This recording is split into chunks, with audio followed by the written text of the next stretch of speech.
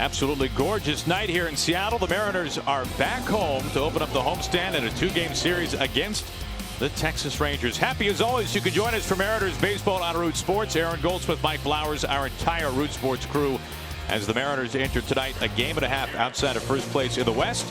We take a glance at the Rangers starting lineup. And the Rangers have struggled this year, last in hitting in the American League. Delino DeShields, only 22 games, but he leads the club with 7 stolen bases. Want to keep his speed off of the base paths. The cleanup hitter Nomar Mazara really playing well for the Rangers. 284, 10 home runs, and Ruben Odor hitting 7th in the lineup. Slow start for him, just 14 games so far this year. For Mike Leake, 5.72 ERA and 45 2/3, 32 strikeouts, 16 walks. Want to stay away from the walks, especially against this Rangers club that has struggled.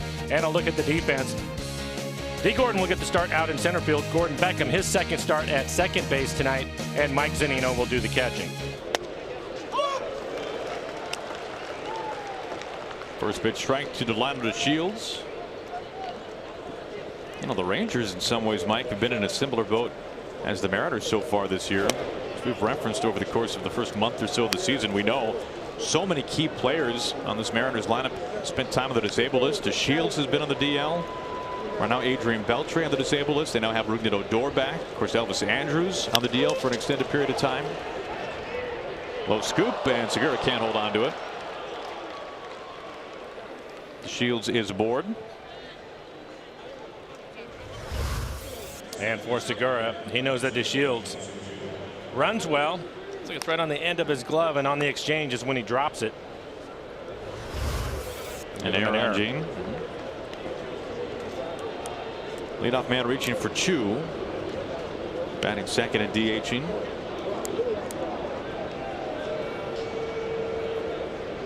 Good numbers for Chu against the league. 353 batting average with a couple of home runs. I think you talked to people with the Rangers, and I think a lot of them knew that this would not be as strong of a year as maybe they have seen in years past, if you go back over the last 5 or 6 years in particular. But the Rangers 16 and 26, nearly 10 games outside of first place entering tonight, and a large reason why, because of those injuries we just stated. Because of the injuries, it's a big reason why offensively they have really struggled this year.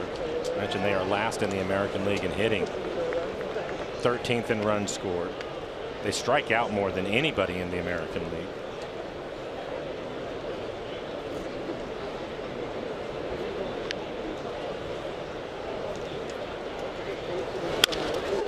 Cracked, low skip. Segura a step on the bag at second, on to first in time. Wipes away that leadoff E6.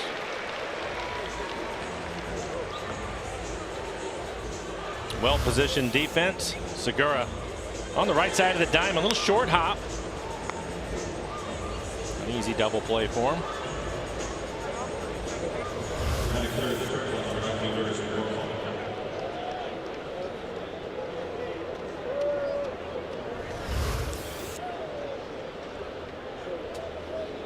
Speaking of injuries, Aaron.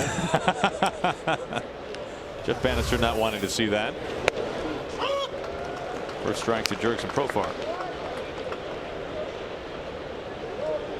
Now Profar has been making best of the time with Elvis Andrus on the disabled list. Profar getting the start at shortstop during this extended absence.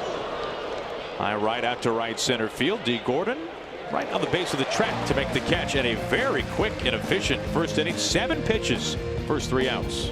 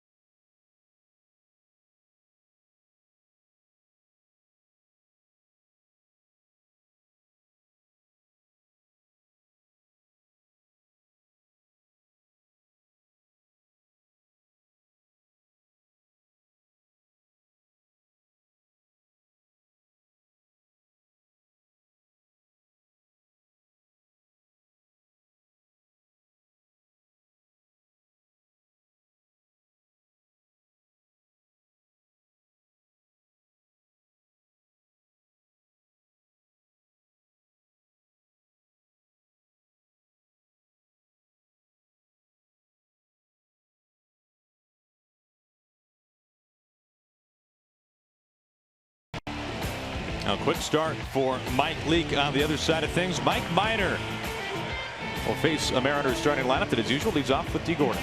Mariners starting lineup is brought to you by Jack in the Box. Following D. Gordon will be Gene Segura. He's been a hot hitter, has raised his average to .307. Nelson Cruz, the DH, will be the cleanup hitter tonight. And Ryan Healy hitting 6th in the lineup over the last 17 games, batting .343 with 7 home runs.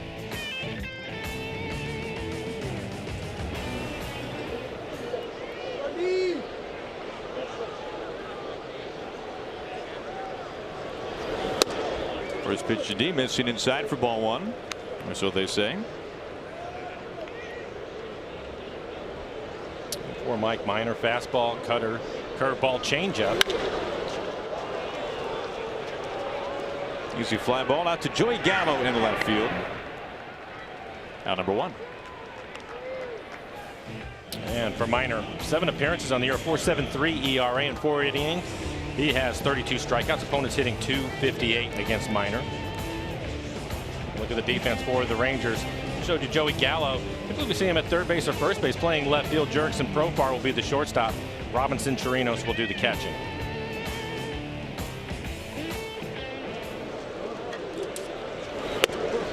First pitch strike to Segura.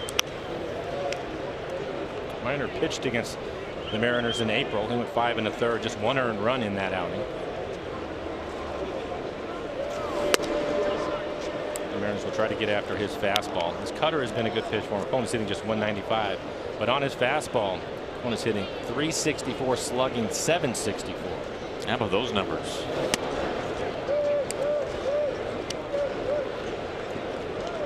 Well, Minor today working on a couple of extra days rest.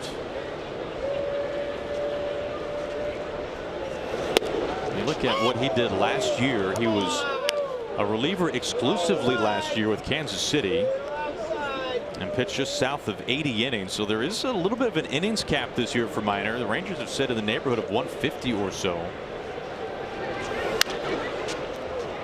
In fact, the Rangers were one of the, it's more than just a few teams during this offseason who flirted with the idea, or at least discussed the idea, of having a 6-man rotation, and in part because they wanted to ease the innings on Minor, knowing that he would not be able to make the turn every 5 days over the course of a full season.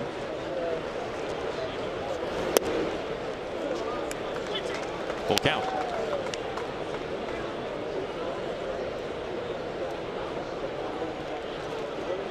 Haniger, the Mariners' number 3 hitter, on deck.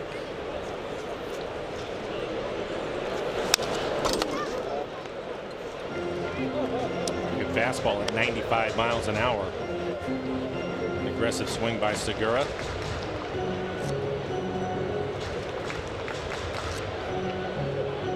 Poor Minor. He's given up 6 home runs this year, 5 of them on his fastball.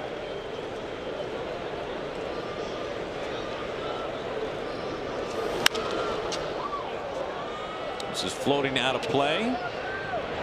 Guzman over to take a look, but a foul ball. Aaron, you mentioned the extra rest. We're seeing that right now with the velocity on his fastball. Average fastball this year 92, but we've seen 95 a number of times here in the first inning.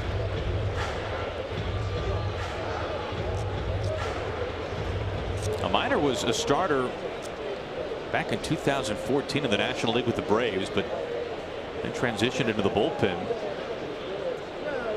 Back in the rotation this year. Another foul ball.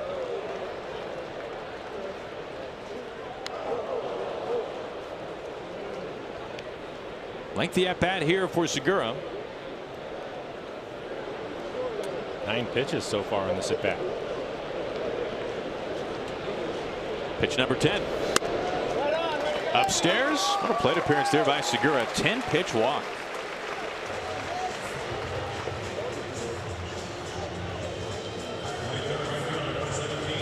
One out, one on. First base runner of the night brings up Mitch Haniger.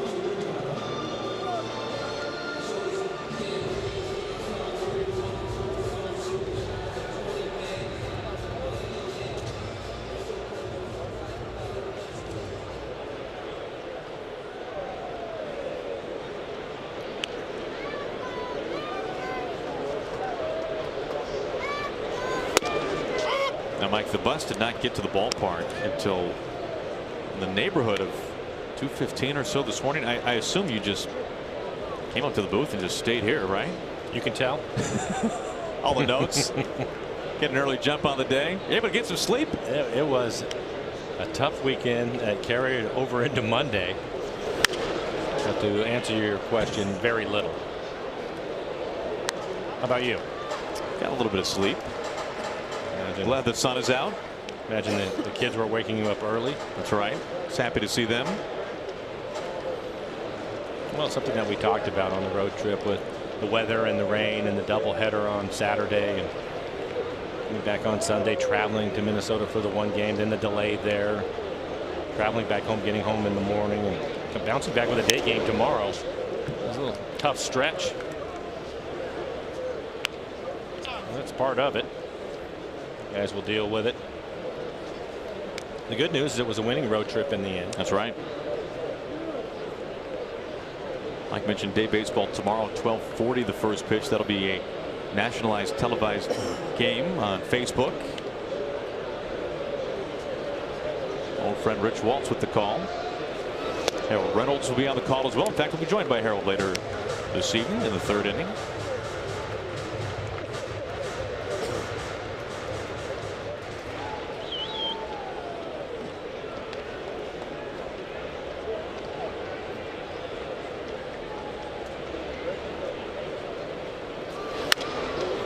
A lot of foul balls here off of Minor.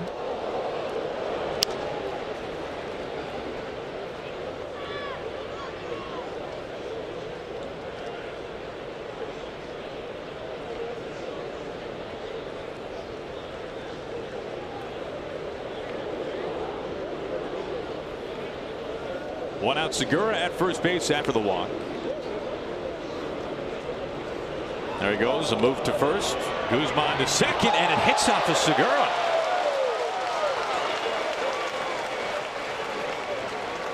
He was into second. I couldn't tell if that hit him in the back or off of his helmet. It jumped off of him like it maybe hit the helmet. We'll take a look. Primera Supermo, the throw by Guzman. Right off the arm. Yeah, right off his tricep. Appears to be okay. That's why Segura was doing 10 minutes of dips before the game began. They pay off, Aaron. They do.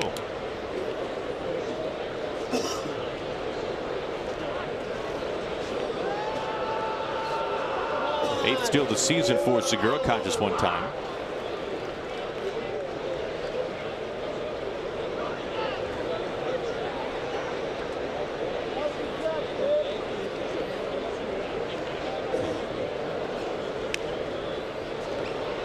Runner in scoring position now for Haniger. Takes high 2-2. Now, Mike, I suppose it depends on probably how veteran of a player you are, maybe also how banged up you are. But on a day like this, after a morning like the Mariners had, getting in at such an extreme time, can you alter what time you get to the ballpark? I think you can. Yes, I think sometimes you really have to. These guys have a habit, but sometimes you have to change it. This is cracked deep, out opposite way. Off of the glove of Mazzara. Segura comes around third. Haniger is into third base. And the Mariners are on top. Nearly a two-run homer. Haniger settles for a ribby.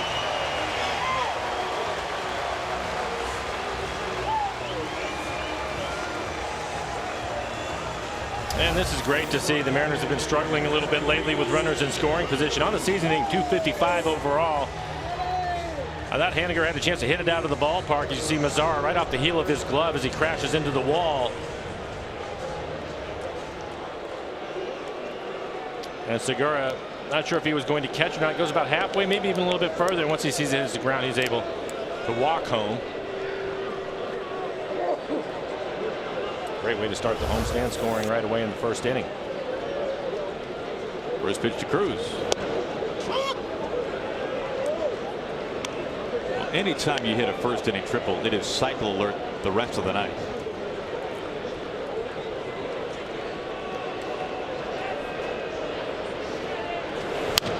Off the hand zone 2.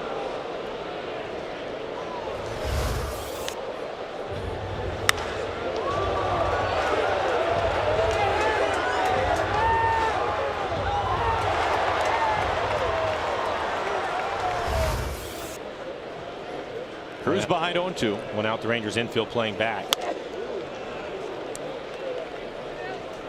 But you were saying, Mike, it almost behooves a guy to be able to come in a little bit later today. Yeah, I think it's a good idea. Look, they've been through a lot over the last 4 or 5 days. Little rest. Basically the same guys in the lineup every day. So I'm sure that was available to him. We did not see him hit on the field. Oh, ruled strike 3. Back to the curveball looked like on the outside corner. And therefore a strike. 2 outs.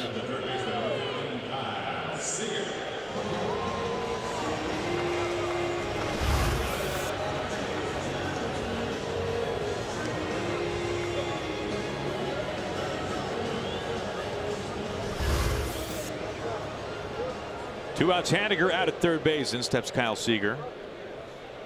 It will probably be the same tomorrow with the day game. Sure.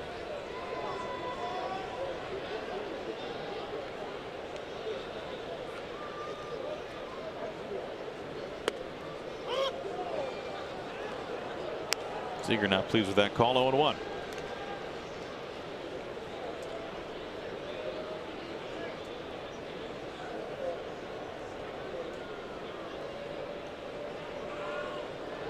Rangers have the shift on for Kyle.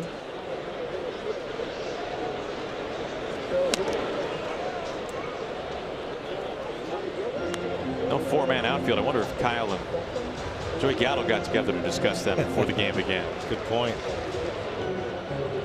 Look at the defense. We're changing things up, Aaron. It's not just the players, and the broadcasters too. I noticed that you were about a half hour later than normal today. Good for you. Well, I appreciate that. Learning from the best. 1-2.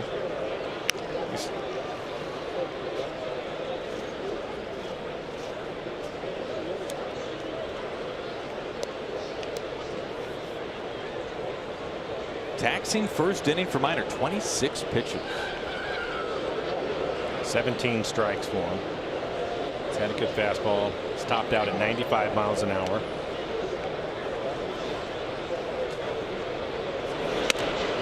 Off the plate.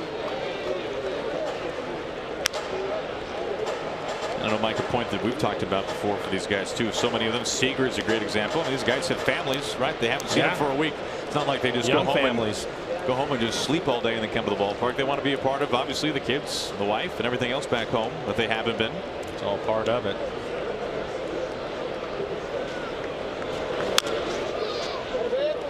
Still 2-2.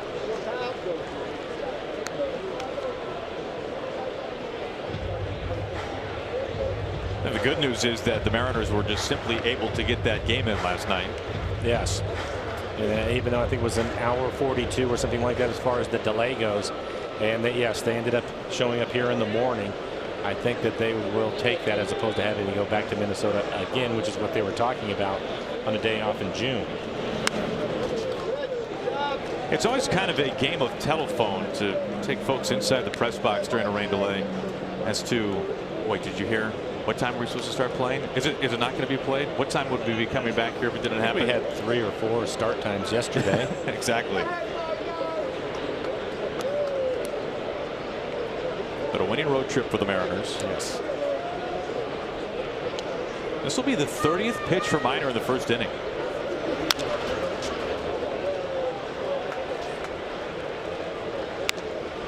Seven pitches to Kyle. Pretty good battle. Let's see, through 7 to Haniger. Of course, 10 to Segura, who has scored after walking.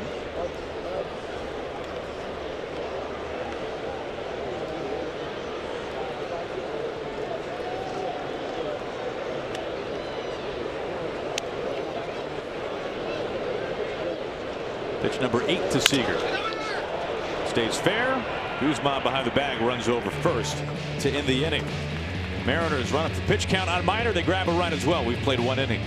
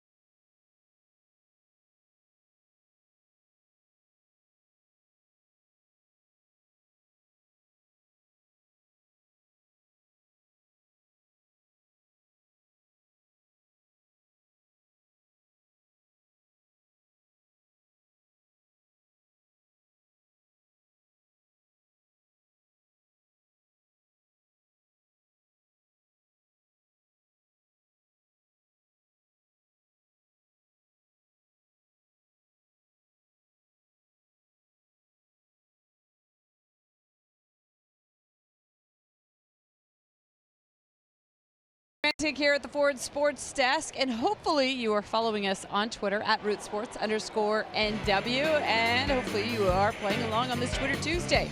So it's time for question 2. Use the hashtag RootQ2 and tell us how many combined strikeouts will be thrown in tonight's game. This is for a chance to win a Mariners New Era hat. And a reminder that our winners are chosen at random from the correct answers. All right, 5 questions tonight. We're on question number 2. Aaron, back to you. All right, thank you, Angie. We'll talk about polar opposite innings. Yes. 31 pitches on the other side of things for the Rangers. For Mike Minor, for Mike Leake, 7 pitches, 6 strikes. And throwing first pitch strikes. 4 batters, 4 strikes.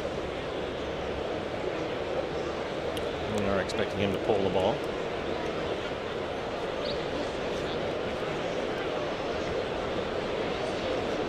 Zara, the cleanup hitter, one of the regulars in the lineup that has played well for the Rangers. Boy, jammed him on the knuckles, and he fights it off for a base hit into left field.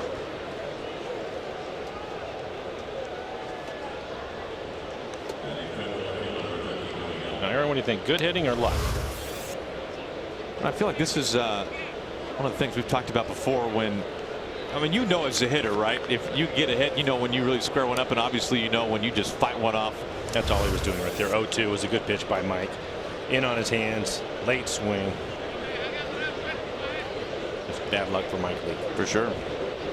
Leadoff man aboard, in steps Gallo. Well, first pitch strike to every batter so far for Leake.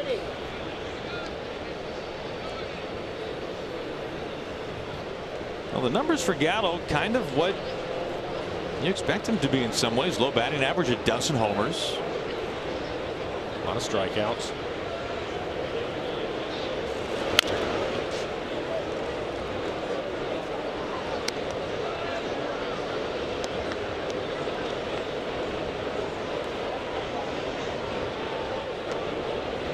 You can see where he ranks. Most punch outs in the league. And this was a problem for the Rangers last year. They set a franchise record in strikeouts. This was very much a swing and miss team last year. But as we say that the Rangers last year set that record, I mean, let's face it, going back maybe 2 years ago and projecting this year and moving forward, well, probably every team in baseball, if they don't set their own club record in strikeouts, they will be right there in the top 2 or 3. That's a very good point. Doesn't seem to be concerning to anyone. So nothing unique to just Texas. Right. And a good fastball in on the hands.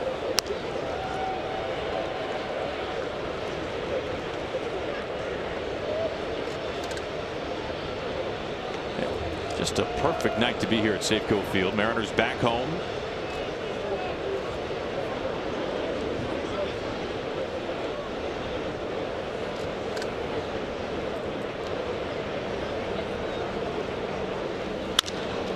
On the ground into right field. First 2 men aboard. A couple of singles. Well, part blanket, part hoodie, altogether awesome when the Mariners and Tigers square off this Friday at 7:10. The first 10,000 fans will be able to wrap themselves in fandom with the Mariners blanket hoodie. Great seats remain at mariners.com. This will be an interesting series to watch because of the strikeouts. The Mariners 302 strikeouts on the season as a team. That's second best in the American League. Texas, again, strikeout more than anybody. 424 strikeouts for the Rangers. That trend carrying over from last year. Isaiah Kiner-Falefa.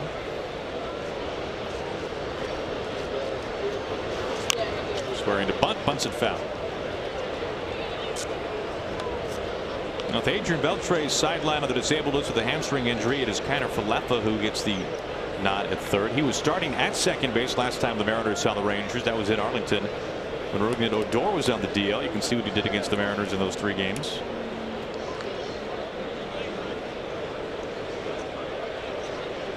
Really more of a second baseman than a third baseman, but is filled in nicely there. To Leake. Throwing to Beckham. Wide throw. Mazzara easily comes home. And this game is tied. This is shades of what we saw happen for the Mariners last night. It'll be a sacrifice. E1.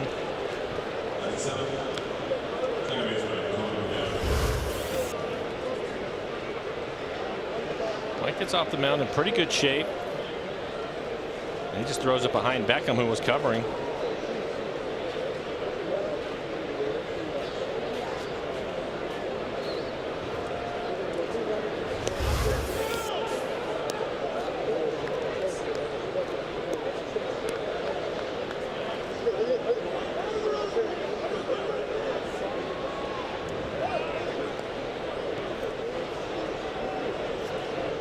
Couple of minutes scoring position for Odor.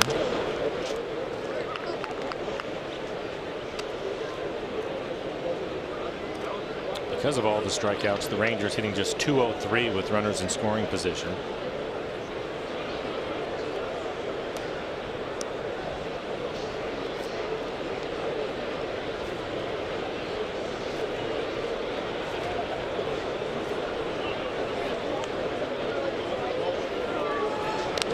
At second base, not in time. Falefa back into the dive.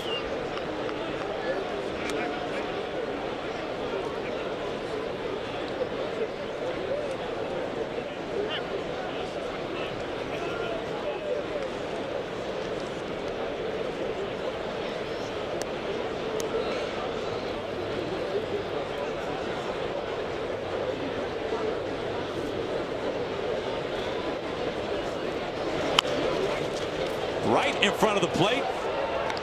Throw on target this time to first. Certainly helps.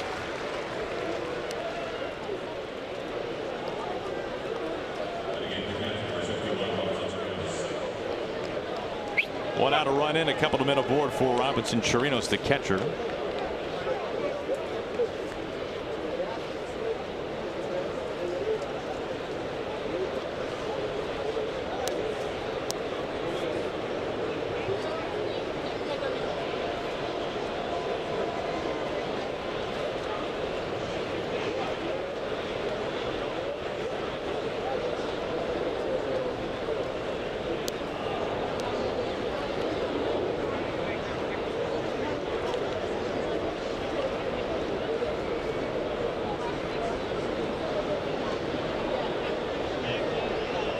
Here comes Leake's first pitch. A strike.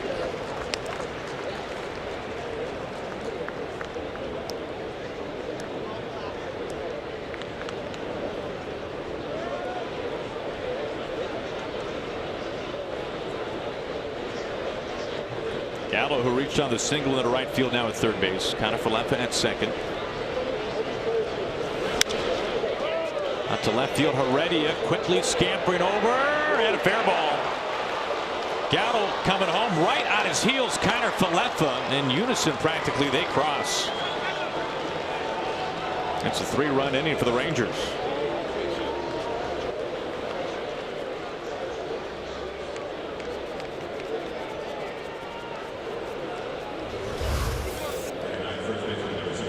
For Heredia, fairly deep in left field. This is going to land towards the line. It is just fair. Strong throwing arm, but a good read by the Rangers as far as the runners go.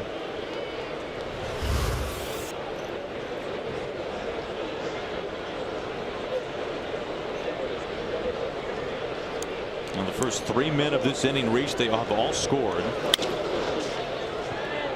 Rookie Ronald Guzman fouls off the first pitch, 0-1.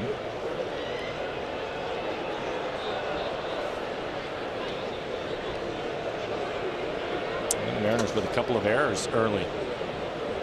Look at the struggles of the Rangers. Just want to play clean baseball against them. It's been a little bit tougher in the early going. 0-2.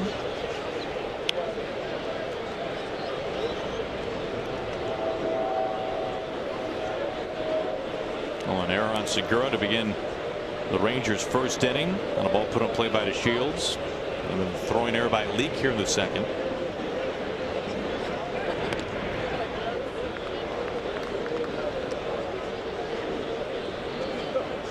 First pitch strike to each of the first 9 hitters of this game.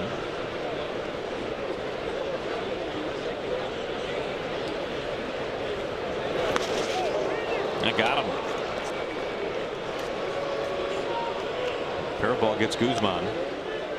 Here comes Mel.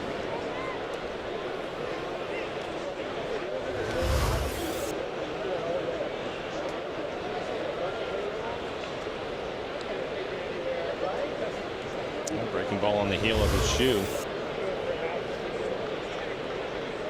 Poor Mike, 7 pitches in the first, already 17 here in the second. Just 1 out.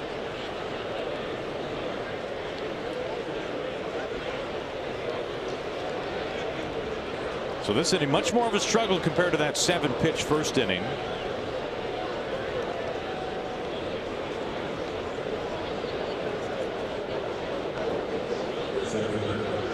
Back to the leadoff hitter DeShields. He reached on an error in the first inning as he raced with a double play.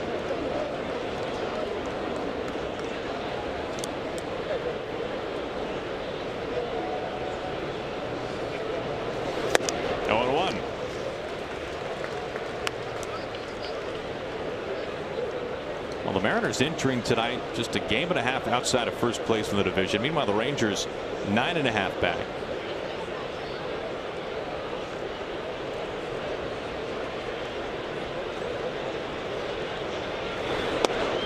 Ahead 0-2.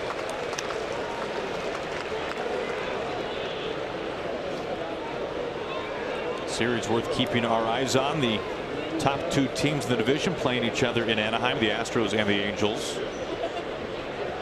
They're also in the second inning there.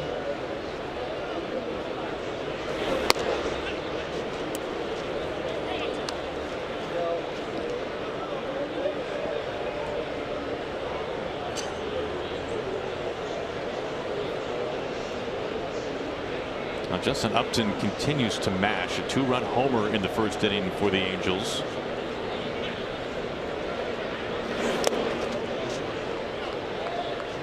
2-2 now.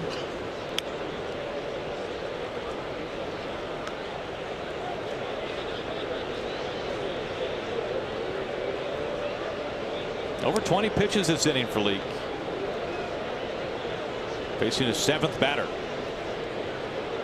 Just 1 out and 2 on. Back to Zunino's glove. He holds on to it. And DeShields his strikeout victim number 1.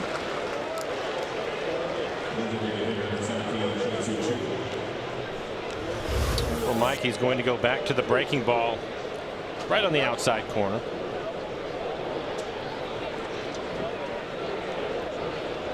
That brings up Shin-Soo Choo. Takes on Mike Leake. Today by AARP, you can see the career numbers, including what's happened tonight. 6 for 18, a couple of doubles, home runs and RBIs. Bounced to a double play back in the first inning.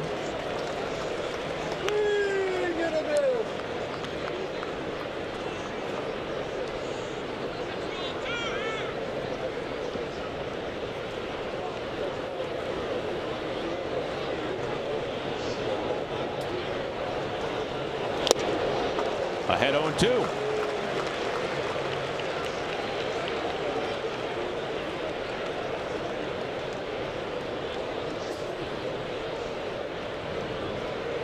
Guzman over at first base, hit by the pitch. Chirinos, 2-run single standing at second.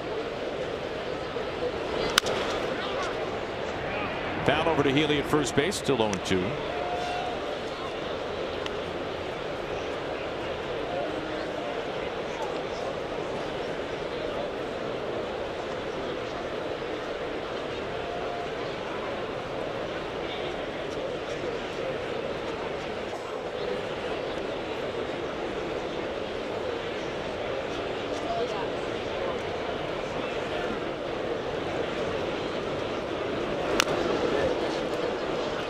Count stays put.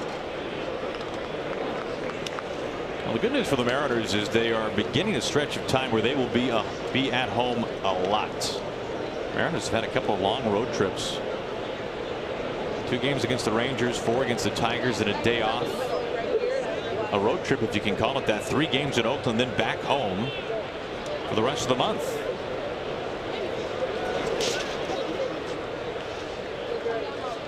Mariners will see the Twins here at Safeco Field after that 3-game series in Oakland, and then the Rangers. Kind of odd how it works out for the Rangers' sake in the span of 2 weeks. They're here twice A 4-game series at the end of the month, and then just this kind of strange 2-game set here. Tonight, game 1.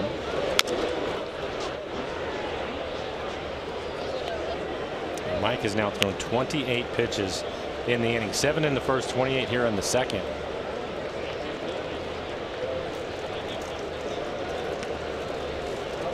Well, both starters already with a long inning in the books.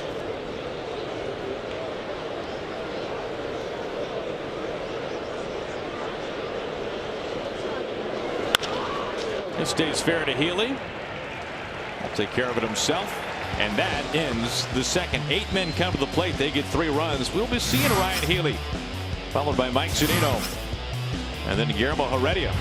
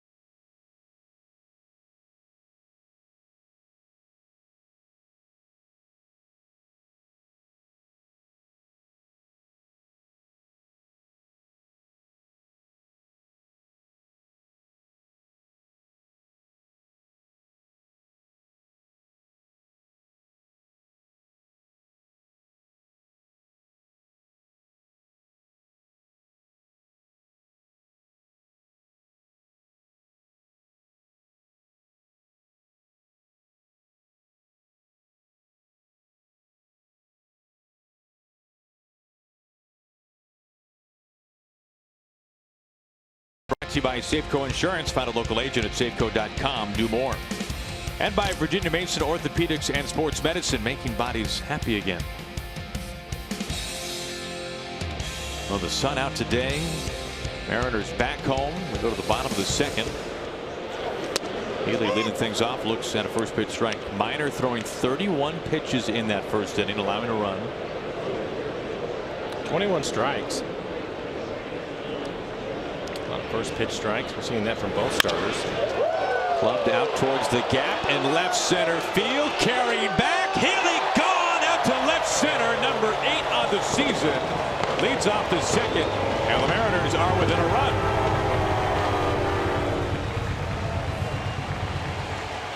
And for Ryan, he has been a hot hitter over the last 17 games, hitting .343 with 7 home runs. Now 18 games, 8 home runs for him.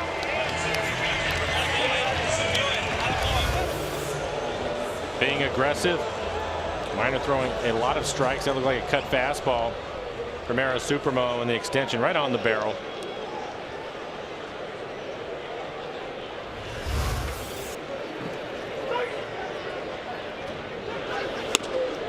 Old one to Zunino.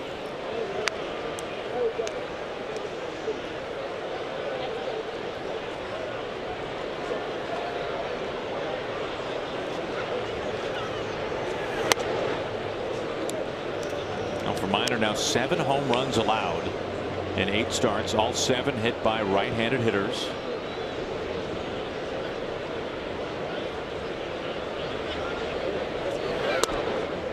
Zunino now ahead.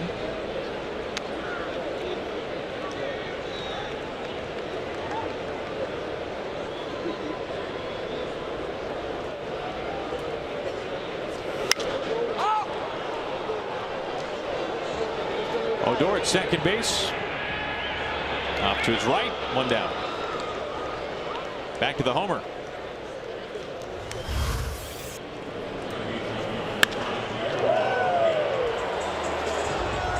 Exit velocity at 101 on the home run. Down front just a little bit. Nearly 400 feet.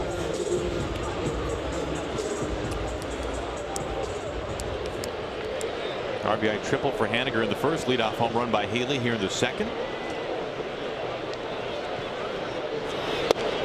First pitch strike to Guillermo Heredia.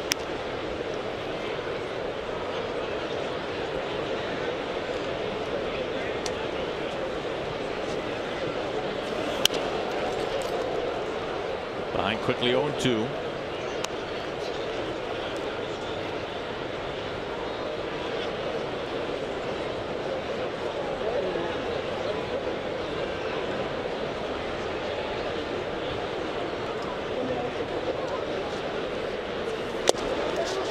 Down on 3 pitches, 2 outs. Mike, you're talking about that lively fastball in the first inning. That time at 94. We've seen him at 95. 95 a number of times. A couple of days of extra rest. His average fastball this year 92, but he feels pretty good tonight.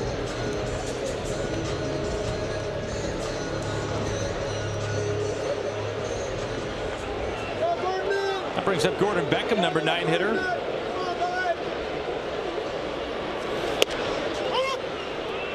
First pitch strike. Every batter this inning. In fact, every batter since the first of the ball game for Minor. That's been a theme on both sides. Or Beckham, just his second start. He's in the game yesterday. He went 0 for 4.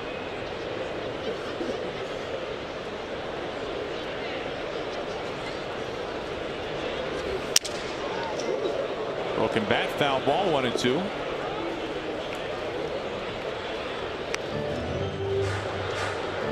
Beckham, he's now for 700 games played at second base in the big leagues. Really good spring, something that Scott Service had talked about.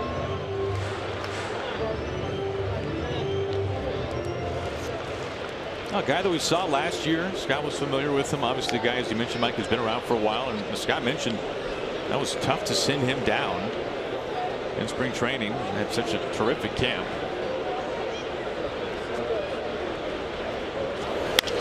Right back up the middle over the bag at second base. First hit this season in the big leagues for Gordon Beckham. I'll take a little bit of pressure off of him. Well, last week, Mariners lefty James Paxton threw the 6th no-hitter in Mariners history. On Friday, we're celebrating the Big Maple with select view-level seats for $20, select main and club-level seats for $30. All fans will receive a commemorative no-hitter placard suitable for framing, courtesy of Oberto. For tickets, just check out mariners.com/Paxton.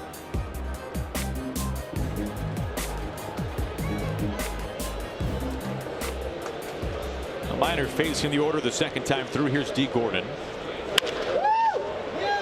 Odor at second base. Short throw to first to end the second.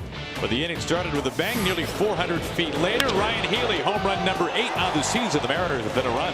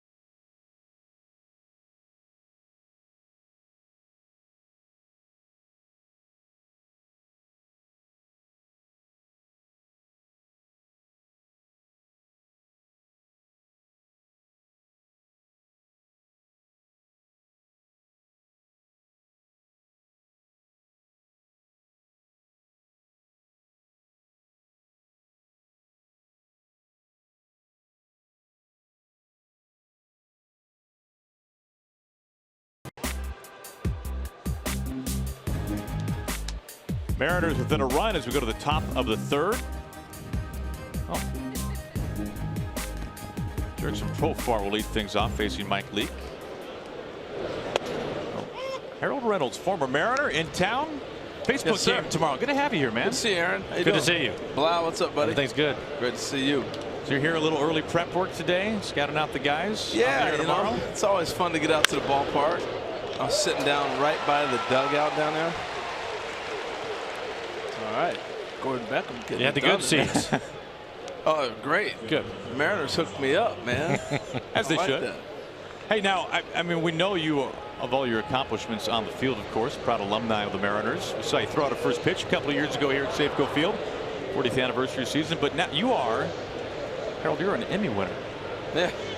Yeah, thanks. Fine work. Studio work at MLB Thank you. Network. Yeah, that's fantastic. no, you know, I mean, we got great people that work there, and they make it happen. You know, when you work with good people and they're talented and they're skilled in everything they do. And the show is great. You're talking about Val, right? When you're talking about Hey, Val Lee, you know. I mean, it's like being on a good baseball team, right? I mean, if you're on a good team, you play well and people benefit. So I benefited. How long have you been there now? Been 10 a while. years. 10 years. 10 years the network's been on. Can you believe that? MLB Network's 10 years old. It's crazy. That is. Yeah, it's gone fast. Sure has. What have been your impressions so far this year? The Mariners, obviously a lot of injuries early on, but now you look at them, they're less than 2 games outside of first place. They've played great. You know, they've hung in there. It looks like they've got healthy, and they're getting their lineup back. Stars emerged in Haniger, man.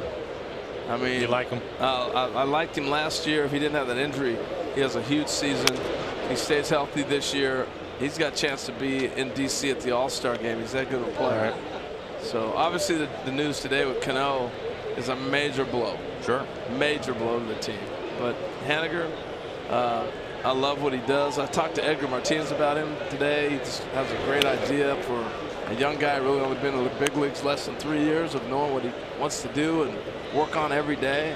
I've been really impressed with him. I think it's interesting with him, Harold, in that early in the season when Nelson was hurt and was basically out of the lineup for a couple of weeks, they put him right into the 4 spot. He did great. Yeah. And now you mentioned Robbie, and he goes right into hitting third. Scott Service has a lot of confidence in what he's capable of doing for a young player at this level.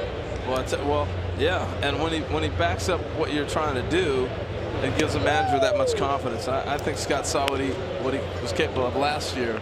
I was looking for an opportunity to really utilize him the best. Now, I know you guys at the network, you have seen plenty of the highlights of James Paxton. Would you want to dig in against Paxton, especially what we saw his last time out, the no-hitter? 2 times ago, I should say. This is into right field off the bat of Mazzara. I'll Speaking let of you Haniger, play first. strong throw to second base, a little offline. Mazzara, a 1-out double. And what are you seeing from Paxton this year? He's just been dynamite. Well, you know, after somebody throws a no-hitter or they have a 3-homer game or something like that, and you go, I told you this kid could do it. You know? I saw James today, and I'm like, I told you 2 years ago. You got the best stuff in the big leagues. You know, he's electric, and I think it's the anointing from the Eagle myself. Well, obviously, it all came from that. But no, his stuff is amazing. The breaking ball with the combination of fastball, his delivery, just. He's very, very difficult to pick up and tough to hit. And like most of the team and most pitchers in the big leagues, if he's able to stay healthy, he'll put up big numbers. Talking about stuff, I've been really impressed with Edwin Diaz, the closer for the Mariners. And we've seen his fastball yesterday. He was 99 again, slider at 90, 91, but commanding the strike zone this year fairly consistently. What do you think about Edwin? Yeah, I mean, that's been the biggest thing is the command. And I think what set him apart this year is that breaking ball. Yeah. You know, he was able to reach back and try to throw that fastball, but you have to be able to have one other pitch to kind of keep those guys off balance late in the game like that. And the slider he's throwing, but he's cocky on the mound too. He's confident, yeah. He's got some confidence, you know, so he's feeling himself pretty good, and that always helps. I thought that it was important for the Mariners to get off to a good start this year, and in large part it was because of Edwin. When they had a lead, he never gave it back. You know, you have to lock those things down early, and he's been really important on that end of it. No doubt. That throw from second is so far. I don't think people realize how far that throw is when you're in that shift. And I remember last year at the World Series, going down on the field and showing people how far the throw was. It's actually almost further than the throw from third. I mean, that's a long ways. They're chucking that thing, how deep they are. If they play defense there. like that when you were on the Kingdom carpet, how far back would you have to be? Oh, my gosh. It leads me to a story where I was playing for Dick Williams and Ernie Witt. Remember Ernie Witt with the Blue Jays? Pull hitter like Gallo right there. Pulls everything, hits the ball hard, and it's on this carpet in the Kingdom. And we had infield drawn in. He hits a rocket by me, and it ends up in the gap for a gapper. He gets a triple on this ball. He hit it so hard, it's a ground ball. And I come in and Dick Williams, you should have had that ball. Next time you better play deeper. And I'm playing deep, and he keeps waving at me from the dugout. Back up, back up. And before you know it, I'm standing next to Buhner like, hey, Jay, he's got me standing here. You know? Hey, Harold, you'll be on the Facebook call tomorrow, man. Thanks for stopping by. Thank you. I Good luck. appreciate Have fun tomorrow. All right, guys. Yeah, Thanks for having me on. You got Appreciate it.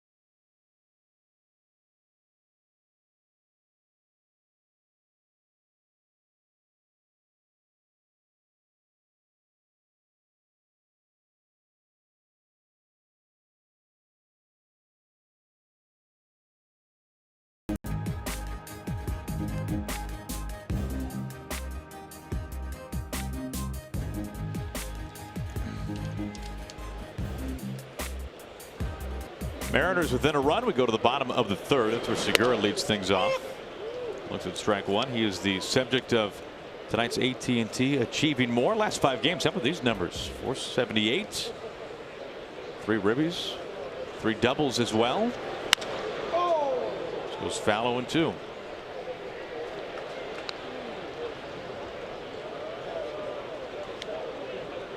Segura, Haniger, and Cruz all coming to the plate here in the Mariners' third. Came into the game hitting .307 overall. So difficult to defend because he uses the entire field. And another base hit, so he stays hot. On base for the second time. Well, let's see here. Emmy Award winner Harold Reynolds, and now Mariners Hall of Famer Dan Wilson. Dan the man, good having you. Aaron, always good seeing you. Blow. Always a good seeing pleasure, you. Dan. Always a pleasure. You can't take that line from him. I just did. Dan, how you doing, man? Good, very, very well. Thank you. Yeah, tough shoes to fill, Harold. We figured if anybody can do it. What have you thought about this Mariner club? Tough road trip, but they ended up having a winning trip. Yeah, absolutely. And I think, you know, to me, we were talking a little bit on the radio side. Getting that win last night was pretty huge, given the travel that they've had to do and go through some of the obstacles they've had to do. Now, like a day game again tomorrow. So picking up that win last night, that 1-0 game, that's a big win for them to kind of put them over the hump on that road trip.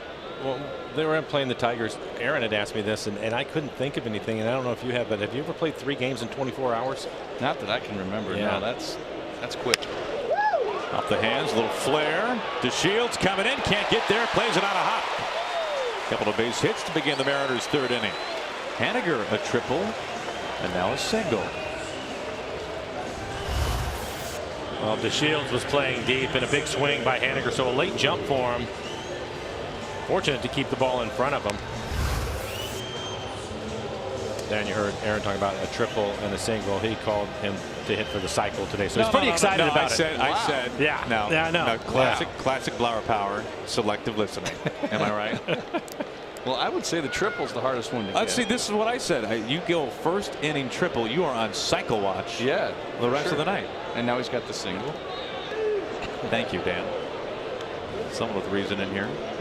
There's Cruz, strikeout victim back in the first. An appeal he goes. Now he saw the curveball, Mike, in that at bat to end things in the first inning. And curveball is not a pitch that Minor throws a whole lot. No. But nobody's gotten a hit off of it so far this year.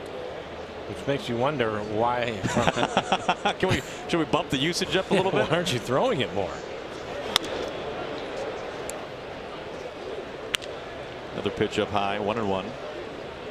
It's probably one of those things I think you have to trust him in what he's going to do, but maybe overexposure would not be a good thing with that curveball. A little bit of an element of surprise. These guys look at the scouting reports, and when you see that he's going to throw 7, 8 of them over the course of a game, you almost eliminate it. Yeah, and I think the one that he did punch Cruz out on, I think Chirinos was set inside. I think they were trying to throw that maybe more of a back foot curve, maybe bounce it a little bit more. He kind of left it on the outside part of the plate, which tells you probably his command of that pitch isn't probably what it should be. Well, the Mariners have something cooking here in the third. Tying run in scoring position. Go ahead, Haniger at first. Cruz at the plate. The 1-2. That gets him. Cruz wears a 93-mile-an-hour fastball, and the bases are loaded with nobody out.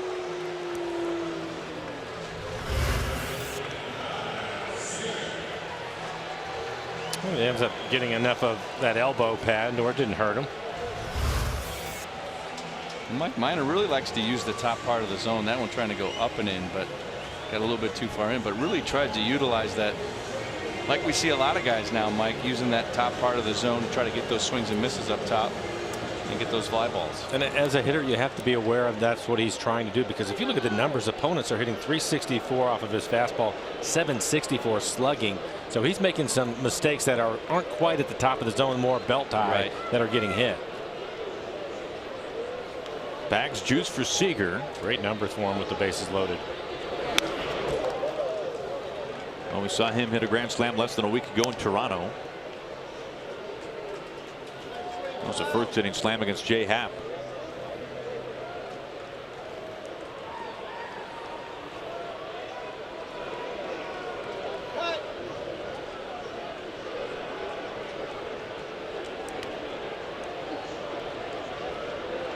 The 0-1.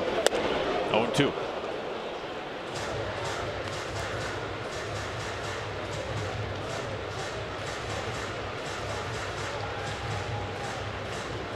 Seven homers in total for Seager on the season.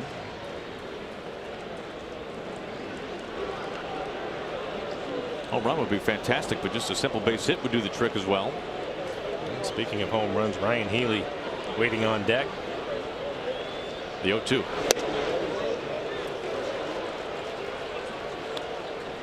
That's a pretty good take by Kyle. That's not an easy thing to do when you have a pitcher that's 94, 95 with his fastball, and he starts that cutter on the outside corner. Ends up off the plate away.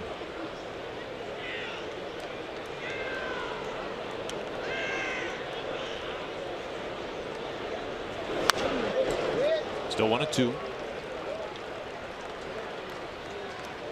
We were talking on the radio side a little bit about Kyle and just his ability to hit left-handers. Really good numbers, I guess, dating back to 2012. Just some solid numbers against left-handers. Top of the league type stuff. It's impressive. Nobody's hit more home runs than Kyle, left on left.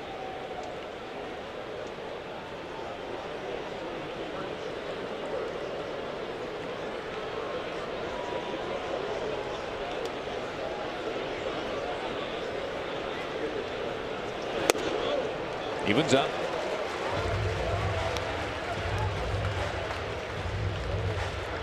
Which, when you think about it, that is impressive in and of itself. But then you consider the fact that one of those left-handers you're comparing him to in that time frame is Bryce Harper, right? Who we see go yard, it seems like, every other day. Former MVP. Guys like Joey Votto more than him. when Ortiz was in the league, still more than him. The 2-2. Slogged out to right center field. Kyle Seager finds off the wall. He'll do some damage still, though. He's clearing the bases. Cruz gallops home.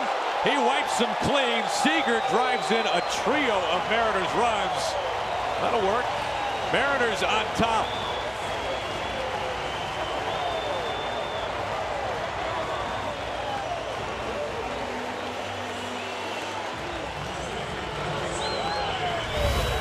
He's finally able to get to a fastball. And to your point, Dan, another extra base hit, just missing a home run. Would have been his 5th career grand slam.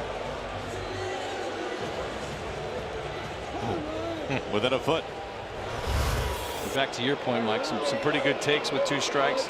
Pitches just off the plate. Looked like they tried to run one back in there, and he was all over it.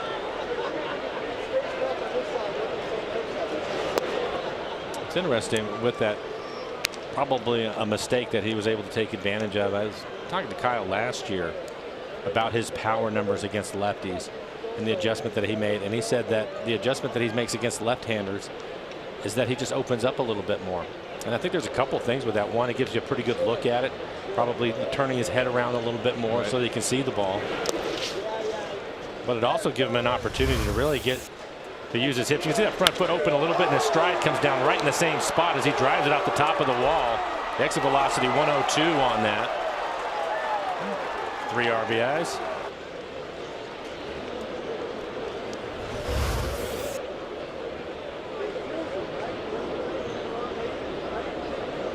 He hit a home run out into the pen his first time.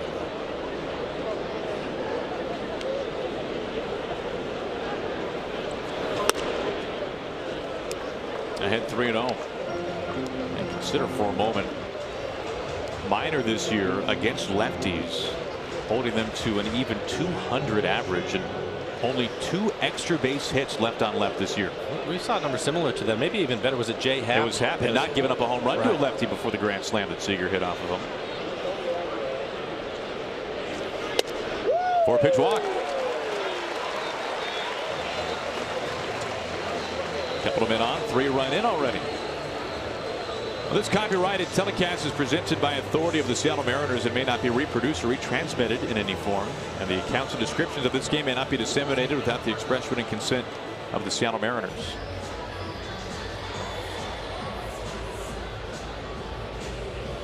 Let Brocail, the pitching coach, out for a word.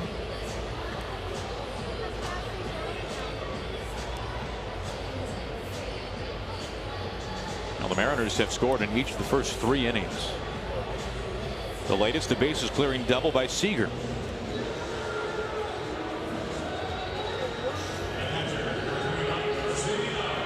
Each of the first 5 men have reached in front of Zunino. Brandon Mann beginning to loosen up.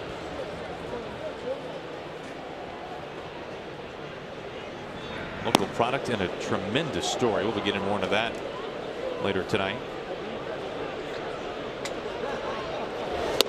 0-1.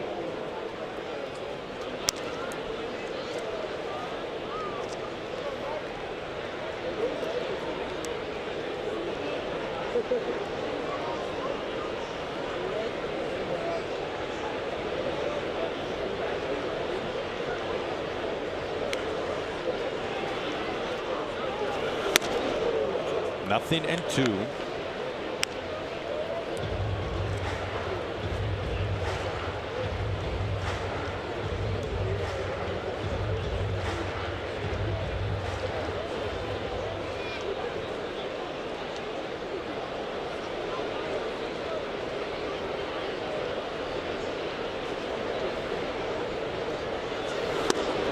Down on 3 pitches. First out of the inning. Watching grass grow will be exciting on Saturday when the Mariners host the Tigers at 6:10. Thanks to KeyBank, the first 20,000 fans receive a Felix Hernandez bobblehead that actually grows grass. Limit your chance at bobblehead history by reserving your seats at Mariners.com. So the Mariners just saw the Tigers. Tigers are coming in at the end of this week on the back half of this homestand, and then the Mariners will not see the Tigers for the rest of the season. Right one to Heredia.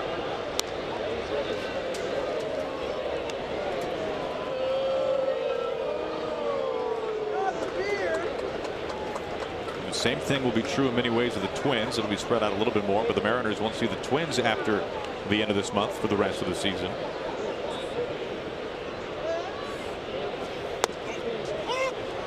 Pump and strikes, 0-2.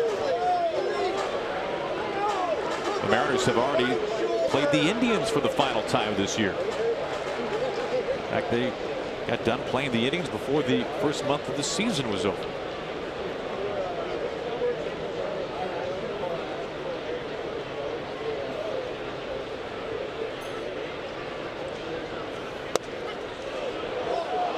Strike three call, lower outside corner, right there on the fringe. That's back-to-back strikeouts on 3 pitches. It's a tough group of pitches. All of them perfect location. I don't know what Doug Brookale said to him when he went out there, but he's a different pitcher after that mound visit. Zunino on 3 pitches and then Heredia on 3 pitches. Is it typical that it's a mechanical thing he talks to him about, or is it more just executing a pitch? Or I think it just depends on the situation. I think in this particular case, you know, he went after Zunino with the high fastballs.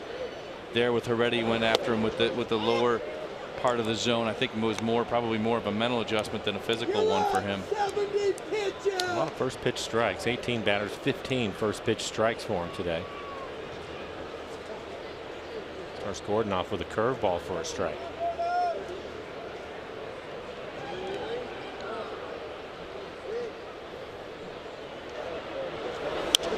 Dan, aren't you possibly giving Brookale too much credit? It isn't normally the catcher who always has the best advice in these situations.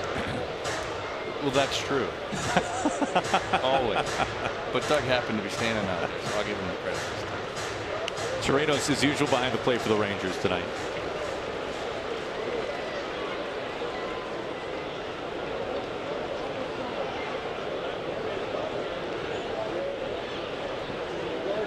Two on, 2 out. And the 0-2. Shot foul. See Chirinos there really wanting him to get that breaking ball down in the zone. Wanted him to bounce it. And Minor just not able to get it down in the dirt in that particular pitch. Got away with it.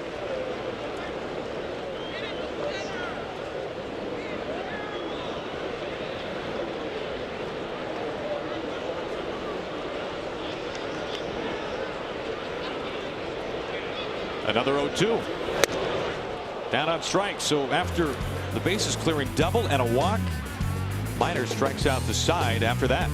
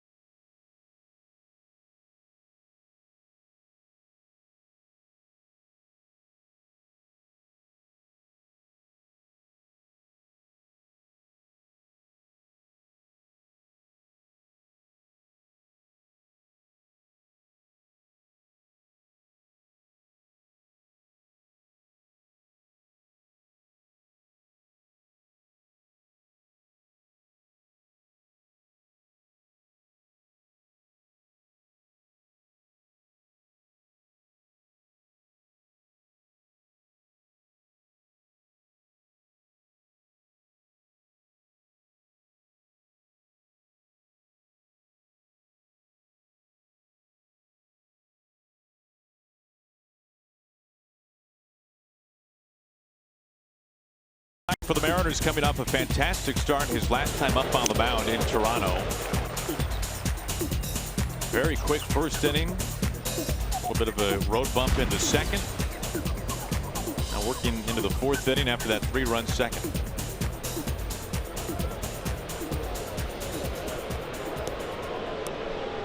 Face the bottom third of the order. Rougned Odor, the second baseman, leads it off.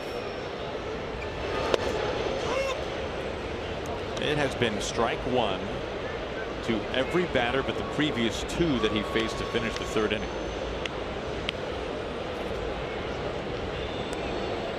I think that's exactly what you want to do if you can execute it, because we were talking about all the strikeouts with the Rangers. The strikeouts more than anybody in the American League.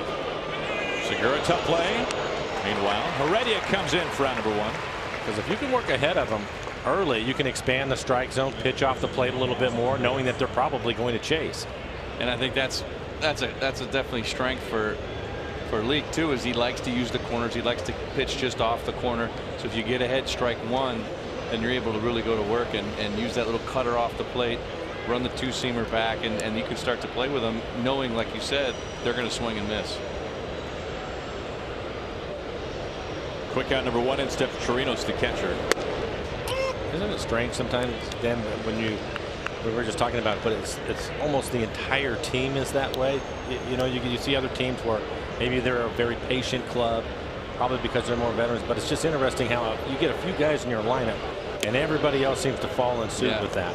Well, you know, we've talked in the past too about how offense can be contagious, and sometimes swinging and missing and getting after pitches or being aggressive can be a contagious thing among a lineup too.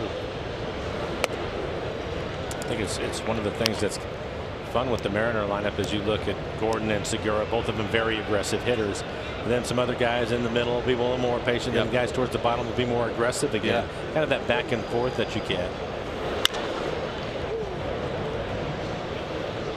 2-2 on Chirinos.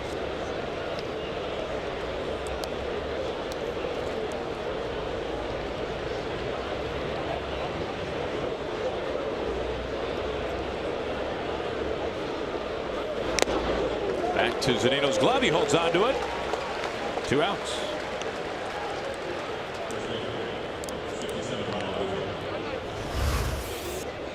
And for Mike, a well executed breaking ball on the outside corner, 79 miles an hour. It's definitely a strike.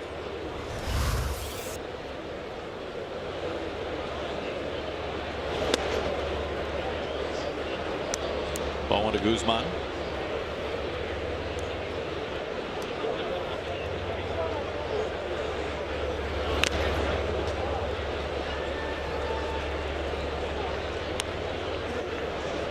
Guzman, a rookie, batting just over 200 entering tonight. I think very highly of his defense. We've seen that firsthand.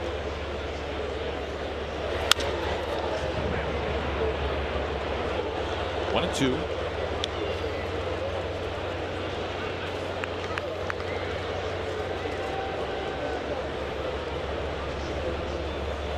All three of the Rangers runs coming in the second.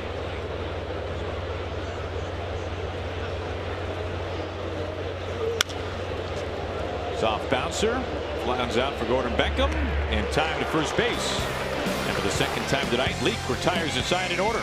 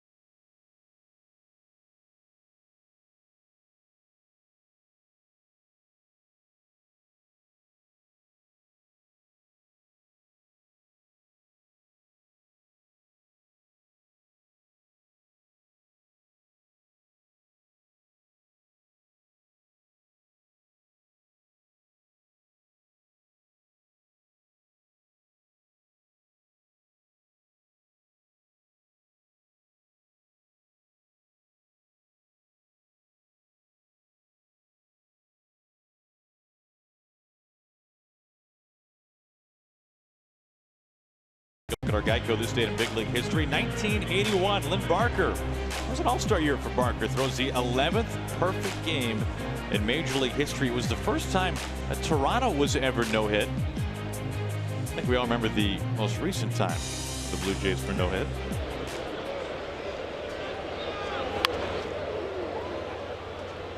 0-1 to D. Gordon, leading the inning off. Well, it was a long third for Minor. He faced 8 batters. Damage dealt by Kyle Seager, the bases clearing double. That was a foot shy of a grand slam.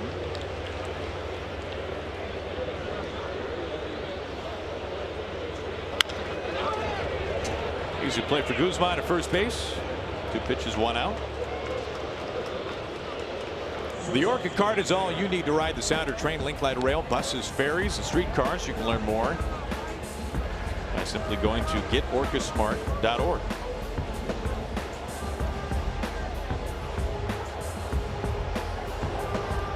Gene Segura on base twice. Each time scoring a run, a walk, a single.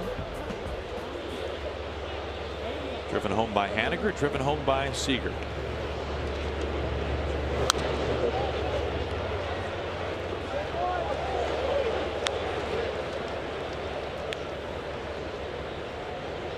Now, we don't normally put up the score of the Rockies and the Padres. This was a day game that has obviously gone final, 4-0 Padres. Guys, right as we are still basking in the glow of Paxton's no-hitter, the 6th in franchise history, the 5th by an individual pitcher. The Padres one-hit the Rockies today. It was their 30th one-hitter in Padres franchise history. They remain the lone big league team to have never thrown a one-hitter. Jordan Lyles was in fact perfect 1 out into the 8th before Trevor Story broke it up with a base hit. Still 0-2.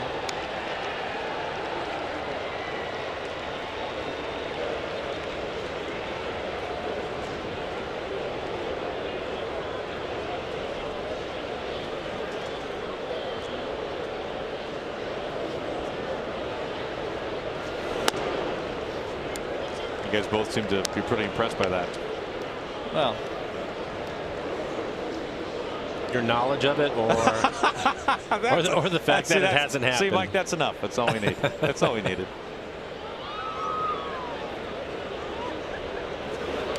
Do it too. The only team not to throw a no-hitter.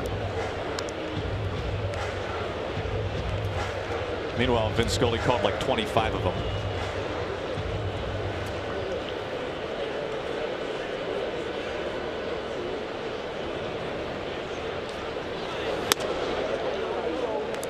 Now, the previous team that had gone without a no-hitter, you know, the Mets, Johan Santana, air quotes, no-hit the Cardinals. Let me tell you, if replay was a thing back then, that's a base hit, as this is as well. 3rd time aboard for Segura.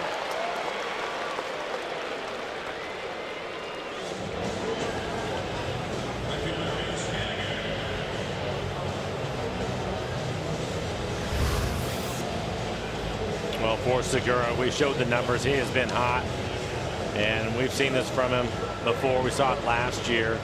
He can get hits in bunches, and that's kind of the zone he's in right now. And using the entire field. It's so difficult, Dan, when you see somebody like him that can use the entire field. Hit pitches out of the strike zone. It's not as if you're going to set him up. no, you really can. And you know, that pitch there, even up above the strike zone, he's able to just get on top of it, hit it right back up the middle. When you're going good, you're going good. He's locked in. Yeah, there's just, you're going to get the barrel of the bat to the ball, and you're going to find holes with it, and that's why guys get hot.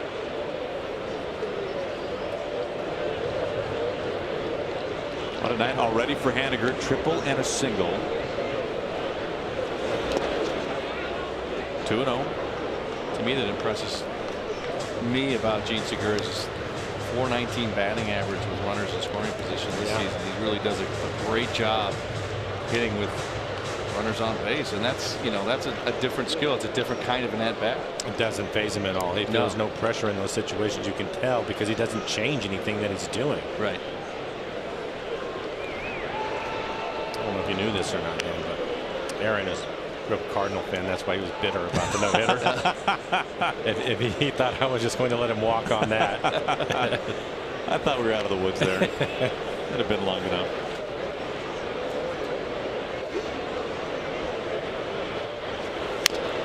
Out of the plate, 2-1.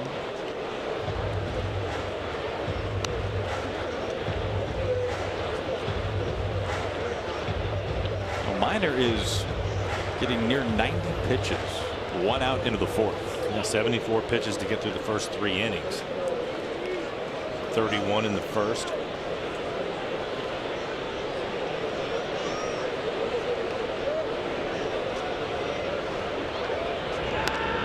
Segura in standing.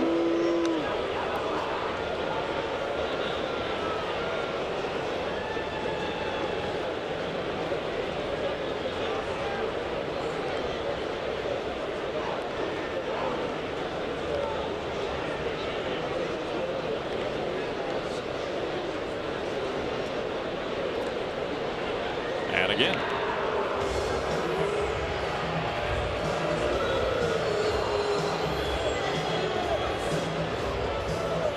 Dan, how often is a pitcher doing this on his own versus being commanded to do something like that? You know, sometimes it might be something that a pitcher sees over there with the runner and just wants to keep him honest or close. You know, sometimes as a catcher, when you want a little extra time, if you're between pitches, if you're not sure what pitch you want to call, sometimes you'll just give him the throw over, buy yourself a little bit more time. There goes Segura. Segura slides. He's safe. His second steal tonight.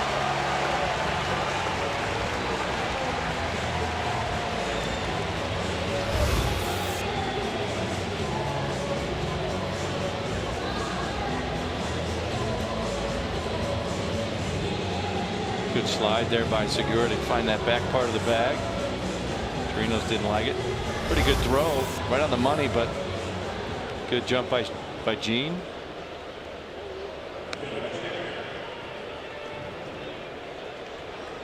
Meanwhile, good count for Haniger, 3-1.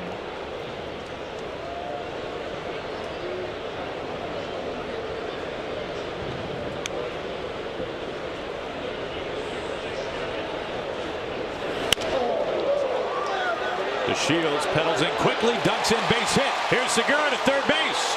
Throw comes home, up the line. Segura across standing. Mitch Haniger having himself a night. He's 3 for 3. He drives in his second run. And it's 6-3 Mariners. And the stolen base pays off immediately. Segura having a good night. It's a base hit, steal second. Haniger will drive him in. It jams him a little bit, but it finds the outfield grass. The Mariners now 3 for 7 with runners in scoring position. Pretty good read by Segura. Not only the stolen base, but just gets a great read on that ball. Pretty shallow fly ball into center field. He's able to score pretty easily. Now Miner coming off a season high 7 innings, knocked out here in the 4th. We got a pitching change.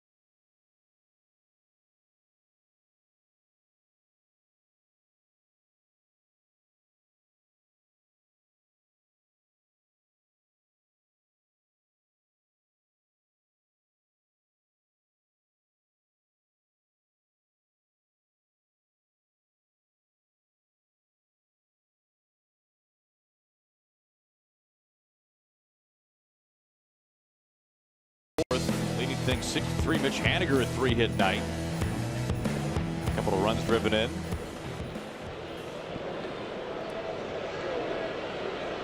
Brandon Mann, the new pitcher. Look at the final lineup. Mike Minor did not last long tonight, guys. Just 3 1/3. Had to throw 88 pitches to get through 3 1/3, and he was working ahead of the Mariners, but in the end, 6 runs, all of them earned. He is responsible for the base runner at first, which is Haniger. 0-2. A pretty sensational story. You look at Brandon Mann, native of Tacoma, Washington, now 33 years old. Guy's making his 2nd career major league appearance. Just coming off his big league debut as a 33-year-old rookie.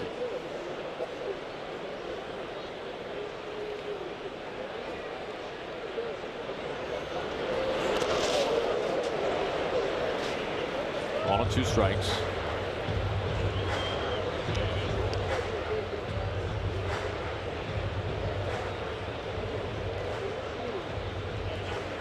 You know, I say he's a 33-year-old rookie. He turns 34 tomorrow. And what an emotional major league debut it was just a couple of days ago for Mann.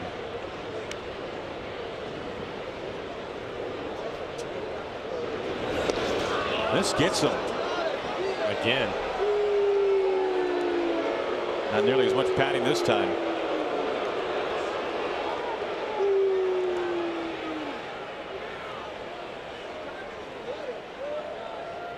He's still limping around.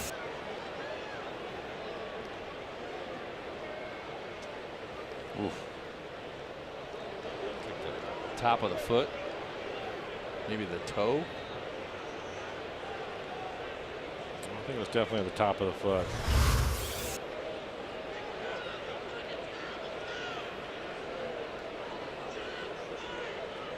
He's looking around there pretty good.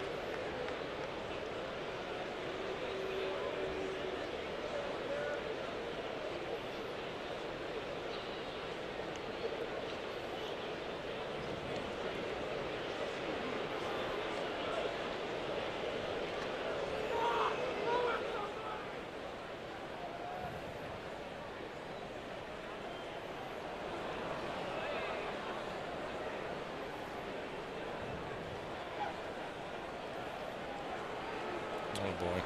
Yep. That does not look good at all.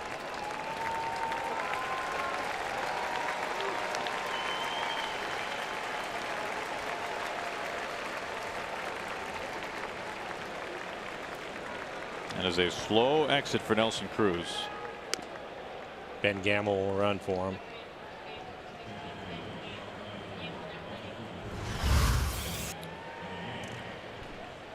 He hits him right on the top of his foot. And it does. And a lot of pain. You know, usually it looks like, usually you feel like those things get better as you get down the line. That one almost looked like it got worse as he went down the first base line, which usually isn't a good sign. Especially for somebody like Nelson, who typically will walk just about anything off and it's no problem. He'll get it figured out. So for him to leave the game like that, that's scary.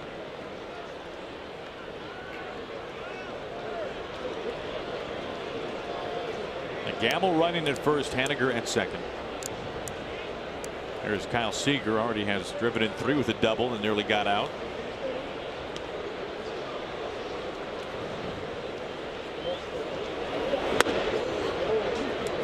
Looks at ball 1. Man being 33. Dan, I think Rich Amaral was 31. 31 or 32 maybe. Yeah, former teammate of ours. At the time was one of the older rookies. I give him a lot of credit. Yeah, that's not an easy thing to do.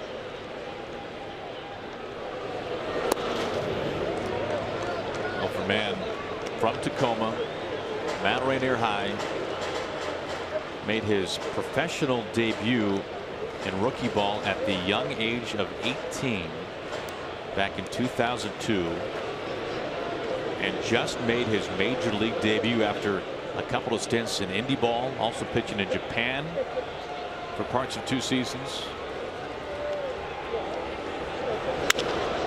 Out the opposite way.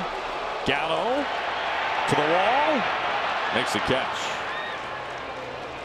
2 outs.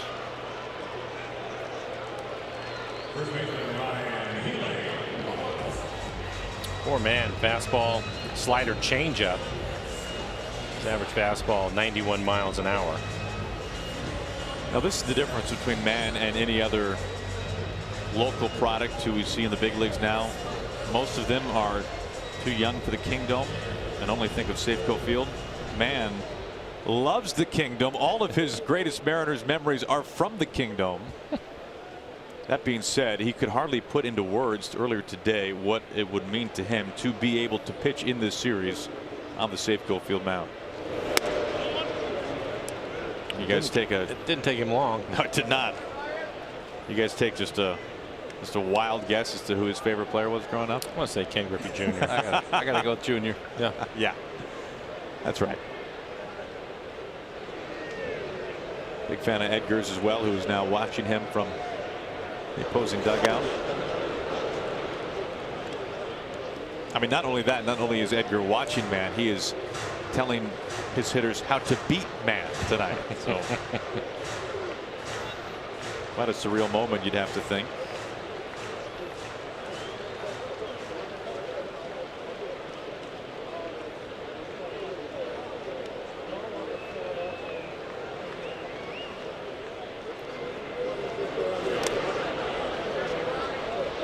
Healy had 2-1. Now Ryan, a 399-foot homer that led off the second. That was his 8th of the season. Also has walked tonight.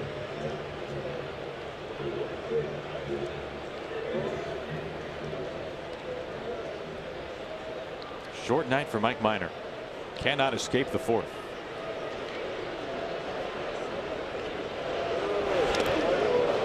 Wave and a miss. 2-2.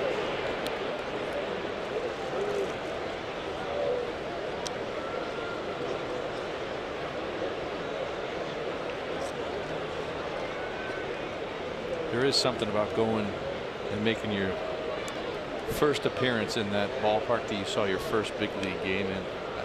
For you, Mike, that would have been the Kingdom. It was, yeah.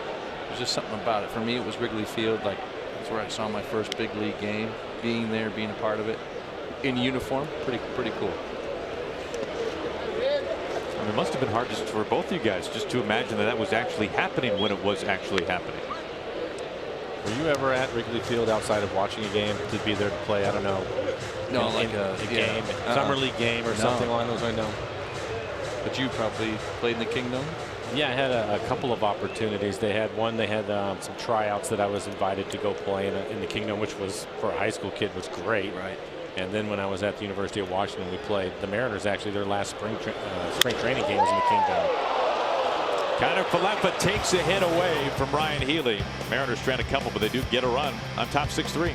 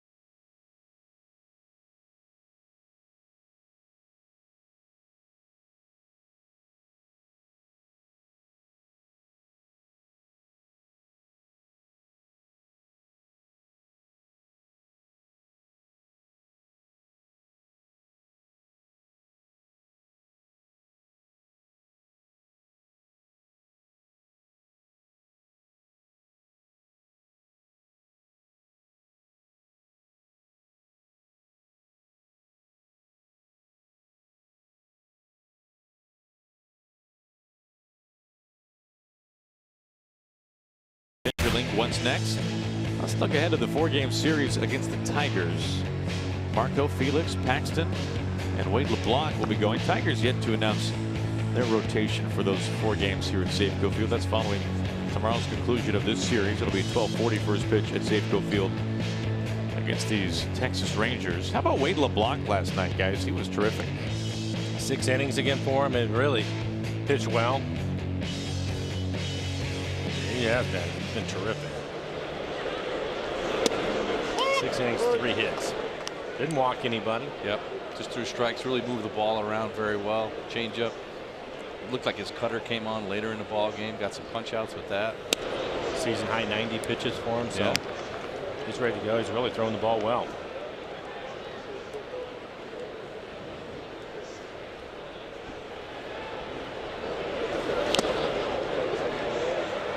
League ahead 1-2. Top of the order due up here for the Rangers: DeShields, Chu, and Profar.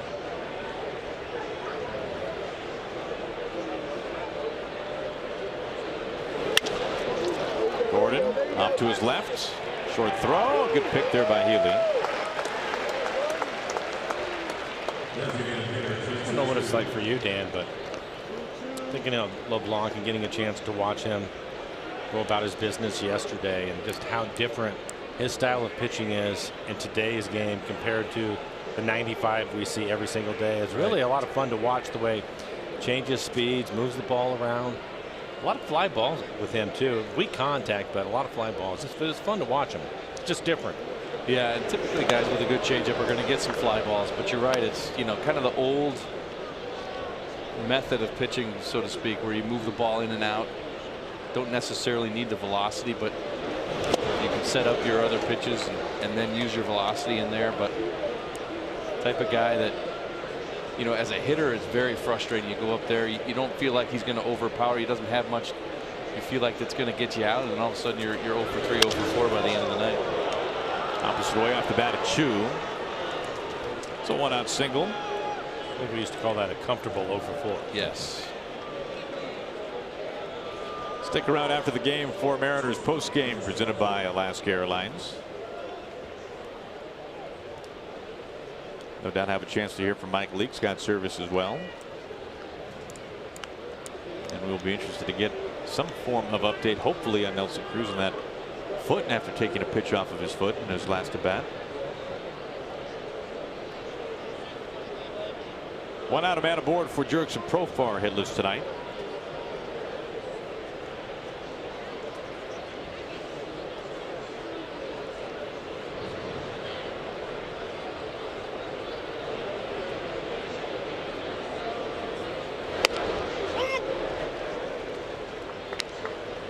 Another first pitch strike from Leake. That has most certainly been a trend tonight for the Mariners starter.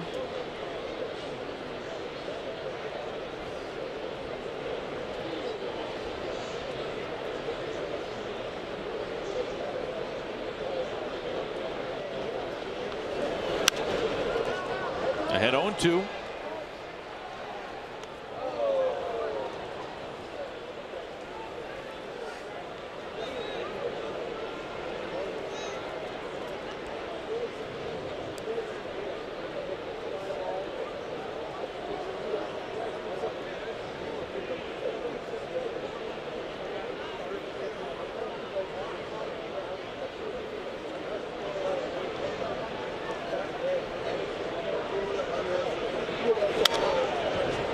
Dan, it's still a couple of years out, but these Rangers will be playing in air conditioning at home. New ballpark. I imagine that if you were back in the big leagues with all the catcher's gear in August in Arlington, you would probably be a big fan of that ball. You would vote for that ballpark to be built. That was one thing about that ballpark that just, I mean, that climate, it's just rough. I don't know how Pudge did it all those years with playing in that August heat. Healy, what a stab. Segura back to first, double play. 3-6-3 against the Mariners out of the 5th.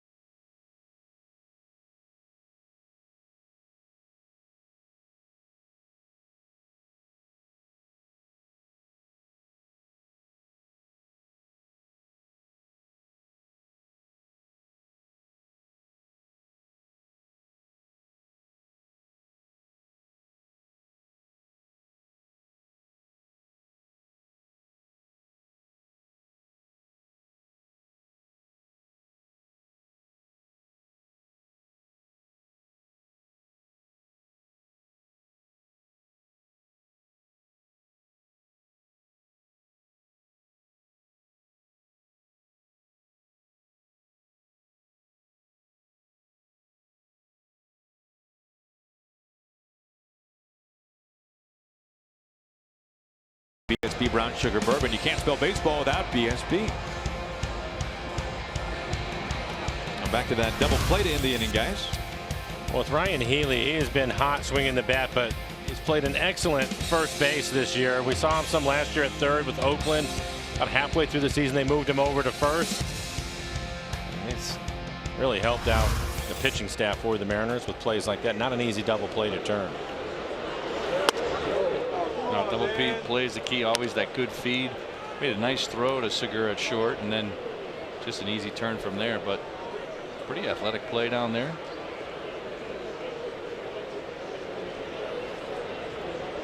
The 1-0 to Zunino. Now, Dan, I know you know Mike Zunino as well as just about anybody. And on the road trip, Mike almost made Rogers Center crumble to the earth with a home run that he hit off of the facade above the restaurant out in left center field. It was absolutely crushed. We've seen it so many times from him. He's just so strong, and when he gets the barrel of the ball can go a long way. And he can do it to any part of the ballpark. Doesn't have to be left field. Right. He had 2 home runs in that series. One in the no-hitter for Paxton was an opposite field shot on a pitch that was about an inch off the plate.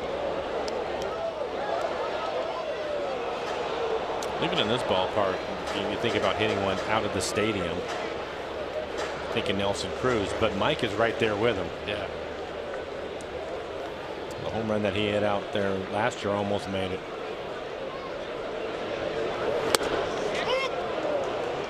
Full count.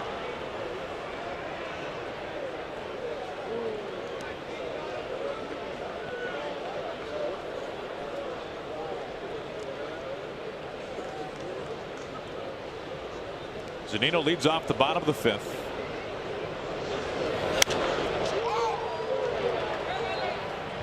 Guzman galloping over on the track. 1 down. Court is back in session on Friday when King Felix duels with the Detroit Tigers at 7:10. Tickets are only $30. Include the new Kings Court t-shirt. You can cheer on Felix and the Mariners by picking up your tickets. Mariners.com/Felix.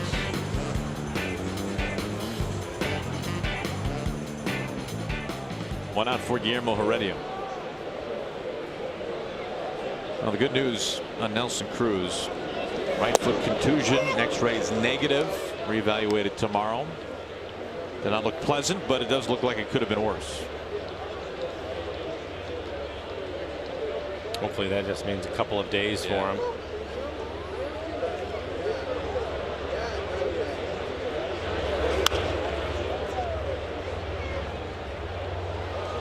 Oh, 2 on Guillermo.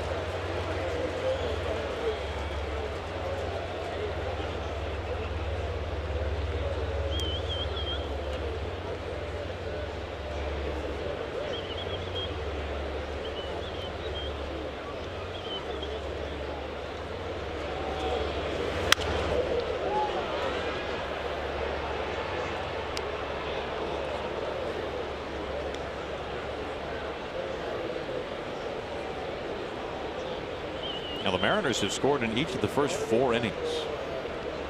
Trying to repeat that here in the 5th.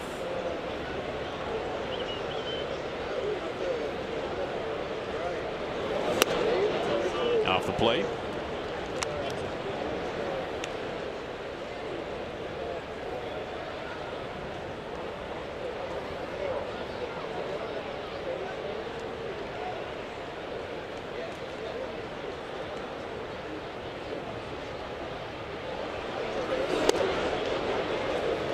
Two balls and 2 strikes.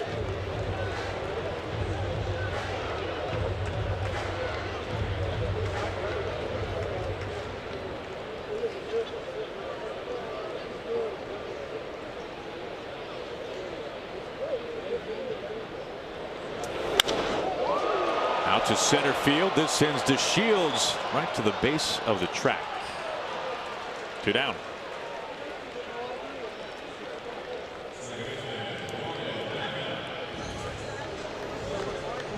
Two outs for Gordon Beckham. Beckham 1 for 2 tonight, picking up his first hit of the season.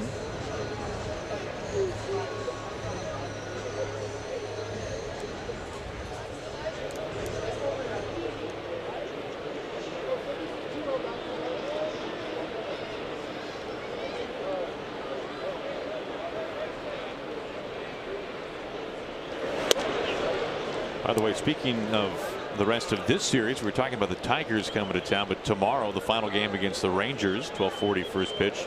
Christian Bergman will be getting the start for the Mariners. Remember, because of the doubleheader, the Mariners needing a starter for tomorrow, using 2 starters on one day because of the twin bill in Detroit. I thought at first it might be Roenis Elias until a couple of days ago. You saw how the starts lined up for Roenis, who has been pitching really very well with the Rainiers, but he would be a day short of rest come tomorrow.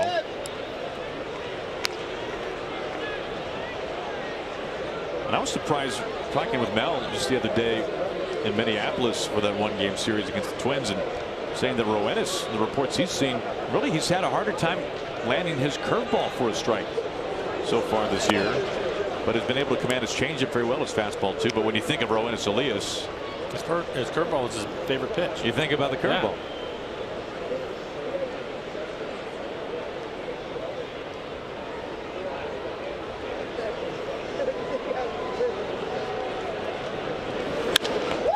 Shot down into the corner, down by the pole, off the wall, fair ball. Gordon Beckham into second base. 2-out double.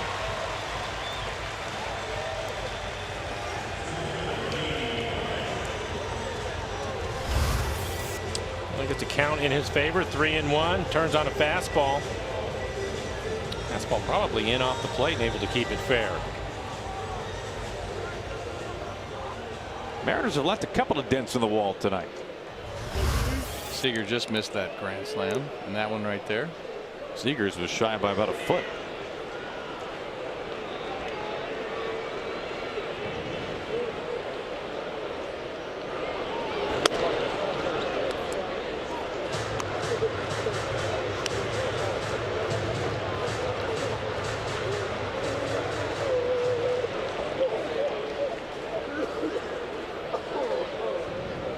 Runner in scoring position for D. Gordon, 0 for 3 tonight. We don't say that very often.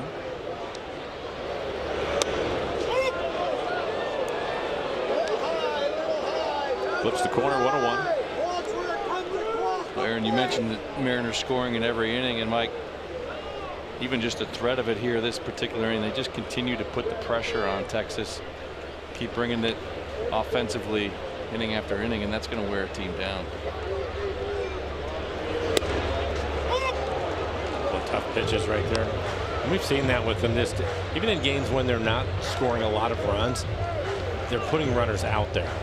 And you have to give the opposing pitcher credit sometimes, because that's why they're at this level. But you're right. I think that just watching them over the course of the summer, it's going to pay off, picking up that extra run here and there. You don't think much about it, especially you get into a game and it's 6-3 right now, but those extra runs as you move along, especially against a team that is struggling. Yeah, it just really makes it difficult for them to try to come back into a game. And with the Rangers last in hitting, so you just want to continue to add on and make it difficult.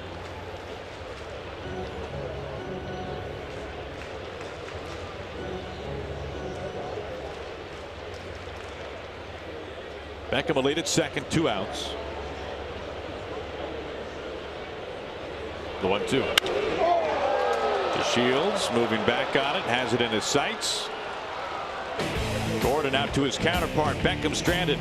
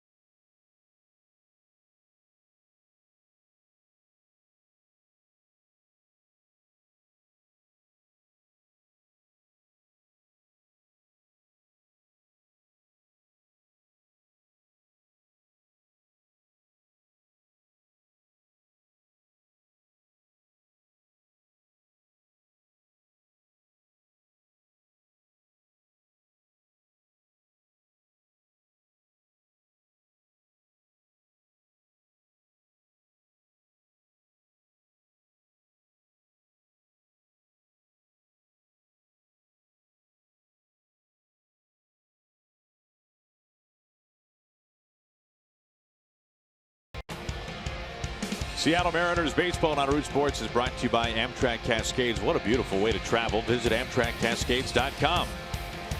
And by CHI Franciscan Health, the Mariners' official partners in health. Get your guide to living Northwest healthy at nwhealthy.org/Mariners. Absolutely gorgeous night here in Seattle. We move to the 6th. 6-3 Mariners. Aaron Goldsmith, Mike Blowers, Mariners Hall of Famer Dan Wilson. Dan, what have you made so far tonight of this man, Mike Lee? Doing a pretty good job. You know, historically, the first 25 pitches of the game takes him a little while to get settled in. But since then, since that error late in the second inning where he made that bad throw, outside of that, pitched pretty well, has settled in now. Like all good veterans do, like all good pitchers, once they get into that ball game, get into the lineup a couple of times, they start to pick up their pace, and he seems like he's in control at this point. It looks as if he's been able to use all of his pitches. 74 pitches, 57 strikes, 22 batters, 18 first pitch strikes. That's exactly what you want to do against a club that has been struggling. Yeah, absolutely. And the 18 first pitch strikes are huge. I think he's a guy, like we talked about, needs to get ahead to let his stuff go to work, and he's done a great job of getting ahead and then really putting these hitters in positions where they have to swing at tough pitches, and they're going to swing at it because they're an aggressive club. Out by the pole in left field. This ball just gets over the wall fair. That is freakish. Joey Gallo's 13th on the season, and we won't see one quite like that the rest of the year. Mariners still lead it by 2. And you're right. Maybe a double if it was able to stay fair. Powerful swing, and we mentioned it, a lot of strikeouts for him, but he can also hit the ball out of the ballpark, and it just clears the fence.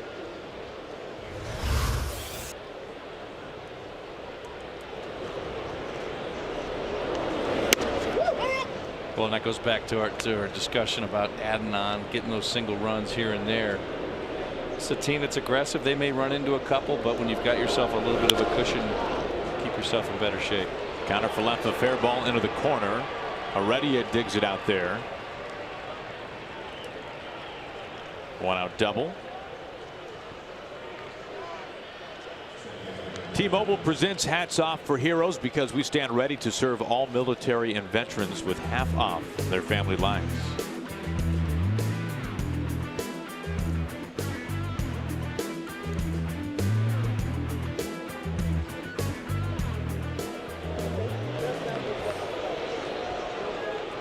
Tie and run at the plate now. Odor, always a power threat.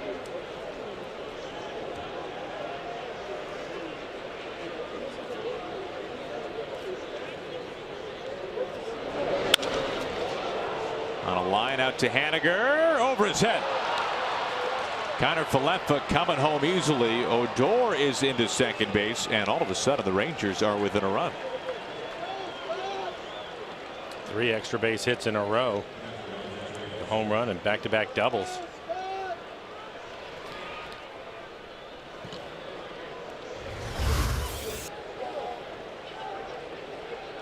Pretty good swing pitch kind of middle of the plate. Trying to get ahead of him early in the count, and Odor up there hacking.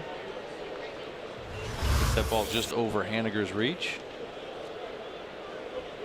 Mel Stottlemyre out to have a conference with Mr. Leake.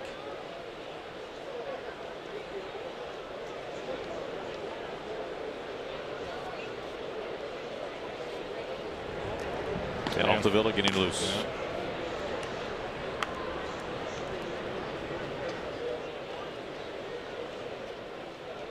Let's go back to that Gallo home run with 1 out.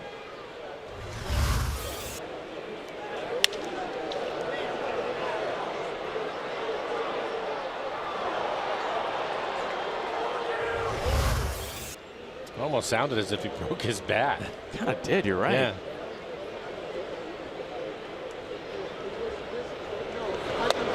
Going after the first pitch on 1 to Chirinos. Now, how about this for Gallo, by the way? That snaps his season-long home run drought of 6 games. There are a lot of guys who would like to say that that's the longest they've gone all season without a home run. Now has 13 on the year. This is popped up, a foul.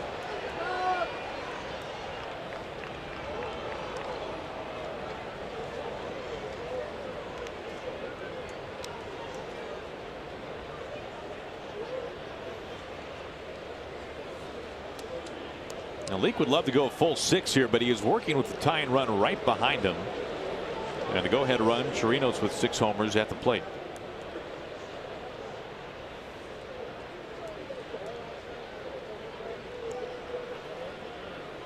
Chirinos has already driven in 2 tonight.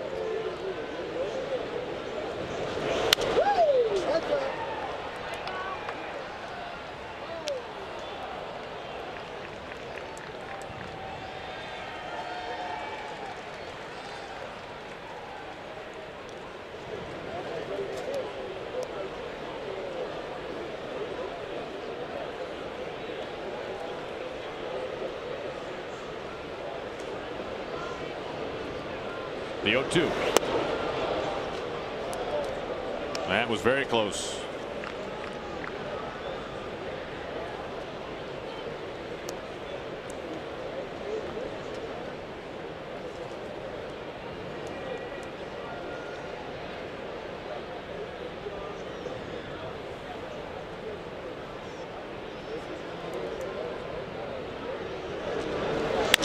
Right back to Leake. Scary stuff into center field. Odor coming around, and this game is tied. 4 straight hits.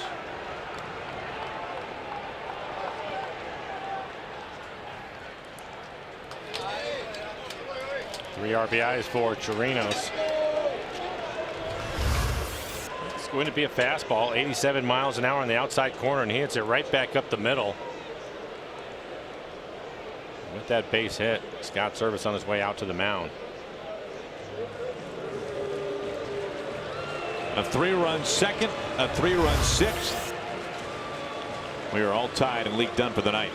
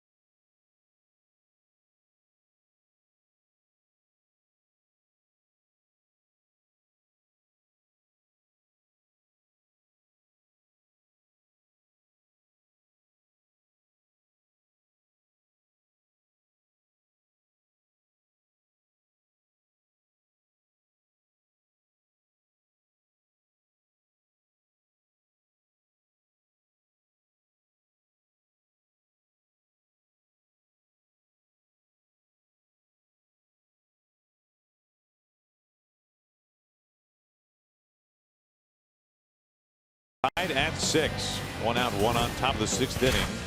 Take a look at the final line for Mike Leake tonight. 5 1/3, just the 9 hits, the 6 runs, 5 of them earned. Didn't walk anybody, couple strikeouts, 84 pitches for Mike. Our Beacon Plumbing call to the pin here in the 6th inning. Dan Altavilla on to work for the Mariners. And for Dan, 14 appearances, ERA at 4, 17 strikeouts and 13 1/3. Opponent's hitting just 178. For Dan, his fastball 95 plus with a slider.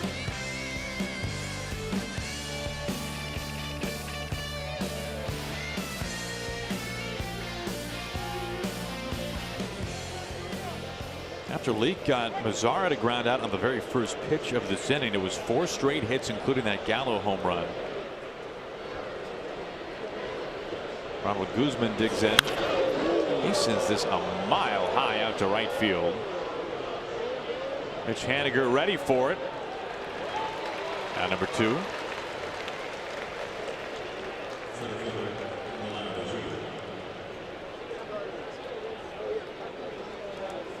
That ball was way up there. These guys came out hacking on that first pitch. Saw Odor swing at the first pitch. These guys have become very aggressive this particular inning. That's what DeShields wants to do. DeShields spending some time with the DL this year because of a broken hamate bone. Strike 1. He takes.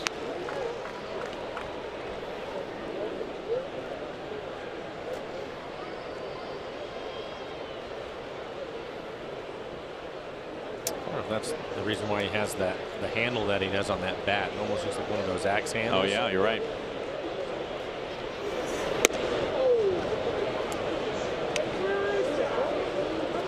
Yeah, good catch, Mike.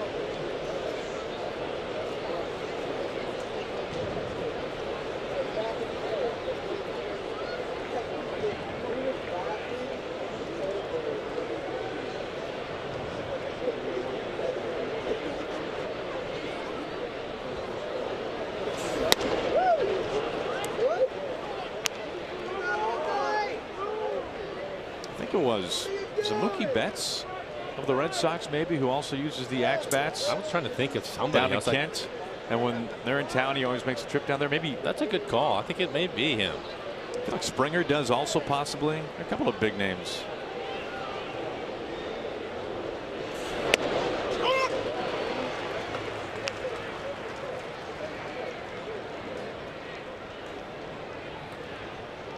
Good to have Altavilla back on the mound off the disabled list for the Mariners. Activated for game 2 of the doubleheader. It was the 26th man in Detroit. Then Casey Lawrence optioned back down to Tacoma. Altavilla staying. Pitch low out of the grasp of Zunino. And Chirinos in for his first bag of the season.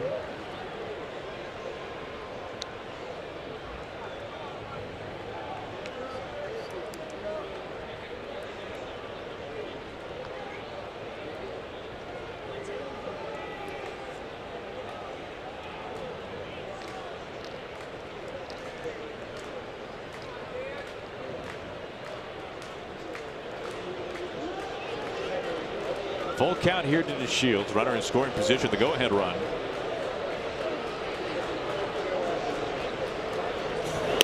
Off the plate. A couple of men on base.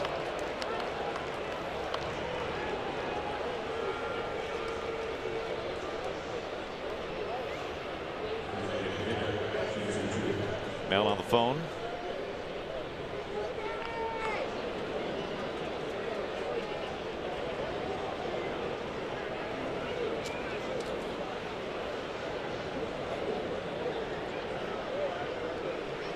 Alchua singled his last time up, is also bats to a double play.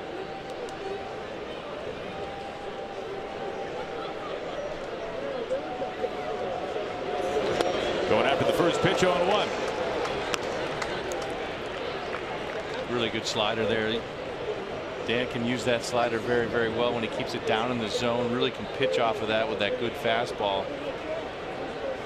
See if he continues to go with that slider. It's a good pitch for him when it's on.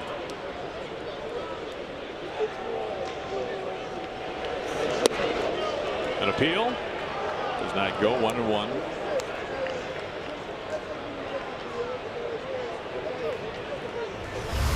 Another slider from Dan. This one further down and in. Looks like Chu just held up.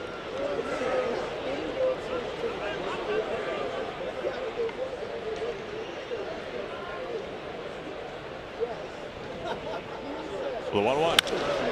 This is blasted out high right center. Gordon on the track makes the catch to end the inning. How about it?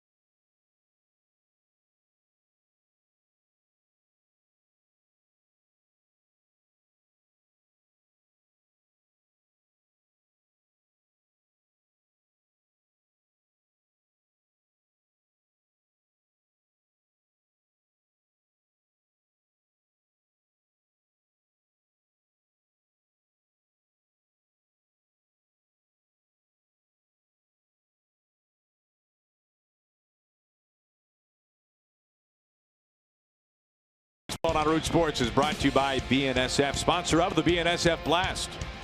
By CenturyLink, connecting you to the power of the digital world. By Money Tree, proud to make a donation to Mariners, care for every Mariners win.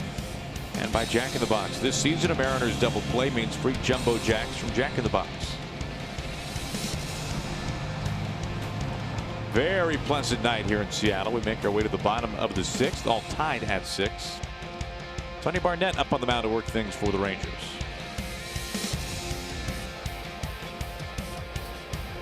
Barnett fastball, cutter, curveball. It's in a split and a slider every now and then. His average fastball this year, 93 miles an hour. 7 appearances for him, a 4.32 ERA, an 8 1/3, 6 strikeouts, a couple of walks, giving up 1 home run.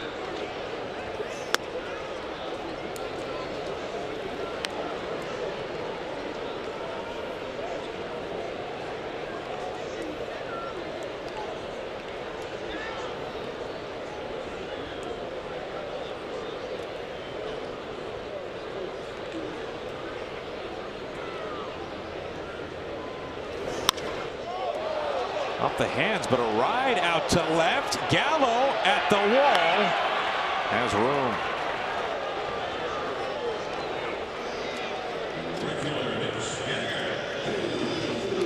Now consider your night teed up on Saturday, May 26th, and the Mariners host the Twins at 7:10. The first 10,000 fans receive a free T-shirt featuring speedy center fielder D. Gordon. It's all brought to you by Alaska Airlines. Reserve your seats at mariners.com. Twins will be in town next homestand. 1 out for Mitch Haniger, 3 for 3.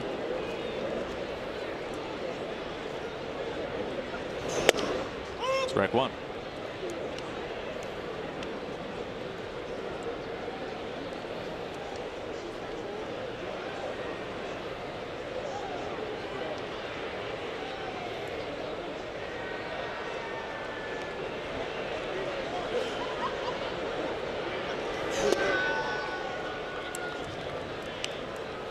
Haniger a chance for his first 4-hit game of the season.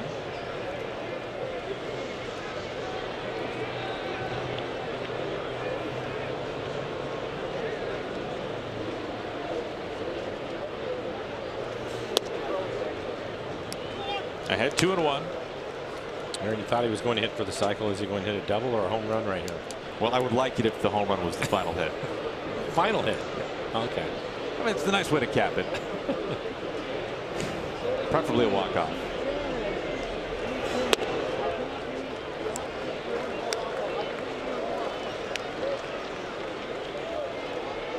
I saw Nolan Arenado do that last year for the Rockies.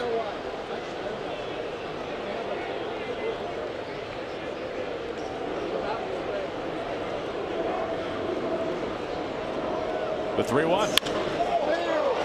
Back out to Gallo, a busy man. 2 outs. First plate appearance for Ben Gamble. Came into the game as a pinch runner for Nelson Cruz, who had to leave after being hit on the foot. And more from Scott post-game on that, I'm sure. Good news, the X-ray is negative. Either one of you guys have a pitch hit you on the top of the foot like that? I would think that you Several. Yeah, seriously. Several fouls. You're talking to a catcher. I guess I'm not. Don't think this is belittling the padding, but I would assume that you had some padding there. Yeah, but it's managed to find the places where you didn't have the padding. Aaron, just so you know, the 1 inning that I caught, I was pretty clear. I was good. Okay. No foul tips at all. I was good. That was my next question. Your inning of glory. 2-0.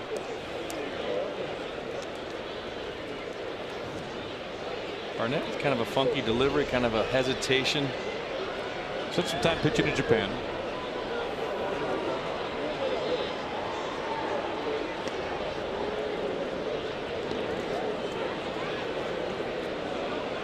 Lifts that leg and then kind of hesitates.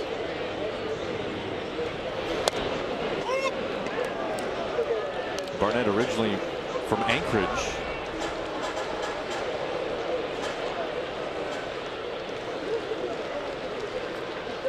originally from Anchorage, but grew up in Auburn. Went to Thomas Jefferson High. Decided to go to some warmer weather for college. Went to Arizona State. I'm sure the family enjoyed visiting there. Especially whatever family he might have had still in Alaska.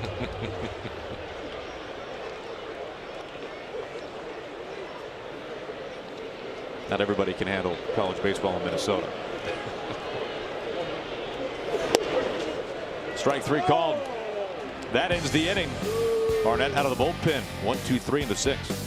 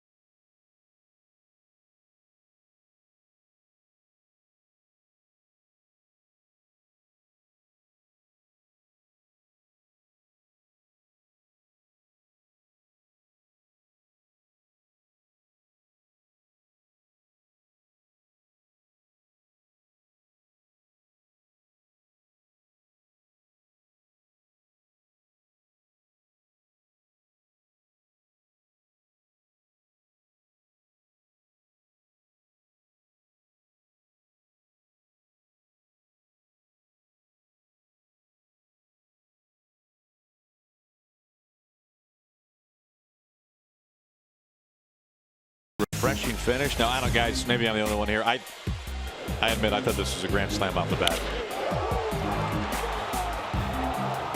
Well, you were almost right.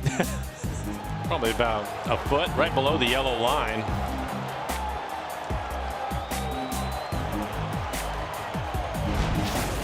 Just continues his hot inning against the lefties.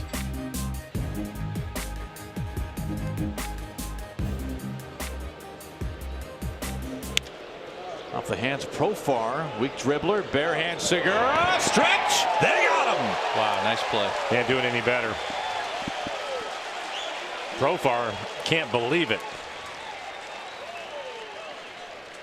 Keep in mind that this ball is spinning sideways on him, so just to catch it cleanly with the bare hand puts a lot on the throw, and he is clearly out. That's a great shot. Nice play by Healy too with the stretch.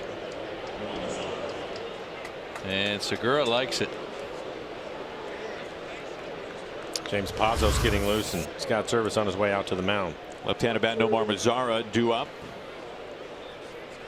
11 pitches tonight for Altavilla. He is done. 1 out into the top of the 7th. We've got a pitching change.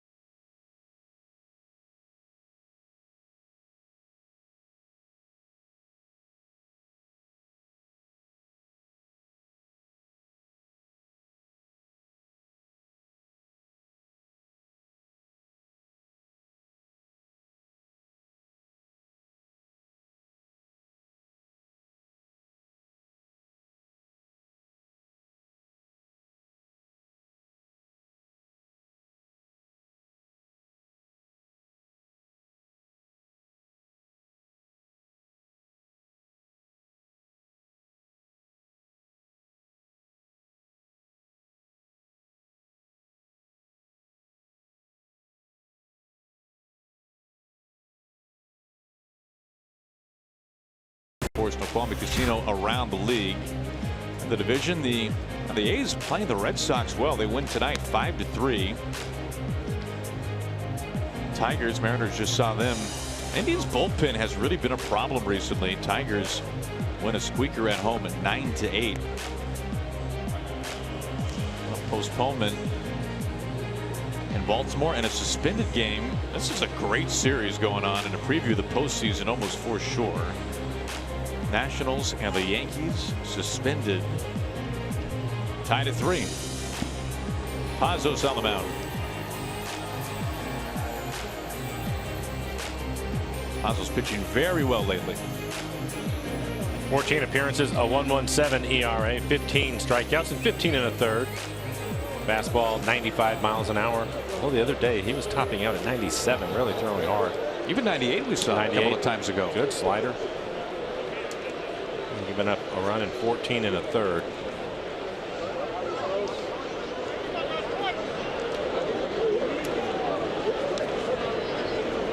Facing Mazzara.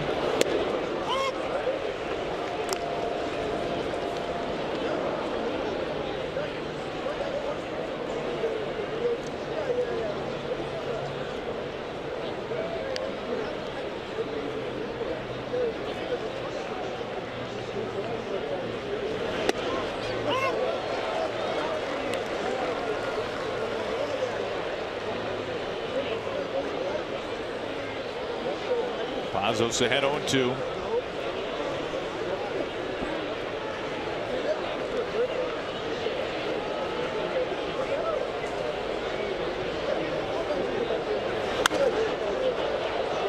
Sticking with the heat. Still 0-2.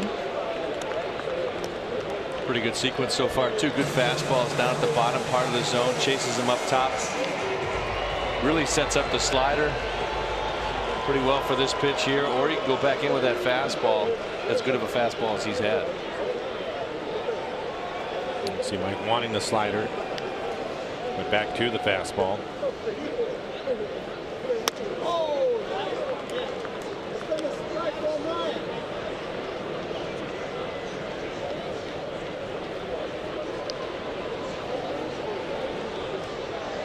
And Mazzara, a dangerous hitter, 10 homers. Hitting over 280 entering tonight.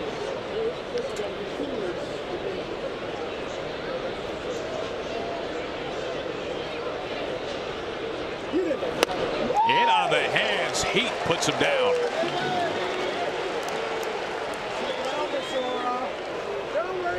Well, Pazos continuing to throw the fastball, not showing the slider. This one on the inside, in off the plate really, and Mazzara tries to pull his hands in but just can't do it.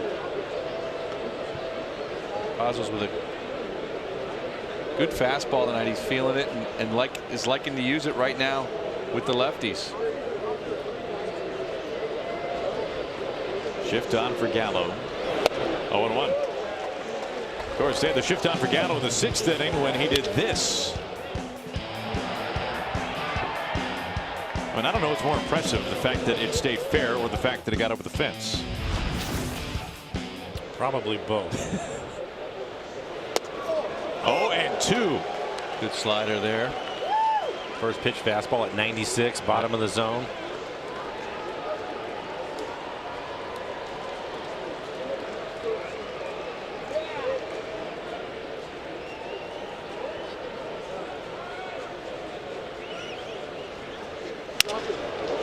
Breaks his bat. Shallow right field. Segura.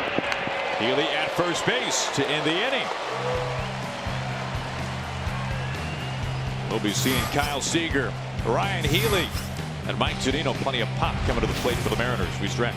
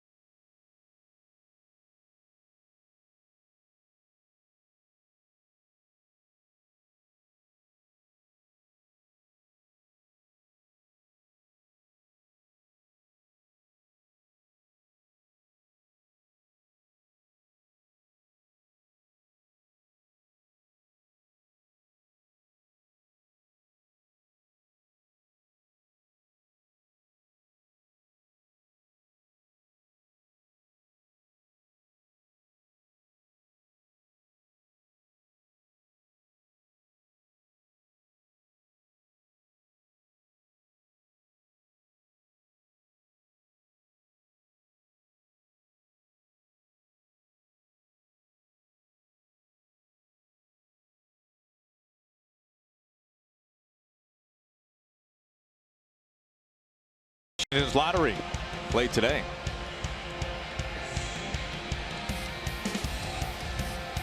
All tied at 6, bottom of the 7th. Mariners back home. Homestand beginning tonight. The first of 2 against the Rangers and the Tigers for 4. What can Seager do this time around? A bases clearing double in the 3rd.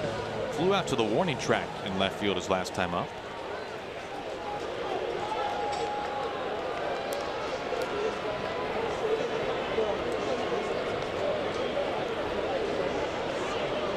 Barnett still up on the mound for the Rangers.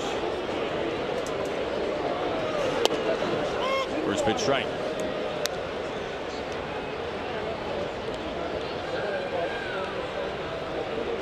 Shift on for Kyle.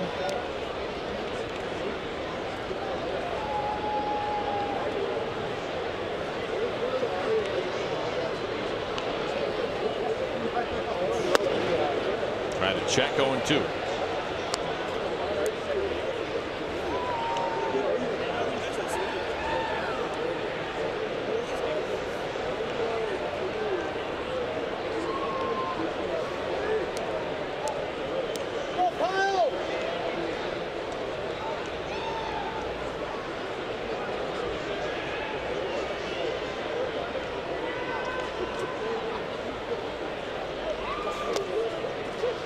Ball and 2 strikes.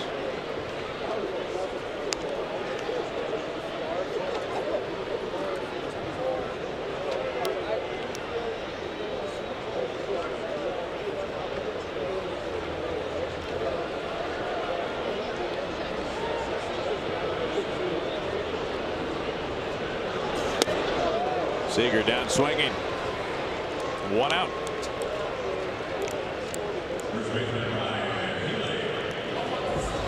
All it takes is 1. If it's a hit in the box score, it's a hit towards $5.6 million. Download Beat the Streak today in the App Store or on MLB.com/BTS.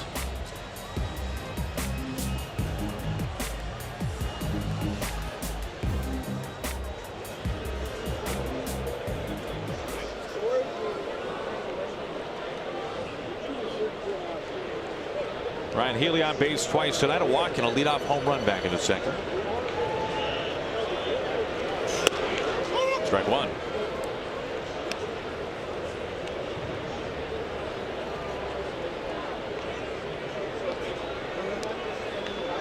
Healy now with 8 homers. Alston's coming off the disabled list.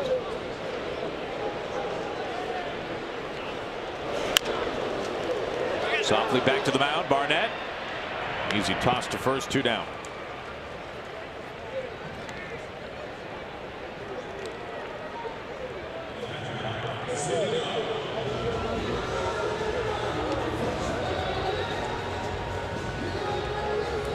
That brings up the Mariners catcher Mike Zunino. Mike looking for his first hit tonight.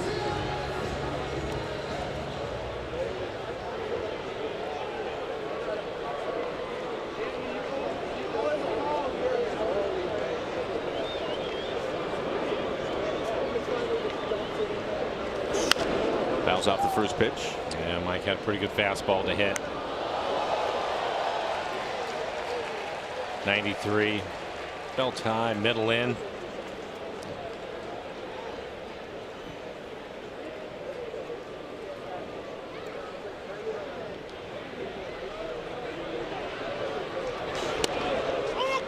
Some movement to it. 0-2.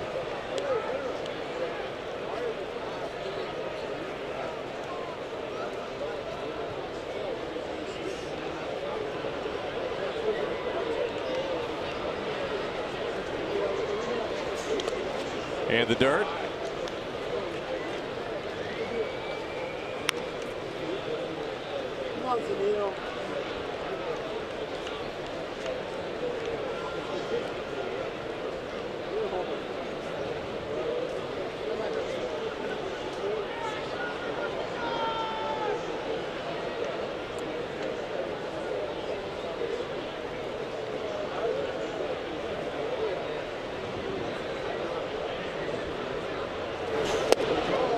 Down swinging, off-speed pitch gets Zunino as Barnett carves through the order 1, 2, 3.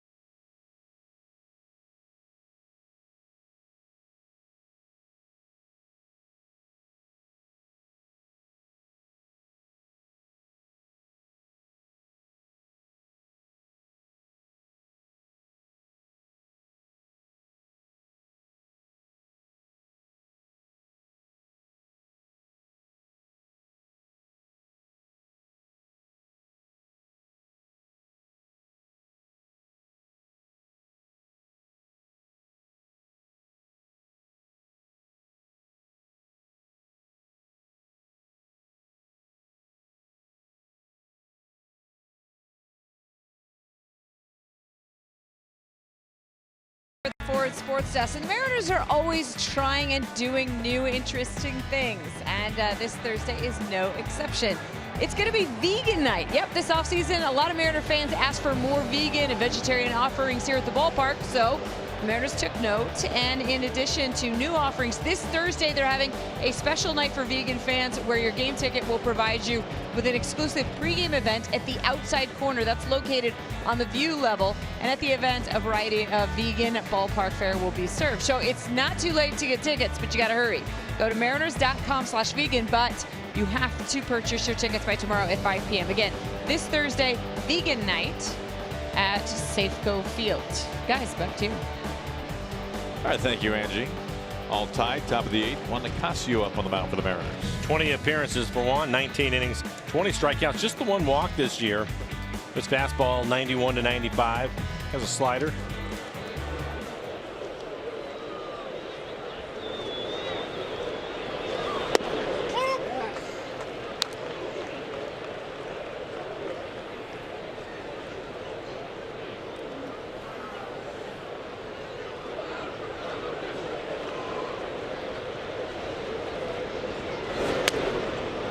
One ball and the 1 strike to Isaiah Kiner-Falefa.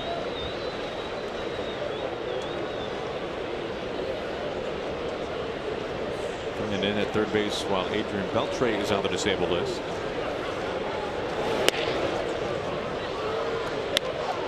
Talked a little bit on the radio side how different it looks looking out there to not see Beltre, but also Andrus. Sure. Controlled that left side of the infield for a long period of time.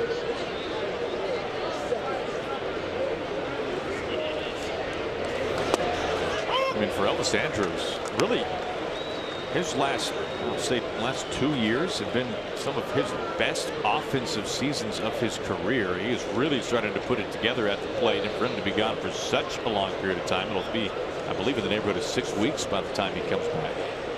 Major losses between those two guys.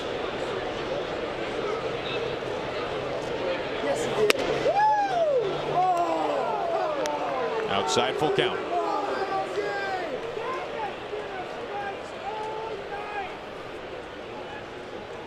Rodney Odor on deck, an RBI doubled his last time up.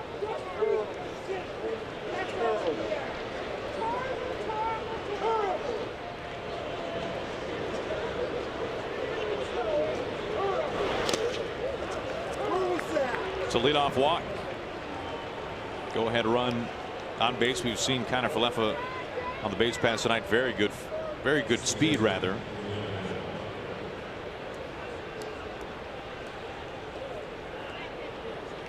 There's Odor. He's missed a lot of time this year with injury. Another free swinger in their lineup, but you have to be careful with them. Plenty of power.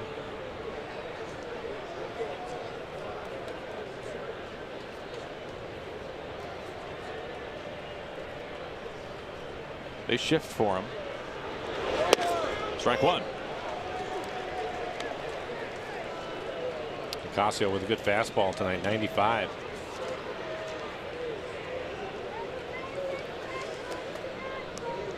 It was a 3-run 6th inning for Texas that tied this game up.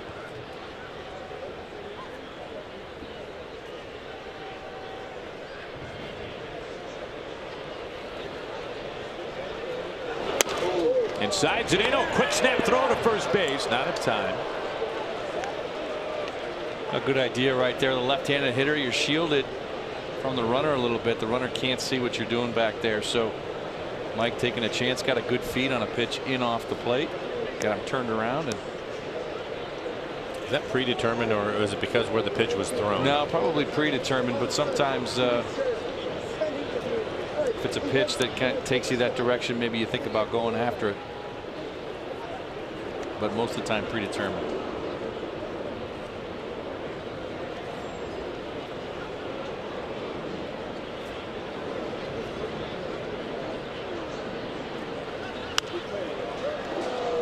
Ball and 2 strikes.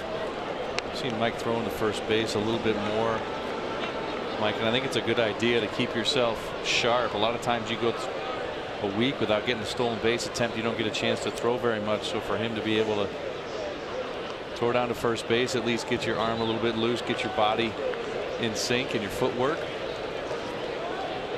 keeps you sharp. Part of that experience for him, yeah, having the confidence to throw down there and not worried about making a mistake, basically. Yes, especially in a tight game of the 8th inning.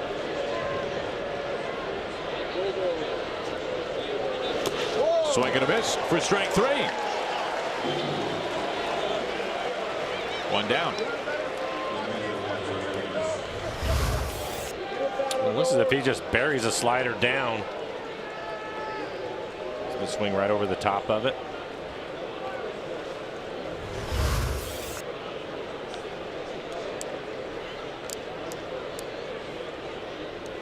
One out, go ahead run at first base. Here's Chirinos.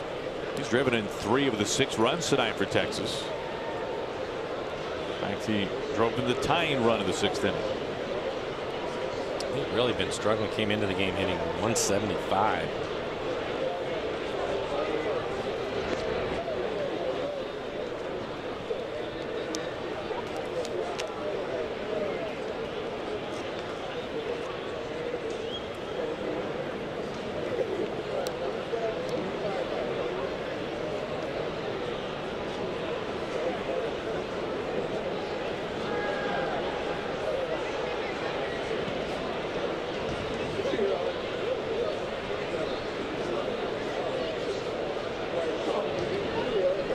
First pitch to Chirinos. Swing and a miss.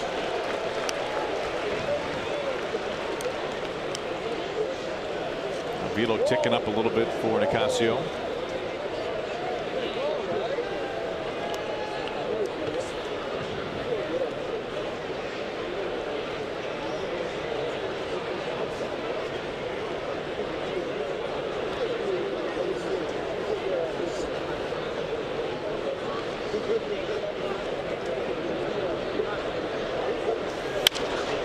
Underneath Healy's glove into right field.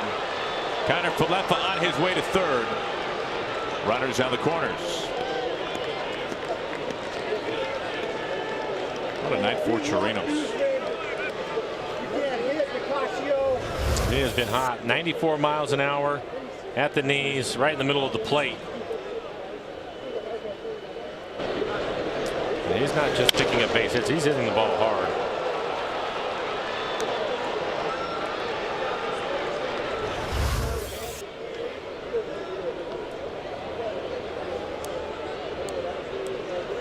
Go ahead run 90 feet from home. Connor Falefa.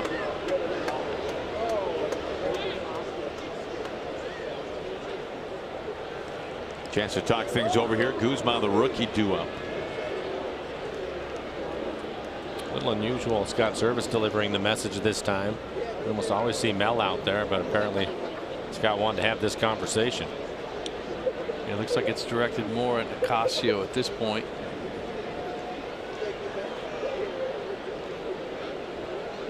Sometimes managers like to know who he might want to go after in a situation, but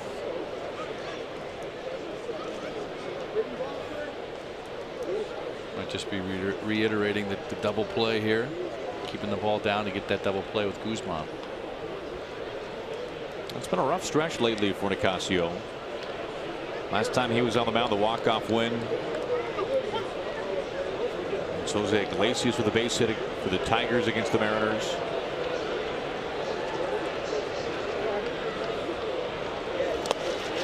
Ball one. A good stop by Zunino right there. That runner at third base, you want Nicasio to have the confidence to throw that pitch down. And Z doing a good job of keeping that ball in front of him, keeping that runner at third base.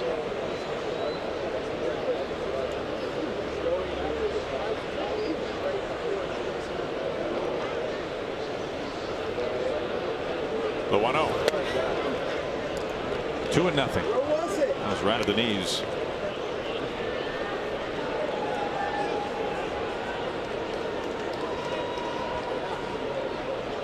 Let's go, Andy. You look pretty good from here.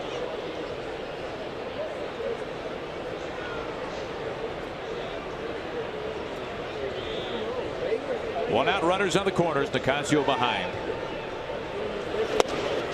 Gets a strike over.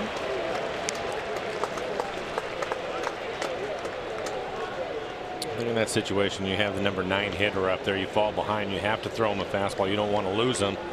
You want to make sure it's a quality pitch, and it was. That was 95 right on the corner.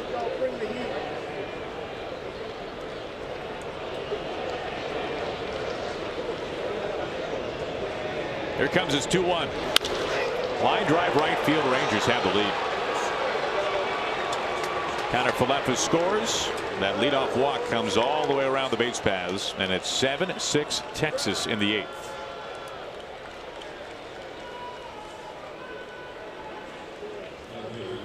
Our Columbia Bank difference of the game with the number 9 hitter, the rookie Ronald Guzman. Going to get another fastball, trying to go to the inside corner. Probably ends up middle in, but he's able to square it up. Talked about quality of pitch, Mike. That one leaked down just a little bit more than the 2-0. He was definitely in swing mode, and just the fact that it caught a little bit more of the plate made it a little bit easier to get that base hit. Ball one to Shields.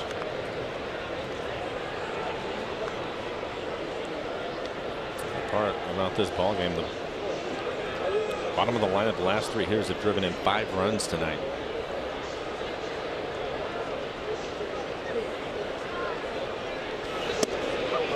No, we did not expect this kind of game from Chirinos. That is for sure. And Connor Falefa has had his fingerprints all over this one tonight for the Rangers. Another rookie. Really, for the entire team. Again, they came into the game last in the American League in hitting. They have 11 hits on the scoreboard.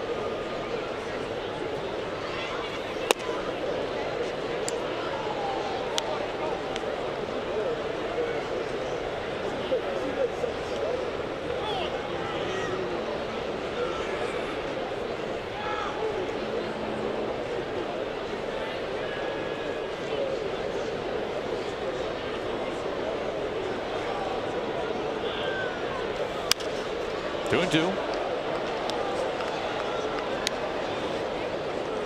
For Nicasio, he has a good fastball tonight. 95-96 with his fastball. Seems to me the trouble with the slider tonight, being able to land that pitch when he wants to in the strike zone. Hasn't been able to consistently throw it in there, and I think they might just be looking fastball.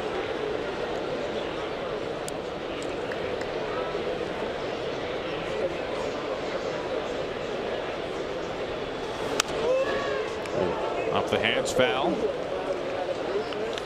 So in a situation like that, Dan, if you see any spin at all, you're just going to take it.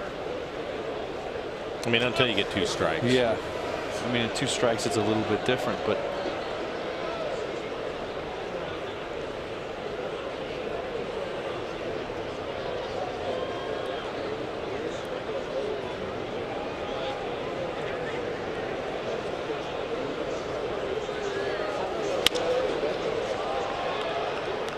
That's a pretty good pitch right there. That's a slider at 88 right on the corner. And it's down. Tepchenski ready to go. Chu waiting on deck, a left-handed hitter.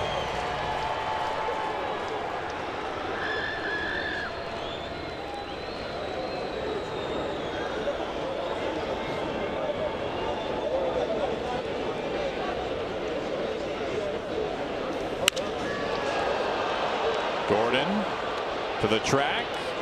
D makes the catch.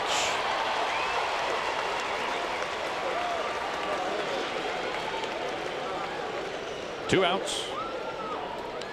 2 on for the Rangers, top of the 8th. Now it's coming up. 4-game series after tomorrow's finale against these Texas Rangers. That'll be a 12:40 first pitch. Gonzalez, Felix, Paxton, and LeBlanc. We are waiting on the Tigers rotation for those 4 games. Well, that is it for Juan Nicasio. Zipchinski is coming on, inheriting 2 runners.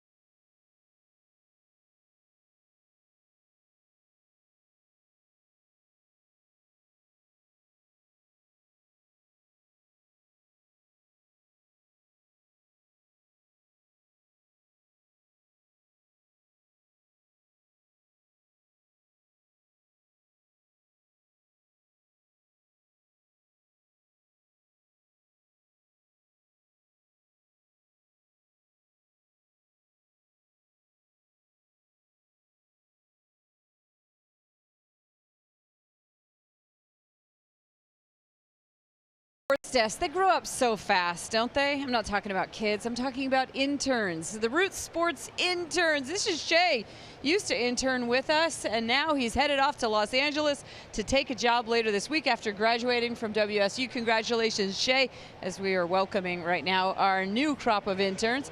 Look at this, we've got peeps from Kauai here in the house at Safeco Field to cheer on the Mariners. The hashtag to use, again, is Where I Root, presented by Alaska Airlines. And Bridget Seeger clearing the bases.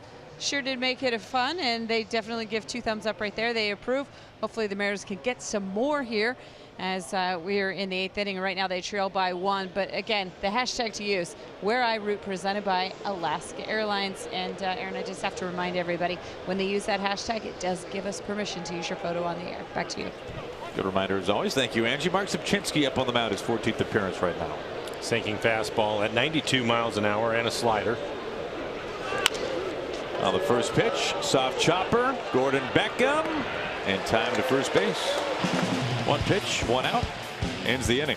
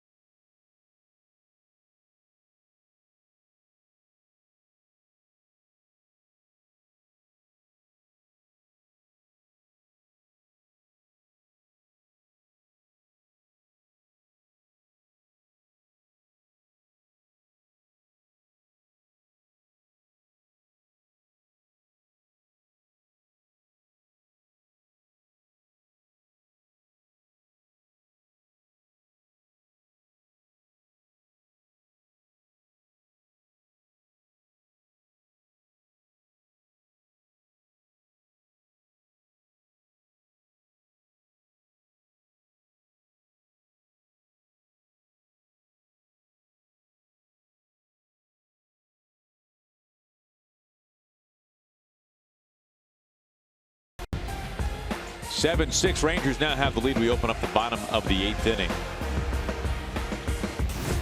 How about a look at the American League West standings? Angels and Astros going at it right now. In fact, the Astros leading late in that game thanks to a bases clearing double by who else but Jose Altuve. A's winning tonight. They're back at the break-even point of 500, a win against the Red Sox. Mariners a game and a half outside of top 2 clubs in the division. It's very tight in the West. Pretty emotional home run for the Oakland A's outfielder Stephen Piscotty, whose mother Gretchen has passed away. Here's Jose Leclerc up on the mound. He will work things in the bottom of the 8th. Take a look at Leclerc's numbers. This will be his 13th appearance, the 1-0 record. 2.03 ERA, 18 Ks to the 6 walks. Opponents only hitting .093 against him. Good fastball at 94. And he likes to use his split. A little change in curve to go with it.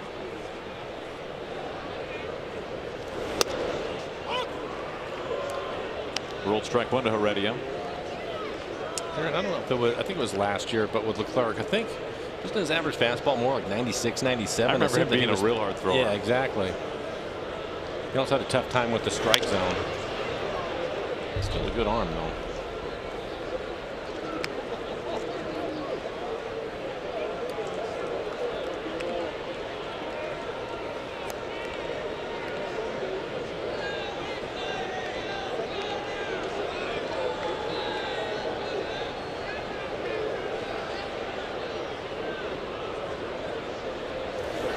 Well off the plate.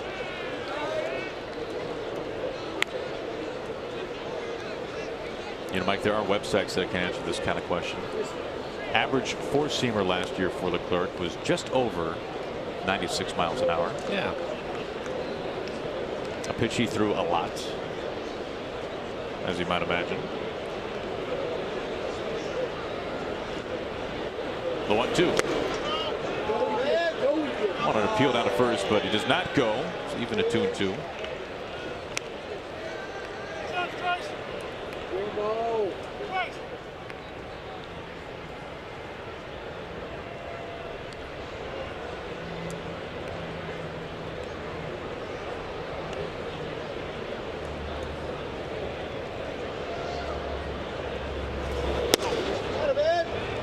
Off-speed pitch outside, full count.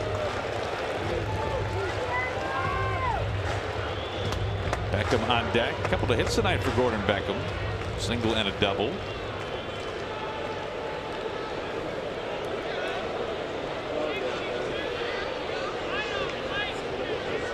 The 3-2. Lifted out left field. Gallo covering a lot of ground at the wall. And a one hops over the fence. A ground rule double. Tying run in scoring position.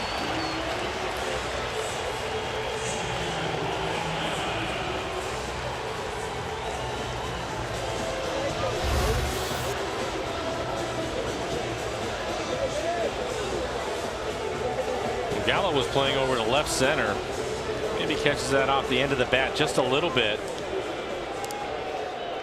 Bounce over the fence. Pretty quick swing though on a fastball that was up in the zone. So plenty of speed at second base. Corners are in for the Rangers. Throw, second, save. Boy, that was close. That was a great throw. Yeah, that's a dangerous play for a base runner, Mike. As you know, you're trying to get to third base. You're doing everything you can to get a good secondary lead and stay out on that right foot. And that's a great pitch for a catcher to throw to second base. You see Heredia on his right foot, and Chirinos almost picks him off.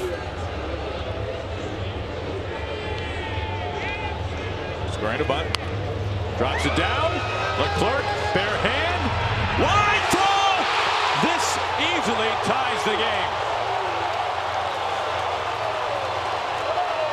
Heredia scores, and we are back right where we started, 7 apiece. And Aaron, this is back-to-back nights where we've seen sacrifice bunting and the throw being wide of the base to help the Mariners out. In Minnesota last night, the Mariners win 1-0 on an error similar to this, but it was the first baseman that throws it away. Now it's the pitcher.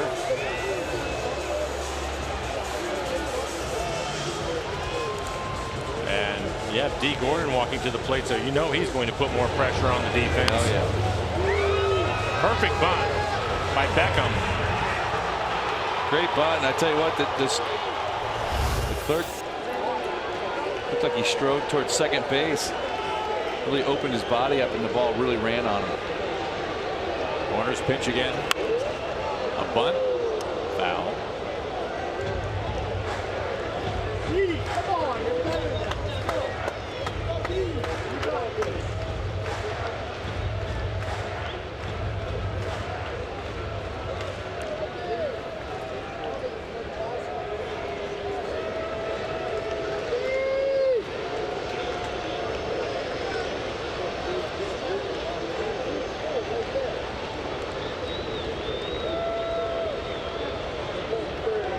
The 0-1. Third base. Got it Filippo to first on target. Beckham the go-ahead run now 90 feet from home. He does his job. It's just a perfect bunt. You have to make the third baseman come in and field it. Only Beckham can just walk into third. That's exactly what happens. One of the hot hitters for the Mariners, Segura, going to get a chance to hit. Doug Roquel, the pitching coach, on his way out to the mound right now. Segura with a couple of hits. He's also walked.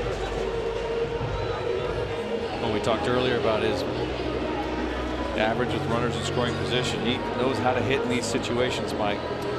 And that's probably what Doug Roquel is out there to discuss on the mound.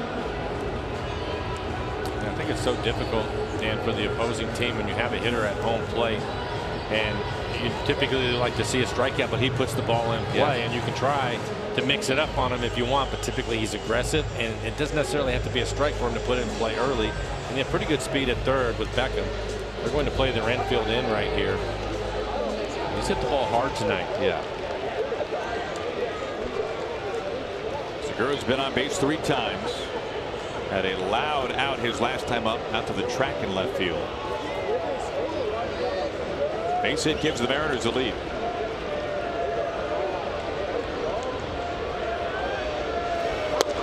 Ball 1.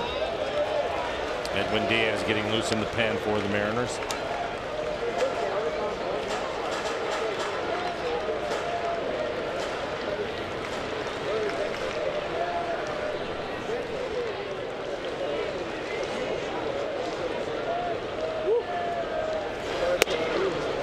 Evens up.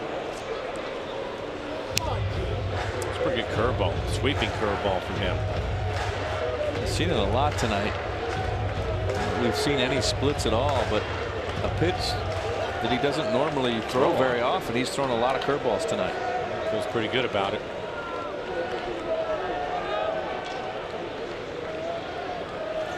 Another one. Mariners have the lead thanks to Gene Segura. Who else? 8-7 in the 8th inning. It has been unreal. Well over 400 this year with runners in scoring position. Gordon Beckham, a couple of hits for him tonight as he scores the go-ahead run. And this is actually a pretty good pitch. It's a curveball again on the outside corner and down. And he just stays with it. And most hitters probably pull off of that ball a little bit, end up hitting it on the ground. If you don't, you probably swing and miss. But talking about him hitting pitches off the plate. Yeah. And you mentioned it earlier. He doesn't change anything when he gets the runners in scoring position. Just takes that same swing, keeps it pretty simple. Saw the curveball. Probably helped that he had seen it the pitch before. Or his timing anyway. Yeah, and he was able to stay on that second one. 1 out, 1 on. Haniger at the plate.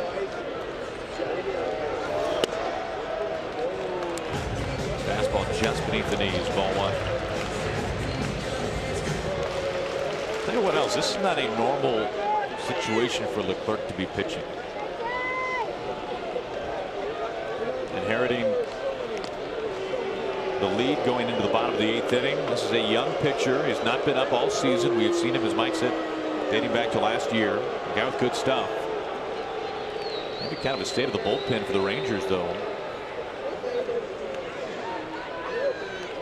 2 runs across. Mariners on top now. Jake Diekman is getting loose now. Hard throwing left-hander for the Rangers. Gamble waiting on deck. This is just a pretty good fastball that Haniger is going to swing through.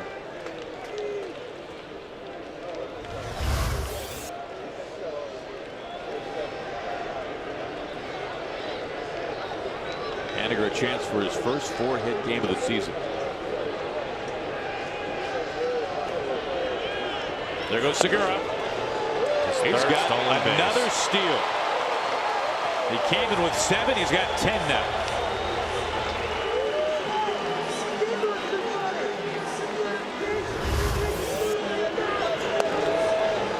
Pretty good jump. Talked about him being aggressive at the plate, aggressive on the bases. Good to see him healthy. I believe it was 21 stolen bases for him last year, but he was hurt a couple of times and kind of nursed a leg injury along so that he could stay in the lineup. Healthy now.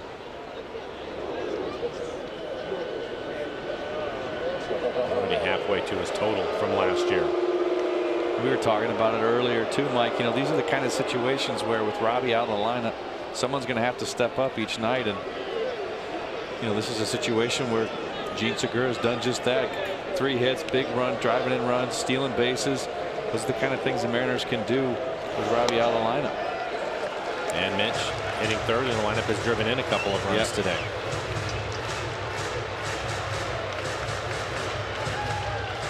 Gamble on deck, batting for Cruz, who had to exit the game after taking a pitch off the top of his foot.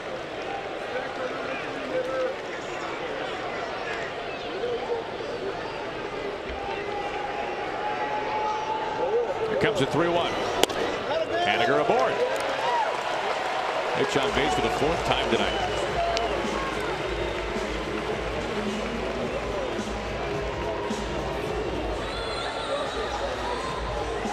Here comes Jeff Bannister. That is it for Leclerc. He faces 5 batters. The only man to make it out was D. Gordon, the sac bunt. Mariners have the lead. Here comes Jake Diekman.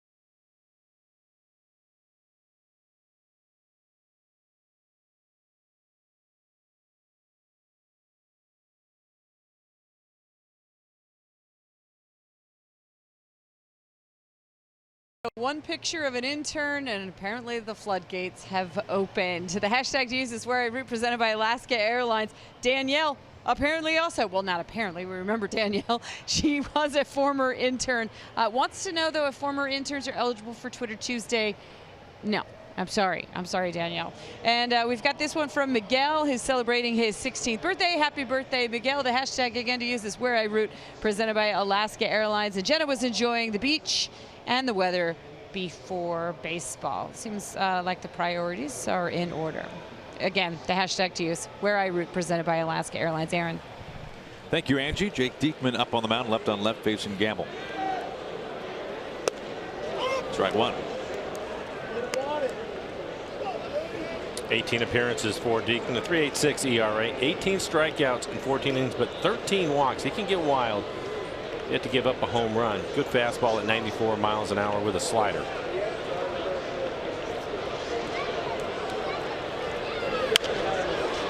Oh, 2.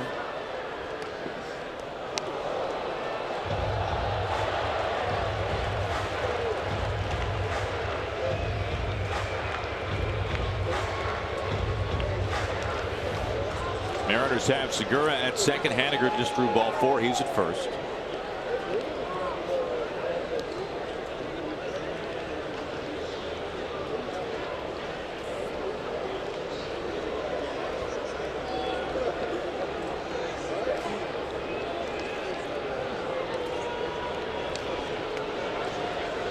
The 0-2. Swing and a miss. Gamble down. 2 outs.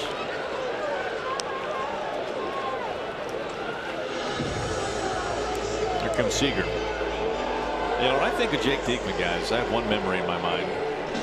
You know where I'm going with this, Flower Power? I believe so. How about one of the greatest Mariners of all time? Having a pretty good year. Yes, he is. Dae-Ho Lee. Walk-off home run a couple of Aprils ago. Such a good time, Dan. What an era. It's outstanding. Foot in the bucket? Hey, whatever works. It's about a week ago you were looking up his numbers, Aaron. And I had some spare time. Well, you did. Runners out of the corners now. And a stolen base. 4 tonight for Gene. Not the easiest. Kyle Seager against Dinkman. He is 3 for 12 with a home run. First 4 steal night for Gene in his career.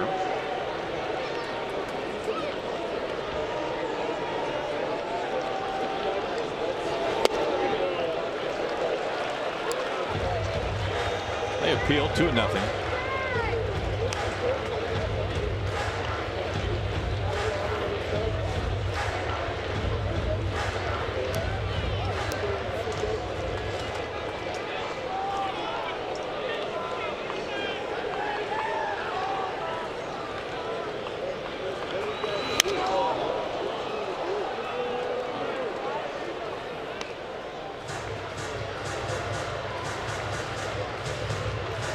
Well, the Mariners came into this bottom of the 8th down a run. They have scored 2 to take the lead. Diaz is warm and ready to go. 2 outs, 2 on.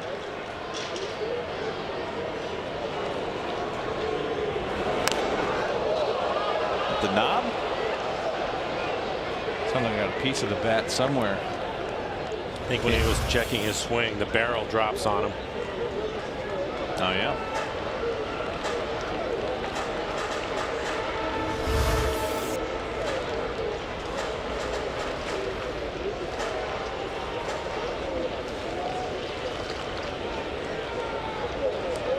Two and 2. This is when it gets tough because he knows that Diekman has the good slider, but he's throwing 96, 97 tonight. With some run, too. Yeah.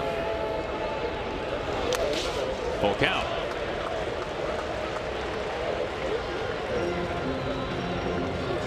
Healy on deck. He's homered tonight.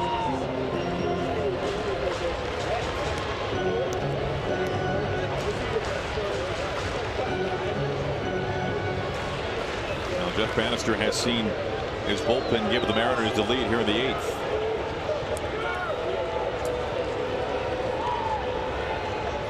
Here comes the payoff to Seager. Mariners have him loaded.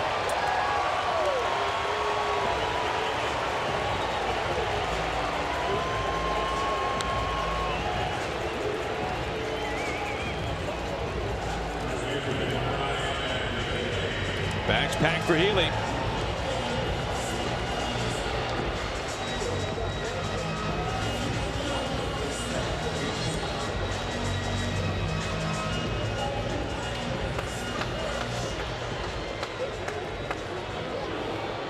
Diekman has seen plenty of right-handers this year. In fact, he's faced right-handers far more than lefties. Holding right-handers to a paltry 125 average. Strike one. Ryan came into the game hitting .304 with a couple of home runs against lefties.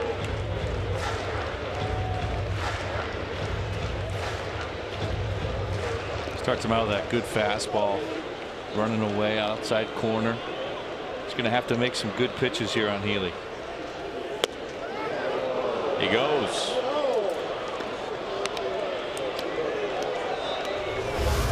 Follows up the fastball with that back foot slider. Tough pitch from a lefty to a right-handed hitter. Kind of buries it in that back foot. Ryan not able to hold up. The Mariners trying to give Diaz a little wiggle room here. Mariners are 4 for 13 with runners in scoring position. A lot of opportunities. You know what, Chirinos, he's had a couple of pretty good blocks on that slider that you were talking about, Dan. Because Segura is probably about a third of the way down the line, ready to run if it gets away from him at all. Well, and with Seager up and the shift on the third baseman way over at almost at the shortstop position, Segura was almost halfway down the line.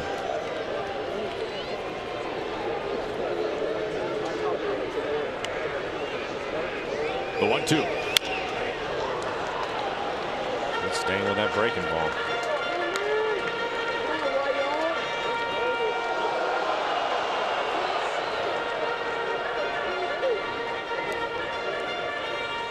May try to pop a fastball here just off the plate away. Maybe try to set that slider up again.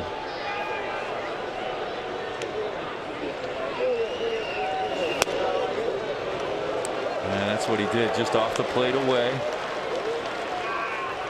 Well, he could either stay out there with a heater mic, or he can, which is my guess, he'll probably go back foot with that slider again. He's just trying to speed him up, just show him the 96 off the plate. Great. It's a good fastball tonight. You have to be aware of that. Healy at this point certainly is. Reaching for it. Goes after the heater. Mariners leave him loaded. They do take the lead. Edwin Diaz coming on to the ninth.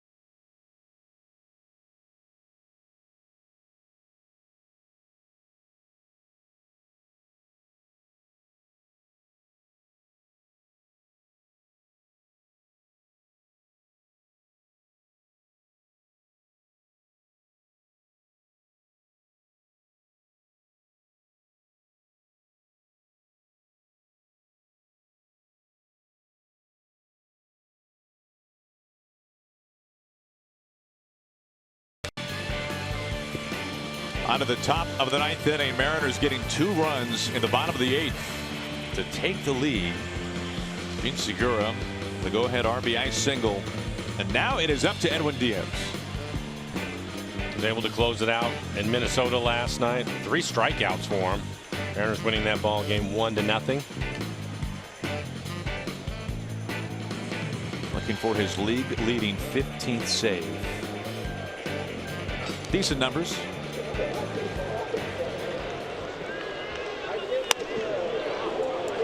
Ball 1 to Profar. Was impressed by his fastball last night, Mike. You know, the slider was good, but he really had the explosive fastball and really used it well. No, you're right. 99 miles an hour last night. There's a slider. I think it's one of the things this year watching him, Dan, is he throws the slider early, and typically it's out of the strike zone. If they chase it, that will be a strike. Or even if they take it, it just kind of gets in their mind, and then they're so late. You're going to be late anyway on 99, but just really no chance when he has the good fastball. And now he backs it up with another slider.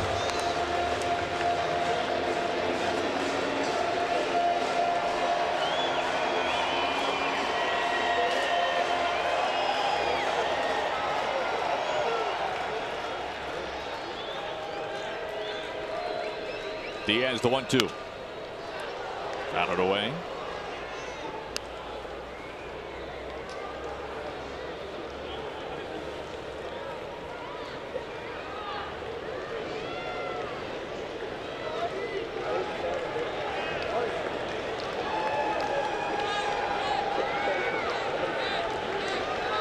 Another 1-2. Fouls off 98. Really utilizing top of the zone. Has him set up pretty well for another little slider down and in right here. Let's see what he chooses to go with.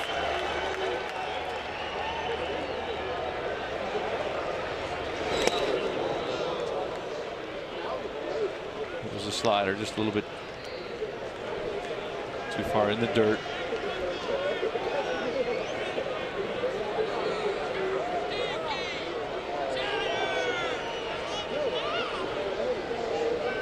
On 2-2.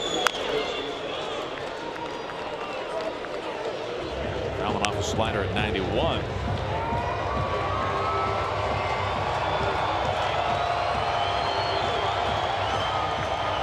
Zara on deck.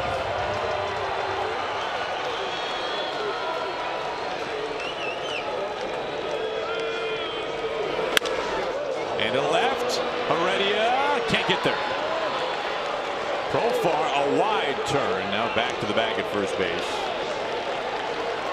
Tying run is aboard. Profar 2 for 2 in his career against Edwin Diaz. I think you have to give him a lot of credit. He had to foul off some tough pitches. This is a good fastball towards the top of the strike zone. Pick up a base hit. Yeah, you got to tip your cap. That's an outstanding at bat right there. Good job by Heredia to keep him. Big turn at first base by Profar, but Guillermo getting that ball in quickly to second base to keep him at first, to keep that double play in order. Only the 7th hit allowed this year by Diaz. Profar into scoring position. Making the turn to third, holds up as Zunino gets to it.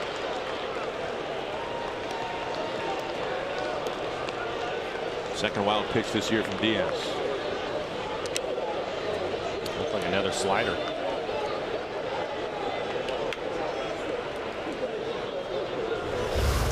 Here's the pitch. It's a slider down and in, and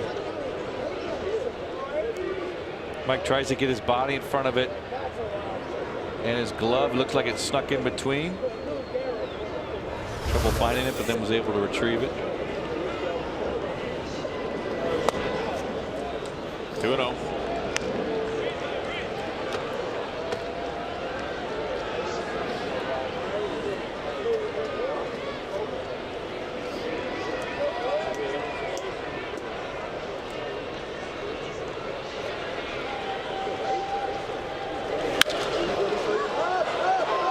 Zunino and Seager, foul ground. Kyle there, front number 1. And that is a deadly bat walking back to the dugout. Replaced by another, Joey Gallo. Obviously a big out, but not just that. It was an out that was not going to advance the runner. Yeah.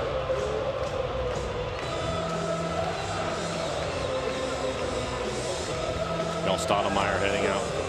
I think this conversation is going to be a lot of high fastballs to Gallo.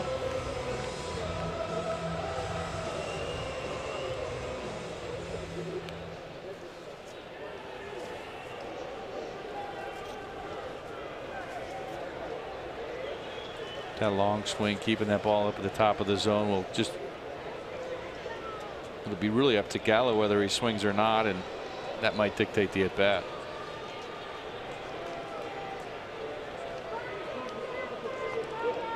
Gordon Beckham lined up in shallow right field.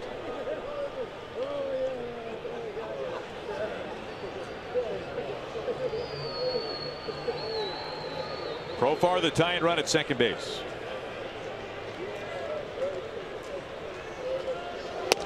Strike one to Gallo.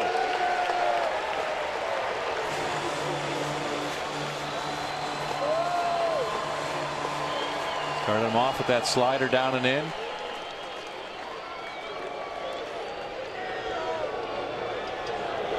Oh, and 2. Another good slider, bottom of the zone. Really well placed sliders. Now you got that upper area of the strike zone, like we talked about, Mike, pretty wide open.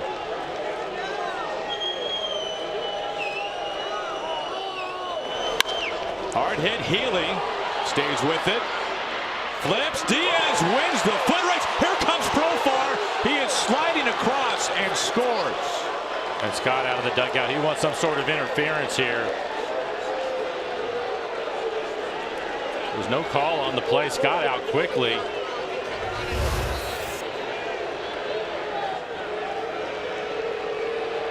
Edwin a little late off the mound, but outruns him to the bag.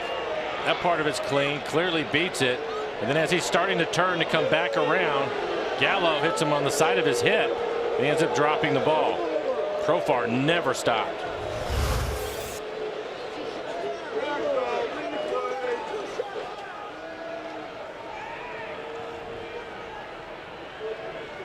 Jeff Nelson, the first base umpire, the crew chief.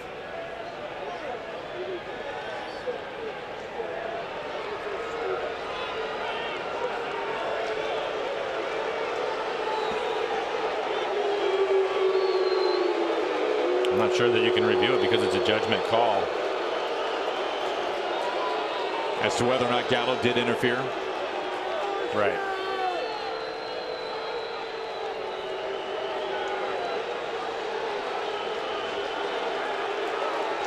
Scott obviously not happy with the explanation. Now he's tossed.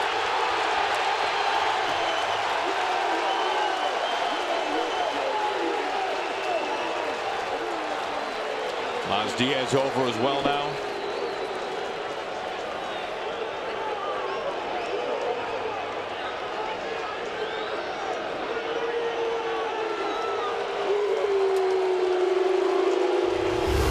Well, here's another look at it. Gallo, this is a hit right on the button. Handcuffs Healy a little bit.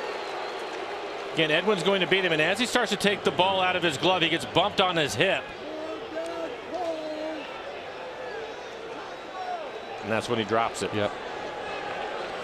So for Edwin, he was aware that Profar was running, so he turns, and he was going to throw the ball to home, trying to stop his momentum after the sprint to first.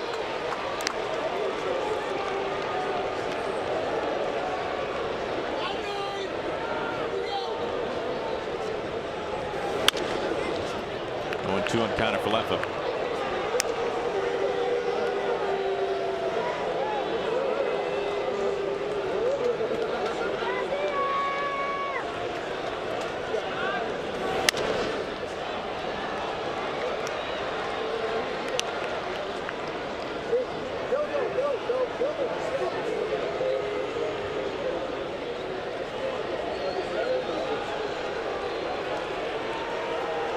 All tied at 8.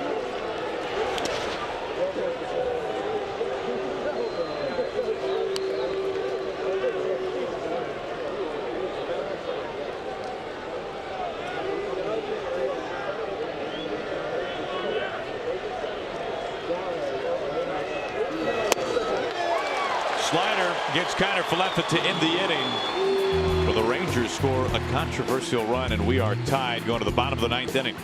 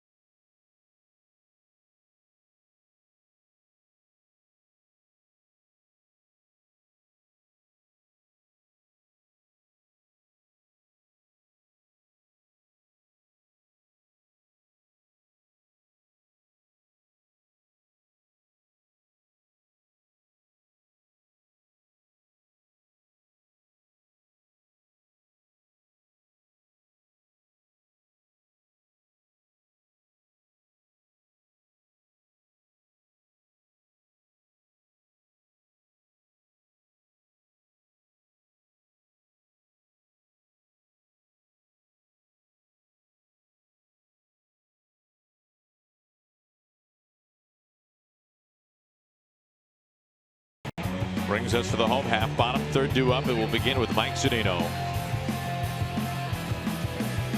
On to face a new pitcher, Alex Claudio up on the mound.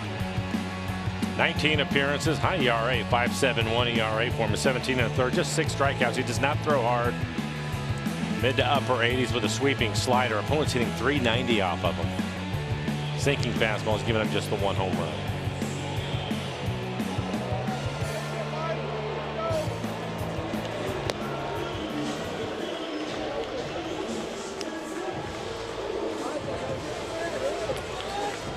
A run wins it for the Mariners.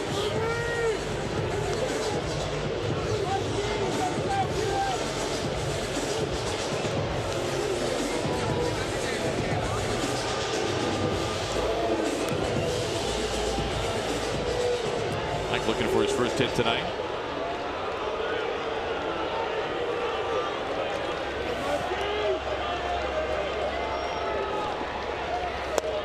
Oh, and 1. There's nothing normal about Claudio. He's been very effective. It's a much different look.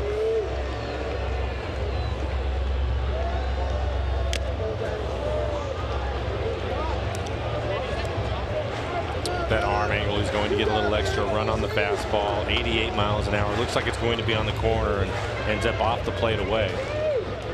Really staying away from Z right now too.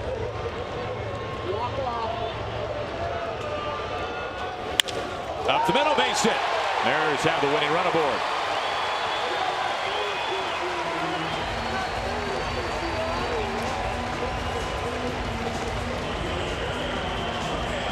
Romine going to pinch run for him.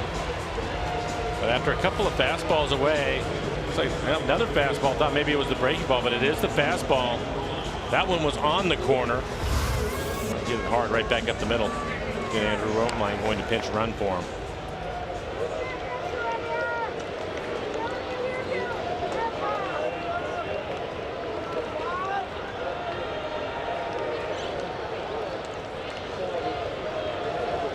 Heredia digs in.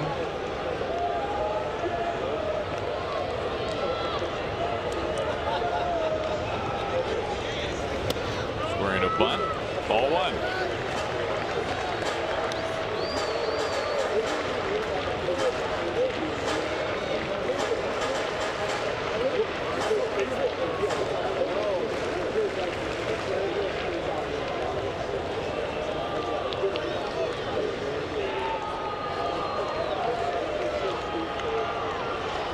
To first.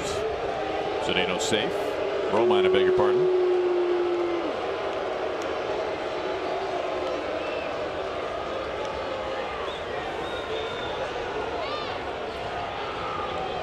Heredia is going to bunt. He needs to bunt it the first base side. Yeah, Kiner Falefa really coming in hard. He's about halfway to home. He's already there. He doesn't even have to come hard. He's so close. They'll just keep walking in on him.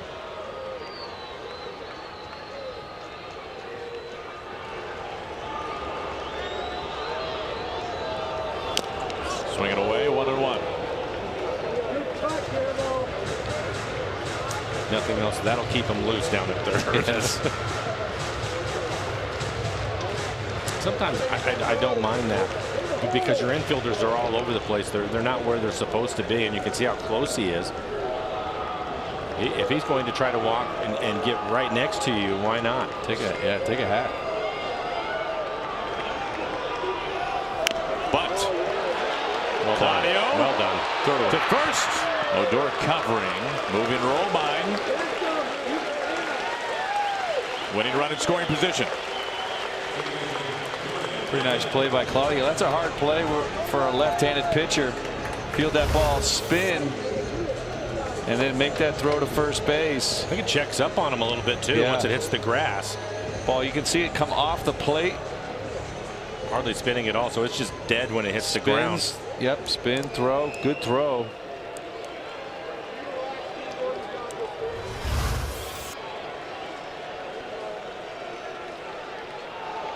Romine the winning run at second. 1 out.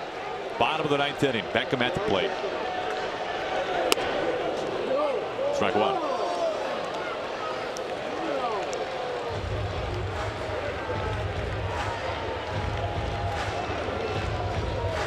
Beckham a good night tonight. Couple of base hits. Scored the tying run in the 8th. The 0-1.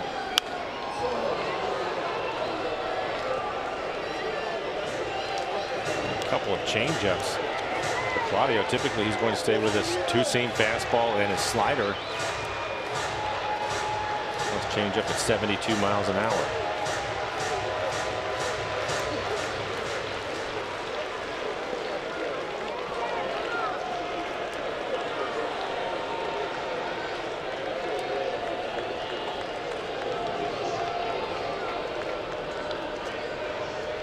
On the way, the 0-2.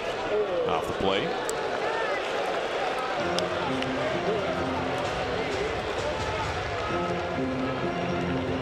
A final in Anaheim. Astros win it 5-3 over the Angels.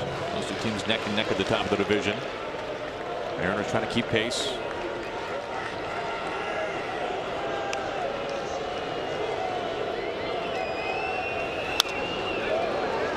And stays put. Everything away to Beckham right here. Everything's been off the plate.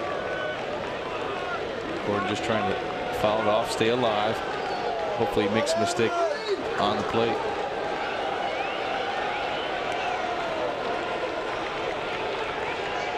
Another 1-2. Inside.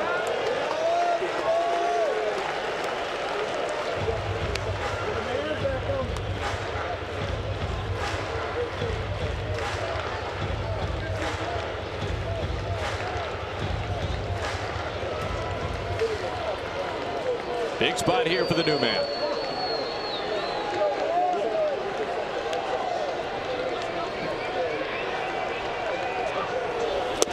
Down on strikes. Well, they started him with the changeup in this last pitch. The changeup again. Pretty good location with that pitch against Beckham.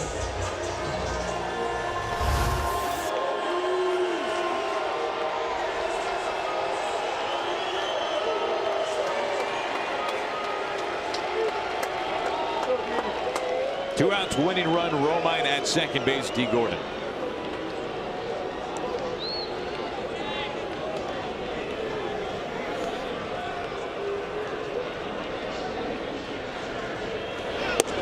First pitch strike.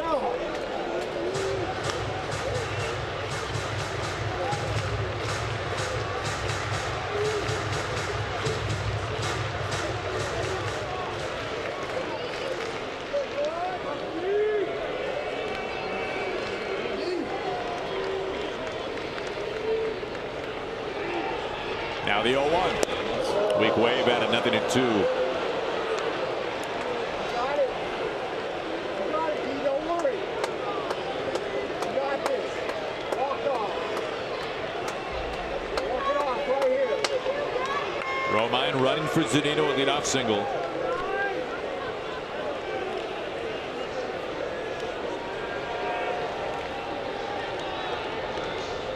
Now the 0-2.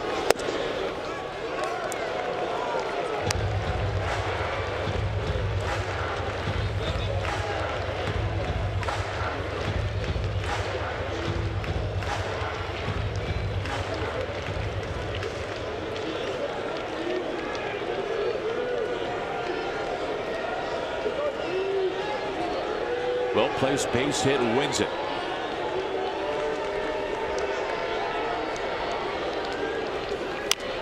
Jammed him.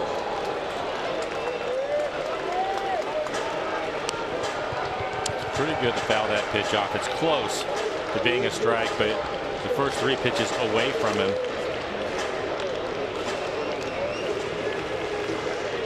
I think you got to foul that one off. It's too close to take. Too close to take. Yes.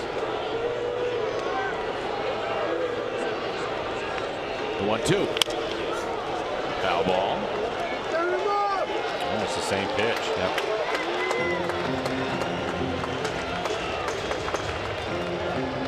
Seems like he's used that inside part to set up that slow changeup or breaking ball away.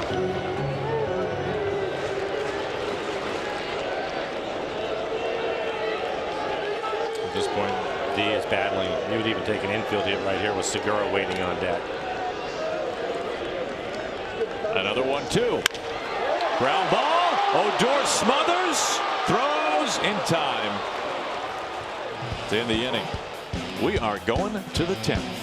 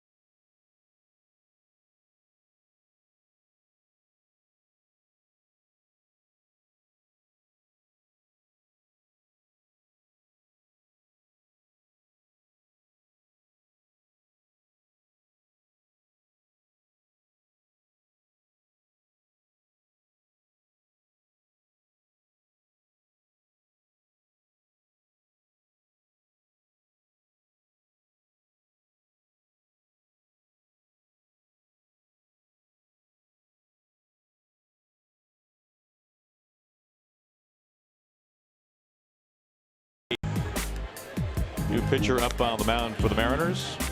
New catcher as well. David Freight is taking over for Mike Zunino. Zunino leadoff single lifted for a pinch runner Romine. And Eric Goodell up on the mound now, working in the 10th.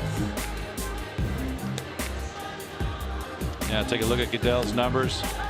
This will be his 5th appearance. The 1-0 record, 1.69 ERA, 7 strikeouts to just 2 walks. Opponents hitting .222 off of him. Low 90s fastball, a little split. See if we can keep Texas at bay here in the 10th. Well, if needed, Goodell, a guy who has proven to be able to work multiple innings for the Mariners. 2 scoreless, a couple of strikeouts, just 2 hits a few days ago in Detroit.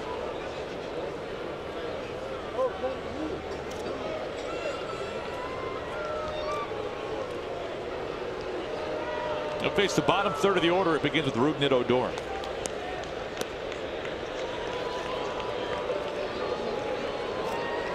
Only the 2nd extra inning game this season for the Mariners.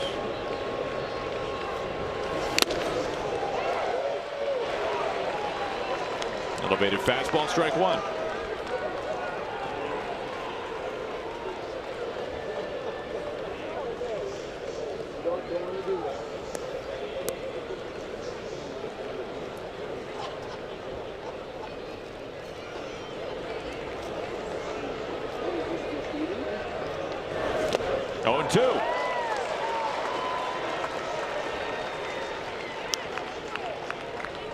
Well, there's that split, good split down middle part of the plate. A lot of times his splits that are more middle of the plate, Mike, they look good coming in, but then break down out of the strike zone. Tough pitch to lay off of.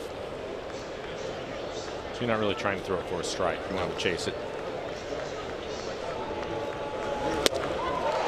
3 pitches, all strikes. Odor back to the dugout.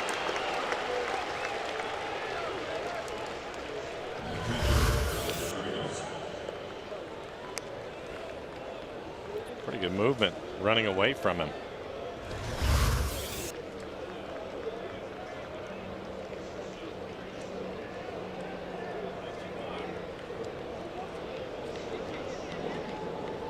One out for Chirinos, the catcher. Having a heck of a night. 3 hits, 3 RBIs.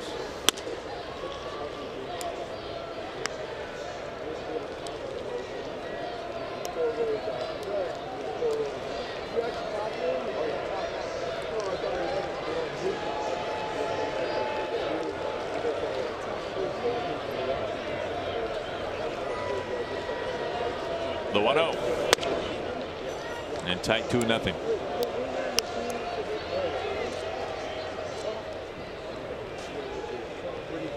You know, Mike, the way the schedule has been recently for the Mariners and a 12:40 start time tomorrow, I suppose it only made sense that tonight would be an extra inning affair. You're probably right. Unfortunately for the guys that are having to go through it. 3-0. It's one of those things, Dan. It's part of the schedule, and it was tough on the road trip with the 1 rain out and the doubleheader and then the rain delay and all those different things. And you come home, you know, they showed a lot by having a winning road trip through all that. And here we are at the start of this homestand. A strike.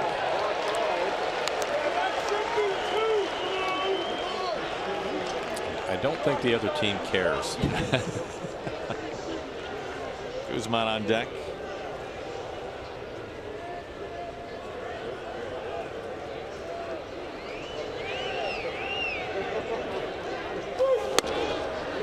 Go ahead run on base. 1 out walk. Chirinos aboard for the 4th time tonight.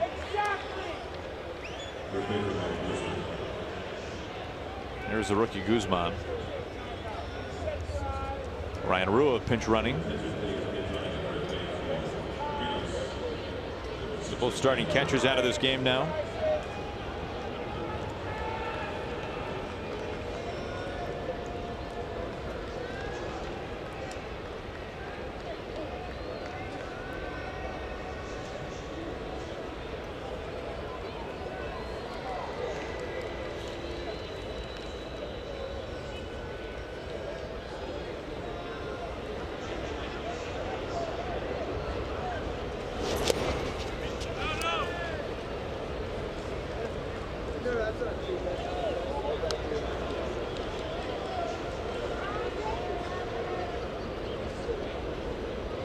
It was Guzman in the 8th, an RBI single into right field that gave the Rangers a temporary lead. Mariners grabbed 2 runs in the bottom of the 8th inning, take the lead back within a run in the 9th.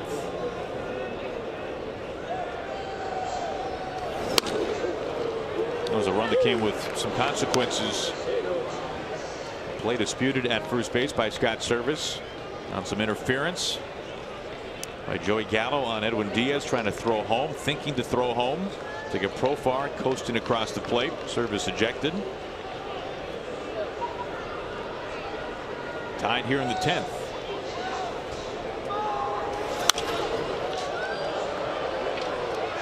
Two balls and a strike.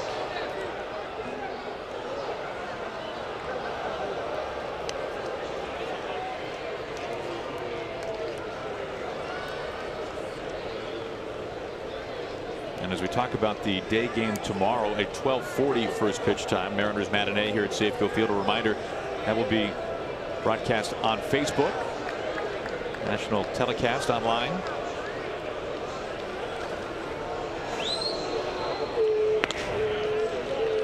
An exclusive broadcast on Facebook. Rich Waltz will be on the call, Harold Reynolds as well.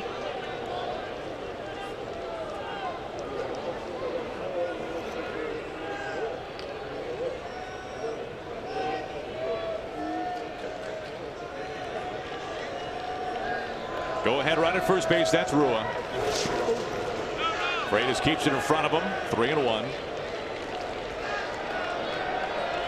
Great job by Freitas there to keep the ball close, not allow Rua to advance.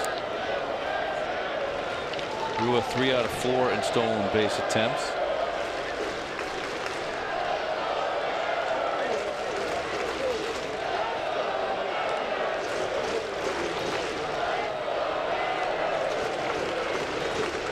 The 3-1. Foul once again, full count.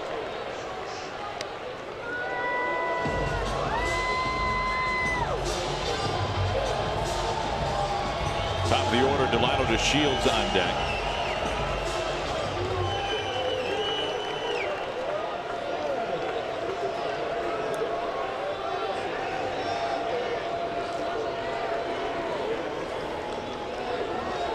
Rowe taken off.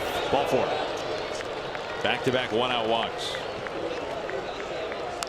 Well, Goodell had no problem against Odor. He struck him out on 3 pitches.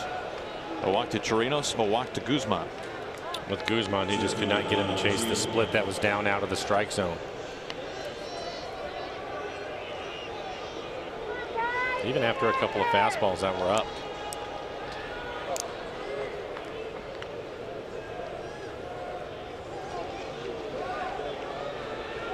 DeShields without a hit so far tonight.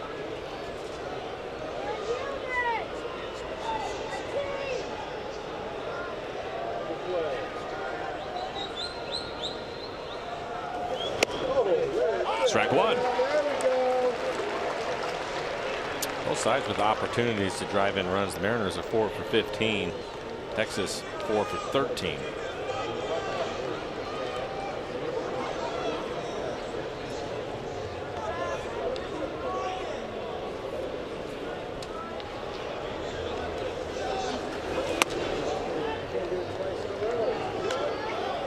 This time upstairs. Seen that a couple of times, Danny. Yeah, let him off with a good one. Try to come back with another one.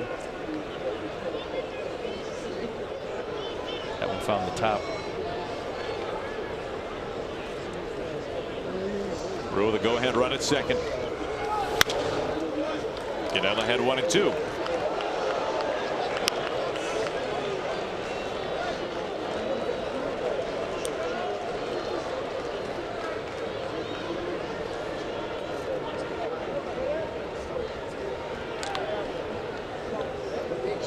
See him chase that split and get that ground ball.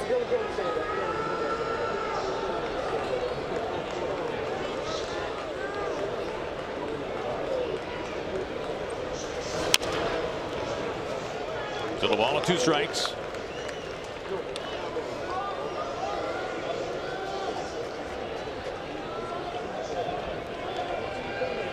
Hard throwing right-hander Keona Kelly getting loose. In the bottom of the 10th, Segura, Haniger, and Gamble due up.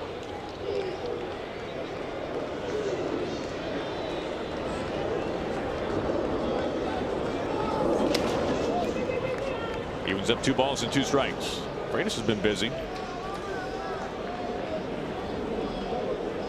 It's a tough spot coming into a tight ball game like this. Extra innings, having a split finger on the mound. Tough to be able. You got to make sure you keep everything in front of you. Don't want to give up any free bases at this point in the ball game.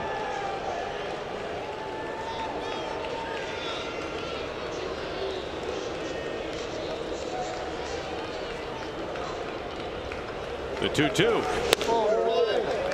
Back to it. Well, that was close.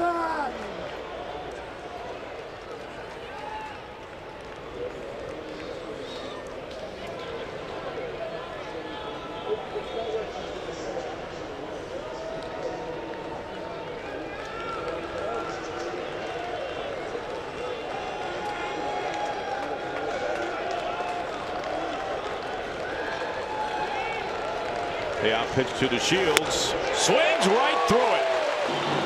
Chasing a fastball.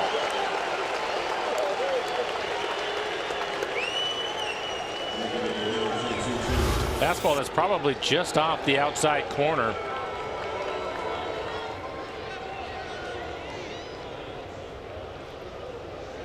And above the belt. Well, Stottlemyre making a trip out to the mound. You mentioned it with Guzman, Mike, but DeShields doing a pretty good job of laying off the split too. Texas hitters showing some discipline on that pitch.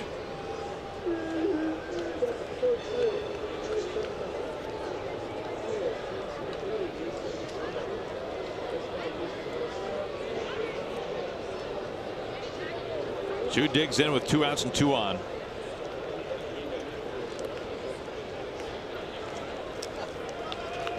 Single back in the 5th inning. Also flew out to the track. A fantastic catch by D. Gordon to end the 6th inning.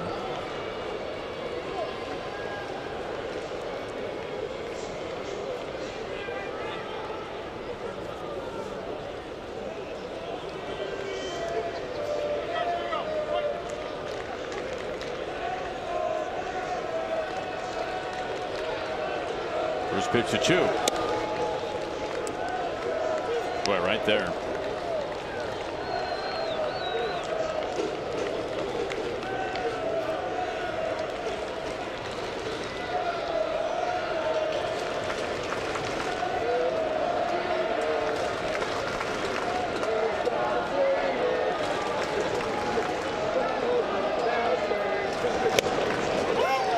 Evens it up.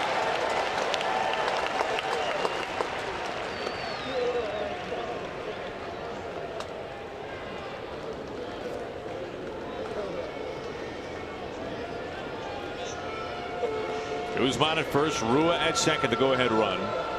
2 outs in the 10th. Ahead 1-2. It's a well-located split on the outside corner. Saw that same one to Odor that kind of runs away from him. Good pitch.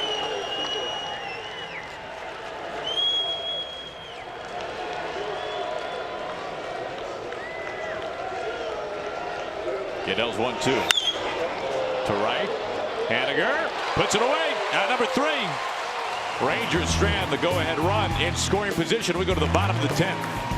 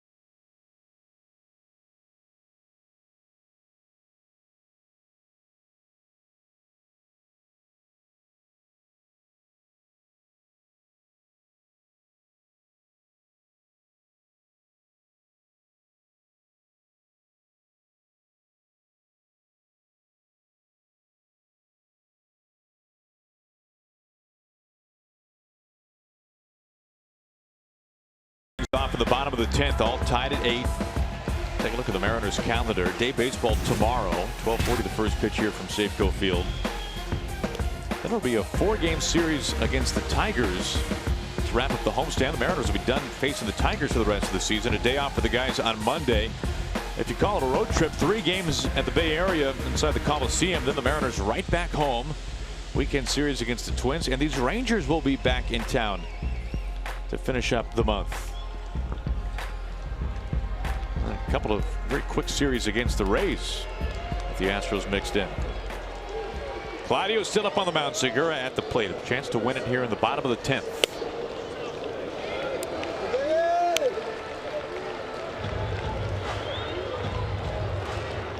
Mariners stranded the winning run at second base in the 9th.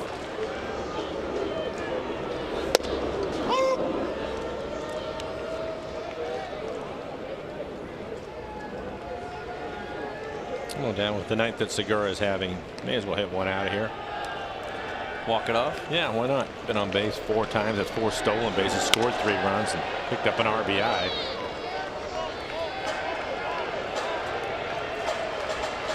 I like the way you think, Flo.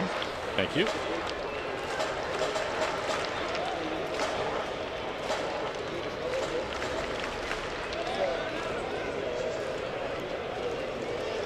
Segura behind 1-2.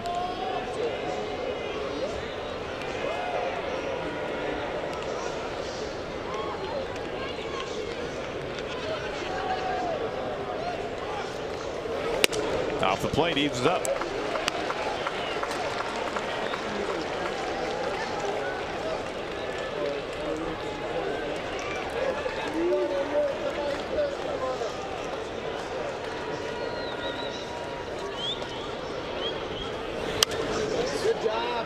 Bats it away, foul. Carlos Perez, the new catcher.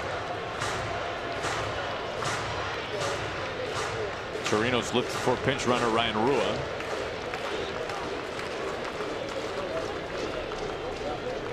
Another 2-2.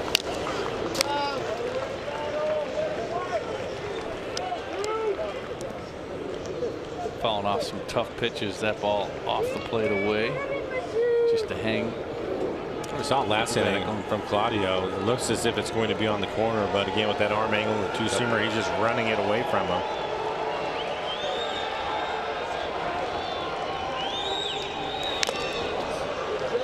Another foul ball at the plate. Another great at bat for Segura.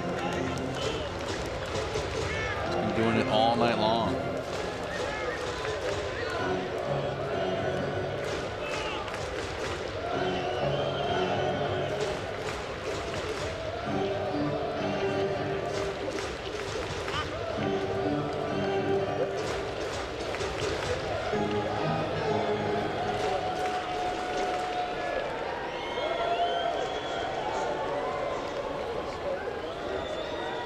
Pitch number 8. Does him in. Drops it down to 68 miles an hour.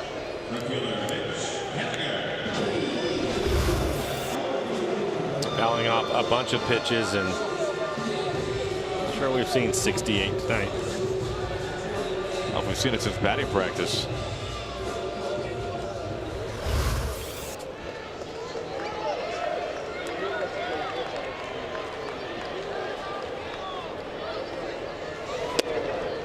Haniger looks at ball 1.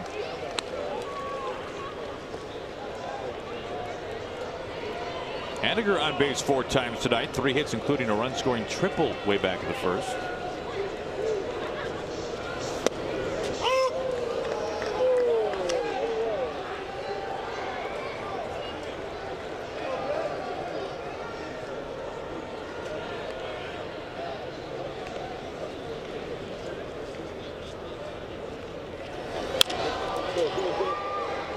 Chop foul, 1-2.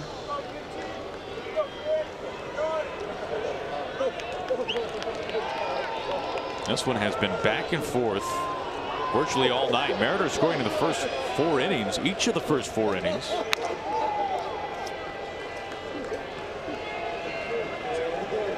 Rangers a 3-run second, a 3-run 6th. Tied it up in the 9th.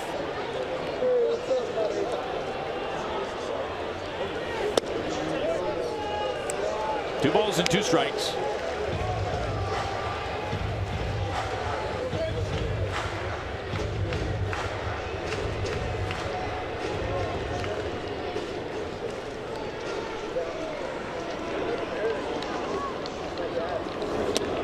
Full count. I think you got a pretty good idea as to where they're trying to pitch Mitch Haniger. And keep it away from him. And Gamble waits on deck.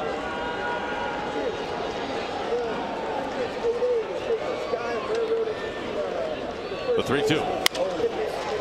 Counter for Leffa at third base. Throw on target to first. 2 outs.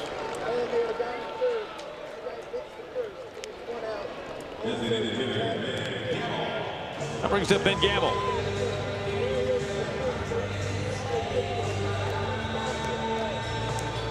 On the news of the night, Nelson Cruz leaving the game of the 4th inning, hit on the top of the foot by a pitch. Good news, x-rays are negative.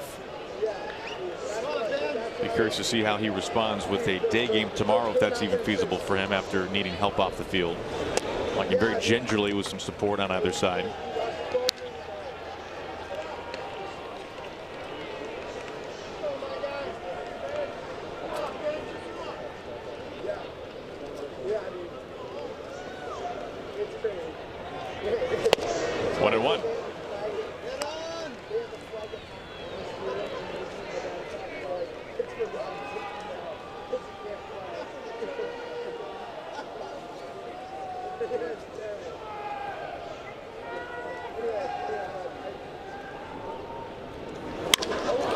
Sock to right field. Mazzara back on it. Puts it away for round number 3. We move on to the 11th.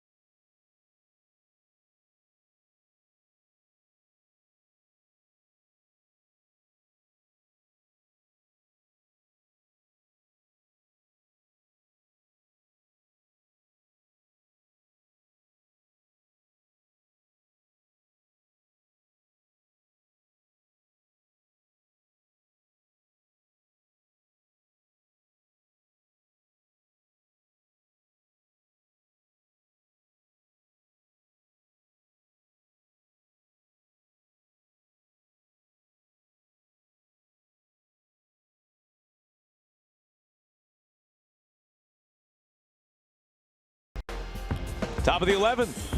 Tied at 8. 8 runs, 12 hits on both sides. Game 1 of a 2-game series. These two teams will play again tomorrow at 12:40. Eric Adell back up on the mound. He pitched a scoreless 10th, able to work around a couple of 1-out walks. Facing some big bats here. Profar, Mazzara, Gallo.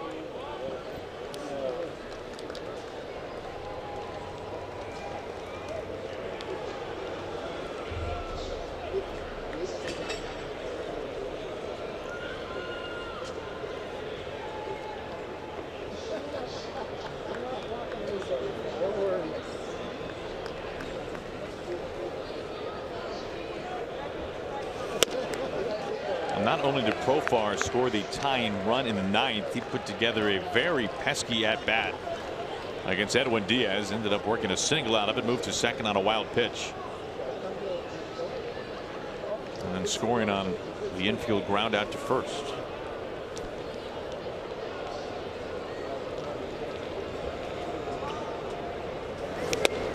Bounces in, 1-1.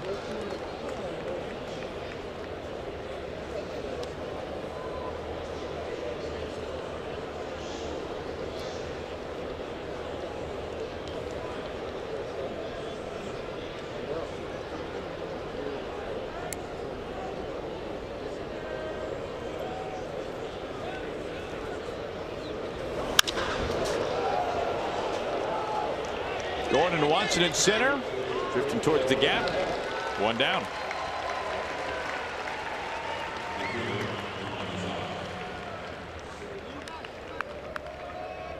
Now Mazzara striding to the plate. Got to be careful with him. 10 home runs. The man on deck, Gallo, now with 13. His 13th coming tonight.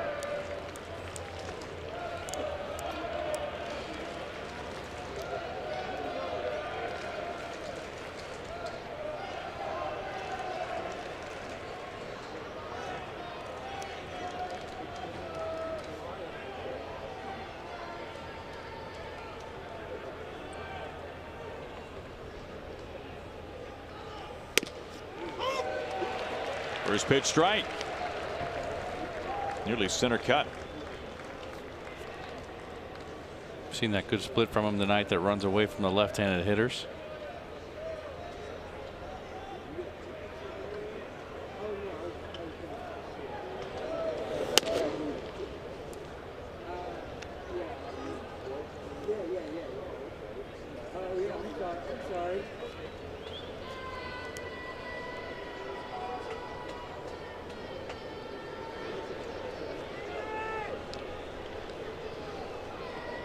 Goodell's 1-1.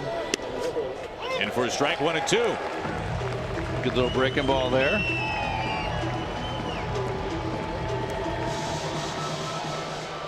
Shift on for him.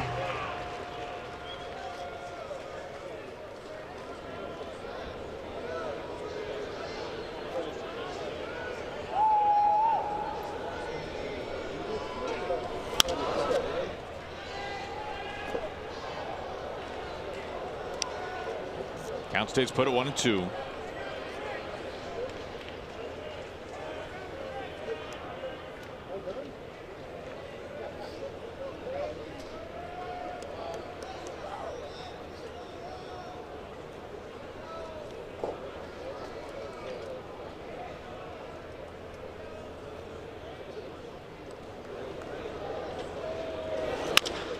Ground ball. Segura to his left. 2 outs.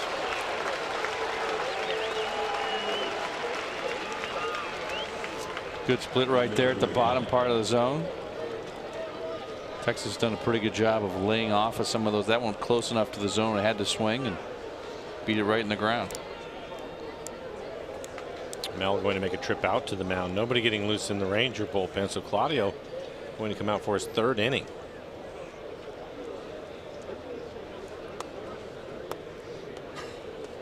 Now, last time Gallo came up, it was Diaz who faced him. We were thinking fastballs top of the zone all night long, and that at bat ended up being sliders. Yeah.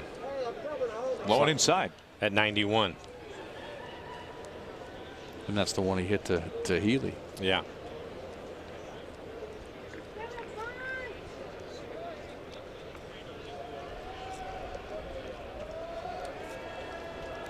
And Gallo leading the majors in strikeouts. Last year struck out nearly 200 times. But of course plenty of damage.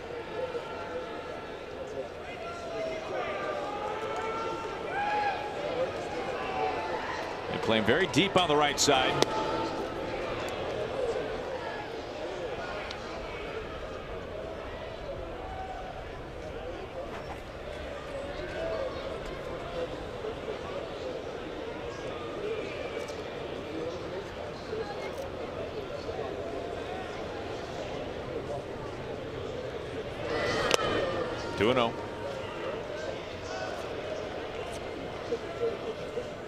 Now you have a very less intimidating bat on deck.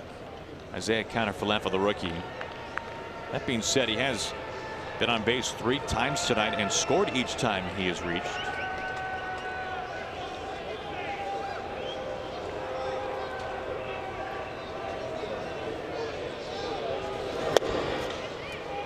Three and 0.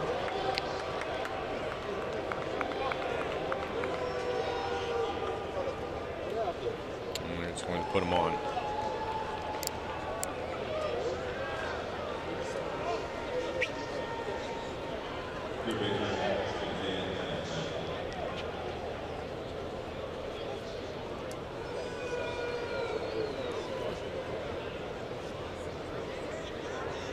Two outs, go ahead run at first base for Kiner-Falefa.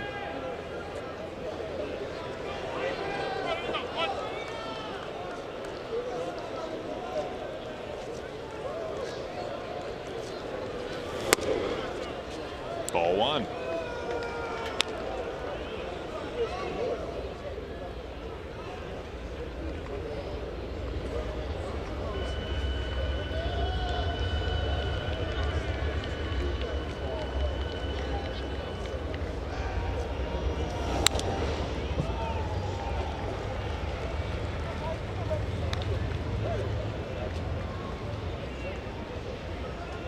Well, we imagine Goodell would be a guy who would be able to work multiple innings if needed. He is working in the 11th after working the 10th.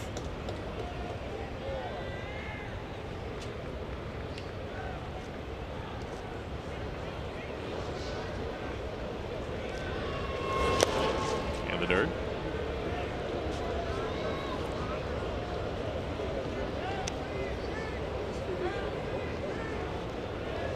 Depending on how long this game goes, how late into the night, not a whole lot of choices left in the bullpen.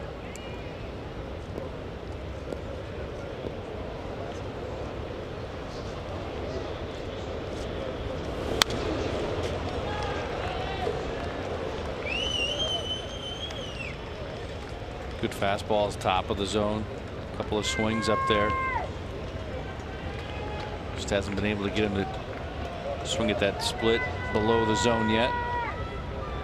Might be different here with 2 strikes.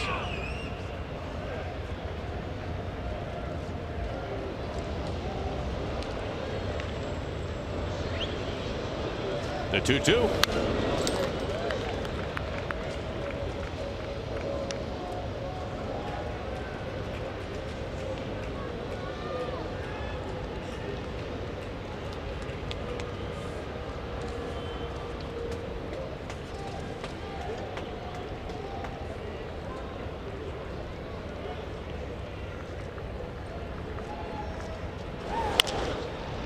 Old foul.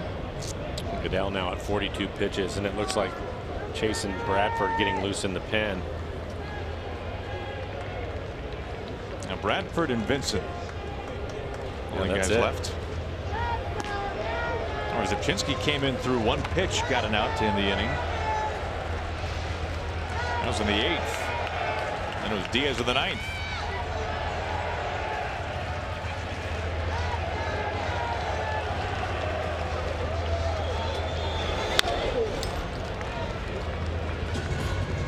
Continues for Connor Falefa. This will be pitch number 8 of the at bat. We've seen some foul balls tonight. A lot of guys fouling balls off. Pitches at the top of the zone, tough for them to handle.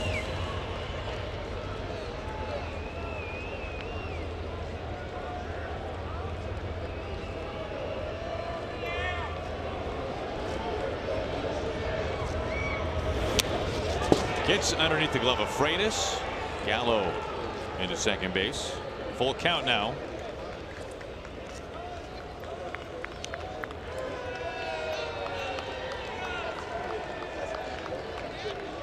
Wild pitch on Goodell.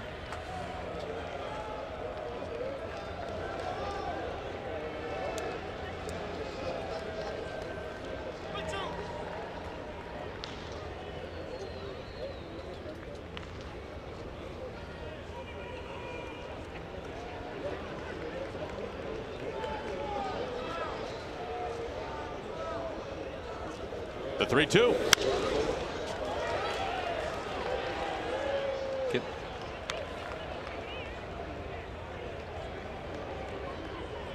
9 pitches in the at bat. The majority of them at the top of the strike zone. Just got word that's the 90th foul ball tonight. That seems high, Dan. Considering James Paxton had 99 pitches in his no-hitter. Now, damn. 90 seems like a high number for foul balls. Well played.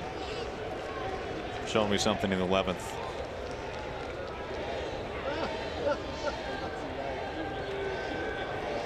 The 3-2 again. Healy, fair ground, waits a while, makes the catch. We move on to the bottom of the 11th. We'll be seeing Kyra Seager come to the plate. All tied at 8.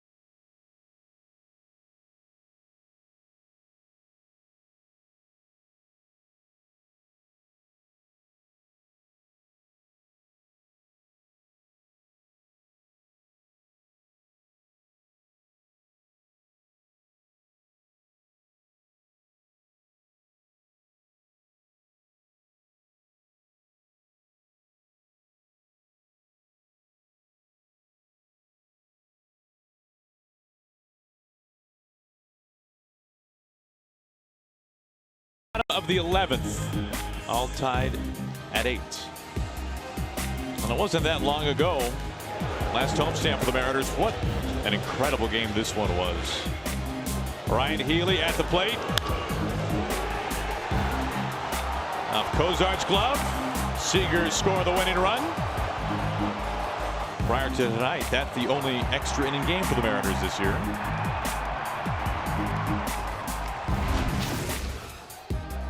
We'll be seeing Healy after Seager. Now here's the real question. How many innings for you gentlemen do your scorebooks hold? Out to center, the Shields. One down.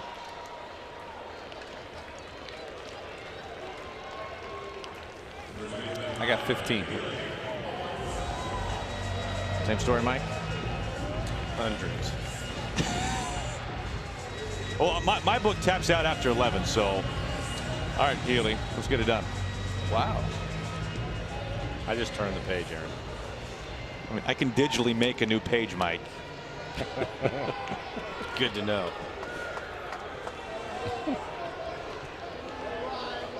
Guy with an actual pen. Here's Healy.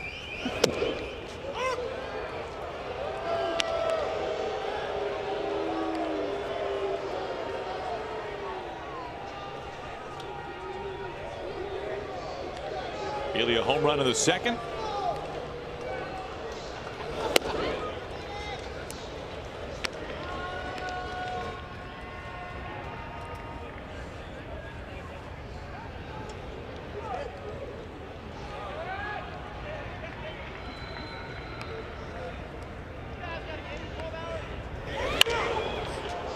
Looping, shallow right, drops in, base hit.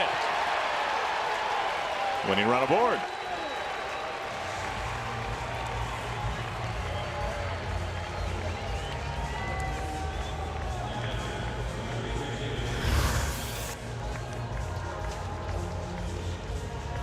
That's a beautiful thing, Dan. Oh. Right off the end of the bat.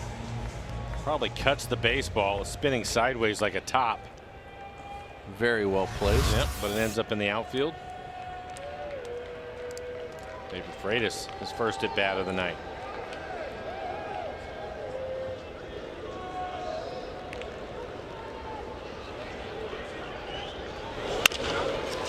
In play, left side, Profar on a skip. Freitas safe. Healy to second.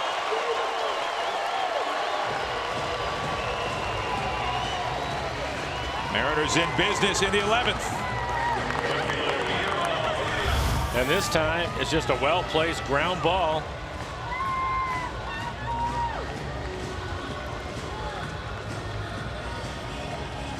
Thought maybe Profar would try to go to second base, but decides to go across the diamond. I'm not sure he had a play either way. No, I don't think he did. One out, winning run in scoring position. Here's Heredia. Going after the first pitch. Changeup has been a really good pitch for Claudio tonight. Really taking a lot off of it. It really ranged anywhere from about 68 to 73 miles an hour. And he's used his fastball pretty well to set it up. He hasn't made any mistakes with it. Nothing in the middle of the plate.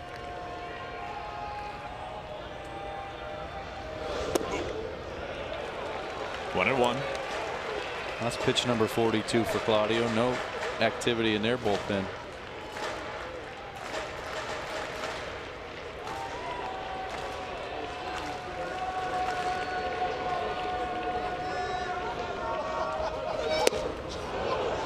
All on 2 strikes.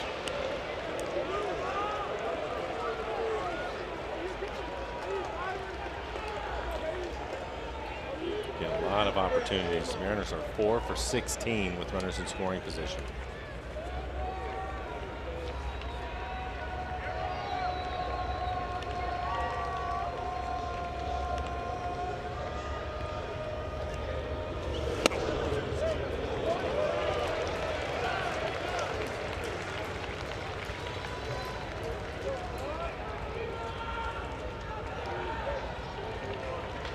Two balls and 2 strikes.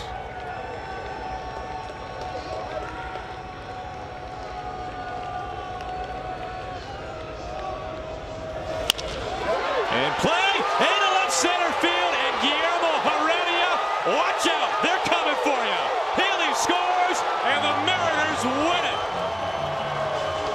Again, give him a lot of credit, a lot going on with this ball club. And for Guillermo, he is thrilled. What an at-bat for him.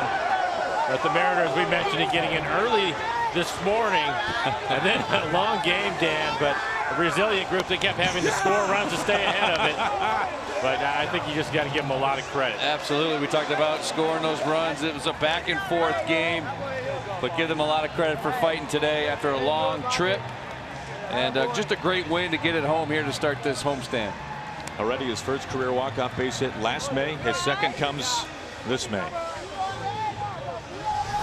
We'll take a look at Guillermo. Solid line drive. He knows it's over the shortstop's head, and at that point, he knows the game is over. Love it. That's great.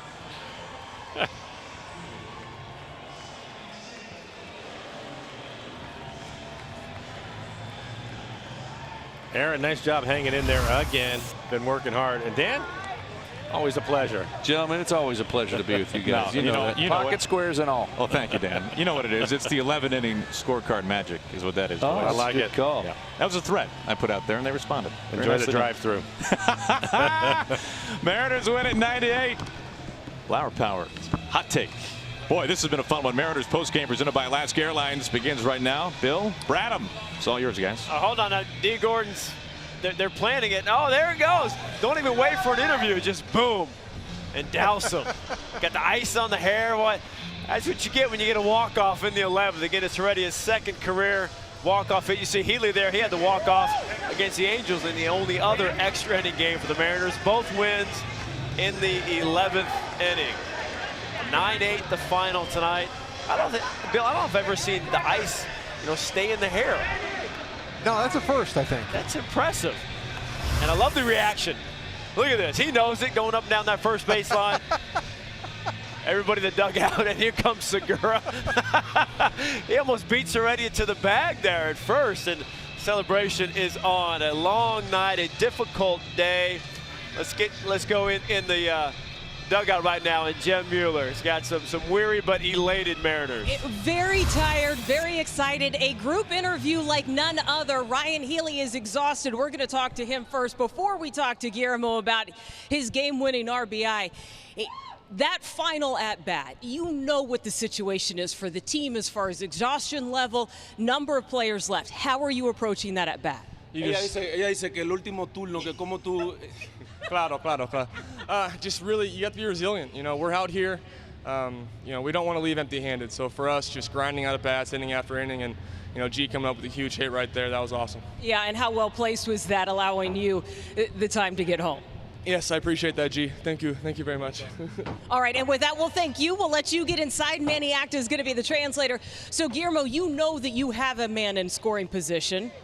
What are you doing in that at-bat? Tú sabes que tú tienes un corredor en posición anotadora, la carrera de ganar. ¿Qué es lo que tú estás haciendo en ese turno? No, primeramente me concentré en quererle dar un buen contacto a la pelota y gracias a Dios salió. My concentration was just trying to make solid contact, and he's very happy that things worked out. Gene Segura had a great night. He gets in on the action there.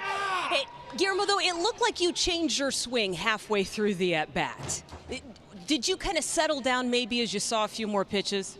Dice que parece como que tú cambiaste tu swing en el medio del turno. Dice ella que si tú hiciste ese ajuste ahí a medida que los pitches iban pasando. Sí, logré hacer el ajuste ya que me tiró dos rompientes y me había ido un poquitico adelante, había lucido un poquitico mal y supe reflexionar y poder hacer un buen trabajo. Yeah, he had to make the adjustment because he got him with two change-ups, off-speed stuff, and so he had to adjust and wait back and use his hands. Lastly, given the emotion of today, what does this win tell you about the team? Con las emociones del juego de hoy, ¿qué te dice esto acerca de este equipo de nosotros? No, en realidad estoy súper orgulloso de que Seare me haya cogido y este equipo va a dar guerra este año. Van a tener que contar con nosotros para el playoff. He's very proud to be part of this group of guys, and he feels that the other clubs are going to have to go through here because we're not willing to just lay over. And we could probably ask the same question to you. Do you have anything to add to his answer? Well, I thought that was a great at bat by him, and also, I mean, with all the emotions that went through our clubhouse today, I think this was an excellent win for us because you know, we all know how we felt when we got those the bad news, and I think these guys, they picked it up. We had a very good meeting with our ownership group, with our manager GM, and the guys understand that we have to keep on going and try to win for Seattle. Absolutely, and when you did, thank you guys. We'll let you get inside. We'll let the fans give them an applause as they head inside. And Brad, I think all the talking was done down here. We'll get it back to you. All right, Jen, thank you very much. So another kind of a gritty win of the guys we're talking about, Bill. Already a couple of good at-bats there, but a game like last night, you find ways to win. It's not pretty. Maybe you don't play great, but they win last night, and they win again tonight. Yeah, not pretty, but you hang in there and you find ways. And this team finds an assortment of guys that can deliver and be heroes. And Guillermo Heredia, you know, had a rough start to the game, struck out a couple of times, but then against Leclerc, a tough right-hander, gets the double late in the game that allows them to get back in the ball game, and of course gets the big hit to deliver at the end. Ryan Healy's been a godsend. He's really swinging the bat well. Homered early, and then the bat died to Hero, ends up getting on and scoring the winning run. So lots of different faces on this team that can deliver, and that's always something that bodes well for momentum and for the team kind of pulling together. Especially with Robinson Cano out now 80 games, as we learned earlier today. Claudio just tried to go inside, and he got burned there in the bottom of the 11th. All right, let's go back to the very beginning of the game, your local forward keys of the game. A couple of them. We'll start with Mariners starter Mike Leake today. Yeah, we talked a lot about Leake's ability to get downward action on his pitches, and he really had that going early. He got a lot of ground balls. He had 10 ground balls out in this game, 17 to 21 first pitch strikes. You know, the first inning kind of you know, was the kind of thing he's looking for, to get the double play ball here, to get out of an inning after a hit, and really had a pretty good effort until he got to the 6th inning and the game got away from him. But here you see him operating well. He did strike out a couple of guys. He didn't walk anybody. We talked about his control. Here, a terrific play by Healy to get the double play. It's just somehow in the 6th inning he just hit the wall and end up giving up 4 extra base hits, starting with Joey Gallo, who I don't think has ever hit a home run over there in his life because he's such a dead pull hitter. So the story is getting up in the strike zone, flattening out, and the game just kind of got away from him in the 6th inning. But up to that point, Leake had pitched very well, challenging these Texas Rangers in the strike zone, working down in the strike zone, and that's really what you're looking for from him. He pitched competitively, he just couldn't quite hold the game any further.